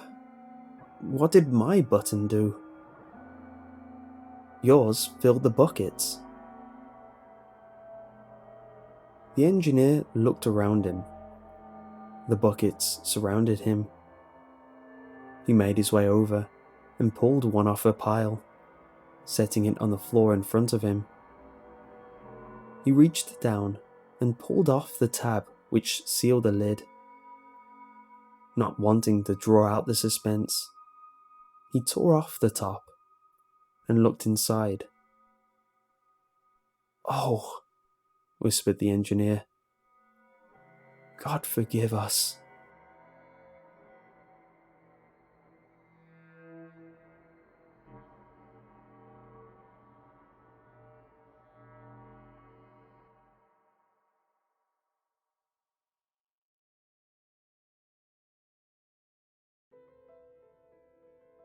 Okay, let me make this easy by explaining how I did what I did. In layman's terms, of course. I like to experiment. Metals, wires, chemicals, those sort of things. I'm not super serious about it. I go to college for linguistics. I'm pretty normal. My favourite thing to work with are things that the public aren't really supposed to get a hold of. I did a comparison via microscope of a Cuban cigar to one from Nicaragua, and was actually able to spot some key differences. What I'm about to explain started with doing a search on Google Shopping. You search for something, it brings up all of the online locations where you can buy whatever it is, do price comparisons, etc. Me and my friend Dave were having fun looking up crazy things one night, like fighter jets and private islands. Things actually do come up. The prices are laughable. Anyway, I searched for uranium. To our surprise, a few sites popped up selling straight up uranium. We laughed it off, but it made me think. I've heard that some of the more off-the-wall elements on the periodic table can do strange things. A few days later, I got paid for my silly phone job, and went and did the uranium search again. I chose a random vendor and started looking around their site. The only other wild one I found was ununpentium, element 114, if I remember right. I bought both of them. Don't ask where the site is and don't ask how much it cost. I'll explain everything. But to tell you the truth, no matter how much you probably think you want to see what I saw, it's an extremely hard reality to live with. I got these elements in vials. Working with them is not safe. I'm not going to tell you how I did it, but I found it on the internet, so you can too. I tried a few different things with small amounts of each, combining them in water, etc. There isn't a lot of information on ununpentium, as it's a man-made element and nobody is supposed to have access to it outside of really extravagant laboratory settings. Anyway, surprisingly, nothing interesting happened. I had one more interesting idea. I put both in a food dehydrator. Sounds retarded, I know, believe me. The thought was hilarious to me too, since I bought the food dehydrator to extract mescaline from cactus I found at a Mexican grocery store. You won't believe what college kids will pay. Never mind. Anyway, I put these two in the dehydrator and turned it on. This is when things got a little strange. I ran it for around 10 seconds, and the two elements drew closer together, similar to how a magnet attracts metal. I ran it a little longer, and they moved yet closer. What happens when they touch in here? I ran it and watched.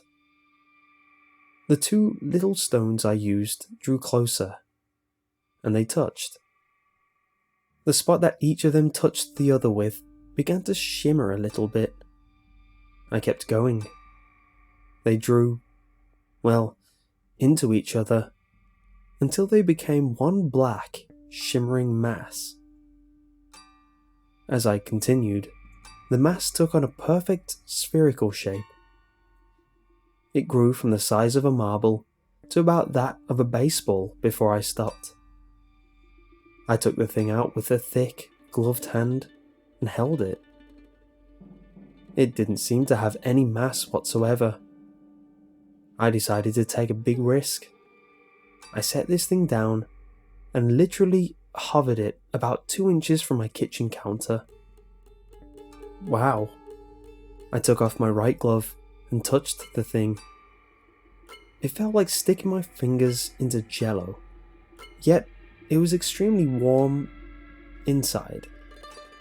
It was just a black ball of I don't know what. Once I stuck my right pointer finger in, I couldn't see it inside the thing. You can hold this with a hand, yet fingers go through it. I picked it up, no glove this time, and held it up to my eye. This is when everything happened. This is basically a recap. I can't tell you what happened during whatever happened. I can, however, tell you what I learned. Essentially, this thing took me to the future. I understand it to be the year 2060. Not at all too crazy, but it was different. I had some time to look around. I'm going to number my experiences for you. Number 1. I saw how technology had advanced since 2013. I was placed into a public park. I'm not sure where, but everyone spoke English, so it was somewhere in the US. I saw people taking pictures. Everyone still acts like they do today. There are some new slang terms, like what I guess was pash, which is some form of greeting. The cameras that people had were amazing. They essentially take pictures that you can move all around. Essentially, they capture the entire world, each moment in time. You take a picture of something, bring up the image on the camera's touchscreen display, and you can start moving the picture around. People took pictures in the park, sat around the camera, and one made motions on the screen with their fingers. The image began moving forward. They moved to an adjacent street. One of them moved the image to their house, where they saw their parents sitting in the living room. Every single thing happening in the moment that the picture is taken is captured in each picture. Also, as a side note, I didn't recognize any of the logos on these things, so I'd say a big competitor is coming in the tech market. Number 2. Things began to get depressing at this realization. I listened to a news broadcast someone was watching on what reminded me of a tablet. It was a cool little thing that produces a 3D hologram when you sit it flat facing up.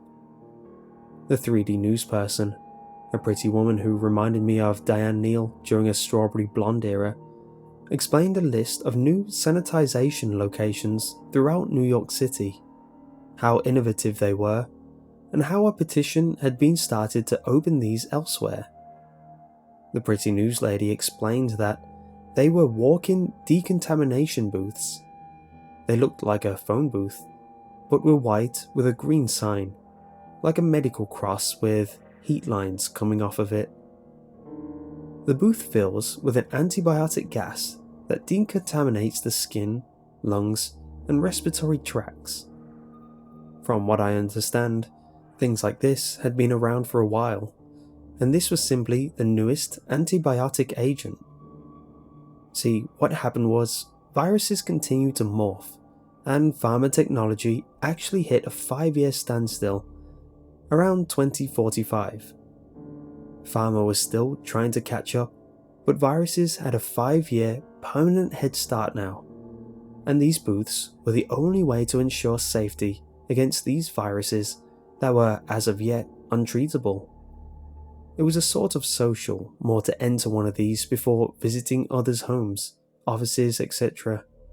Real, upstanding citizens wore these jelly bracelets with a little digital counter in them that showed how long it had been since they deconned. Number 3. As a quick side note, I've never cared too much about the environment. I have no problem with smokers, never really worried about doing my part to cut down on emissions and things like that. This isn't a political statement or anything like that, but something I learned while on my, trip. I learned that Beijing, China, was now abandoned. The air quality had developed to the point where around 75 people began dying daily of respiratory infections. These were people whose health had been excellent. It only took around 3 hours of exposure to Beijing's air to put someone in the hospital. Eventually, the UN took over and evacuated Beijing, giving it the same safety classification as Pripyat, the city of the Chernobyl disaster. It was estimated that, with Beijing abandoned and technically at zero emissions now, it will be safe by the new clean air standards to be settled again in around 9,000 years. It is also said that Los Angeles and Pittsburgh will suffer the same fate in around 20 years, so 2080, if drastic measures were not taken to eliminate pollution. You know, it stuck with me as odd that these places hadn't cut down on emissions to a reasonable level yet, because even today, in 2013, tons of clean air inactivities are in places, aimed at factories and the like. Like I said, not meant to be a political statement or any Greenpeace spiel. This is just what I saw. Number 4. Another interesting side note, most of this information came from watching the news in 2060. I talked to some old people, told them I was foreign to explain my accent, and what was now old-timey choice of words. They explained that the USA government had passed an initiative holding news outlets to standards similar to advertisers. Any sort of embellishment, bias, or straight-up lie was punishable with fines in the millions. The public trusted the news media completely, and there wasn't really anything to suggest that the media couldn't be trusted. Though I will say that the news was now quite boring and dry compared to 2013. I guess it's time to explain why this isn't a happy story about an amazing future. At least, not for me. Number 5. There is no easy way to say this, but in 2060, I had been dead for 8 years. I'll explain how this is possible in a minute. I was almost 50 years into the future. Of course I wanted to see what I was up to. I don't know for sure how much time I spent there. We switched to a 24-hour clock, by the way. But I eventually figured out that I was in Central Park in New York City. Real quick explanation. The thing that I created in my kitchen puts you in the area closest to you with the most energy, and nothing produces more energy than a bunch of active, living humans. Path of least resistance, I guess. Anyway, believe it or not, I still had everything. My iPhone, now a fossil compared to the phones these people had, still worked. I had a wallet with my credit and debit cards, now embarrassingly expired. I still had the money from my paycheck that I cashed. I took some time, but I made it to a rural upstate New York where my family lived. This is the part very difficult to write. Please bear with me. I saw a house. My parents were still alive, still married in their 90s. I looked in the windows. Our living room was adorned with pictures of me, all stages of life. Above our fireplace hung the biggest one, a picture of a much older looking me, with flowers and an urn sitting on the mantel underneath the picture. I couldn't handle this. I started crying. Inside, my parents sat on an amber-coloured couch, holding hands, looking at the picture above the mantel. I don't know if they were talking. This was the hardest thing I'd ever done in life. I made the decision to leave. My parents had accepted my death. I was here. I was given the opportunity of a lifetime to walk in as my 22-year-old self. I couldn't do it. There was too much that I felt could go wrong. Could a human handle such a thing? Seeing the 22-year-old version of their deceased son waltz in is physically impossible. I had that opportunity, but for the sake of everything I've ever known, I didn't do it. I learned that I died from a rare form of Parkinson's disease, which I suspected I had at age 21, and I was right. I'd inherited it from my maternal grandfather, who also died of it, though he was in his 70s. I got back home to 2013. Once again, I won't tell you how, because I don't want anyone to have to experience what I did. I was in my kitchen. Strangely, no time at all had passed. I need to explain some things, of course. Number 1. In this instance, my physical body went to the future. Time in 2013 did not move, therefore I have no idea how long I was gone. This wasn't a spiritual thing. My physical being went. I was still the exact same person in the same clothes, same change in my back pocket as I had that night in 2013. Number 2. Nothing you do in the future can change the present. This should go without saying, but the future hasn't happened yet, and 99.9% of people have no idea what is going to happen in 2060. Number 3. This is the big one. Nothing you do in the present can change the future, even if you know what is going to happen. Why? Because in my case, I knew what was going to happen. I realized that I'm not going to change my lifestyle or do anything different. People can talk all they want about making changes now for a better future, but this is the ultimate example of what is going to happen will happen. Literally, all we have is now, today. If I went to the doctor, got all the fancy treatment for Parkinson's, I would still die at age 61. There isn't a damn thing I can do about it. Above all, this is the worst thing anyone can ever dream of going through. You know why? I have to double think now. I have to try and pretend that life can be spontaneous. When I have a wife, I have to try and surprise her with a nice dinner, take my kids to the fair, all while knowing exactly how much time I have left. The spontaneity of life is gone, and for the rest of my life, all 39 years of it, there won't be a surprise, something I didn't expect ever again. I could kill myself, but I can't, because I already know that that isn't how it happens. It's not that it won't work, it's just that I already know that I won't do it. I know how it happens.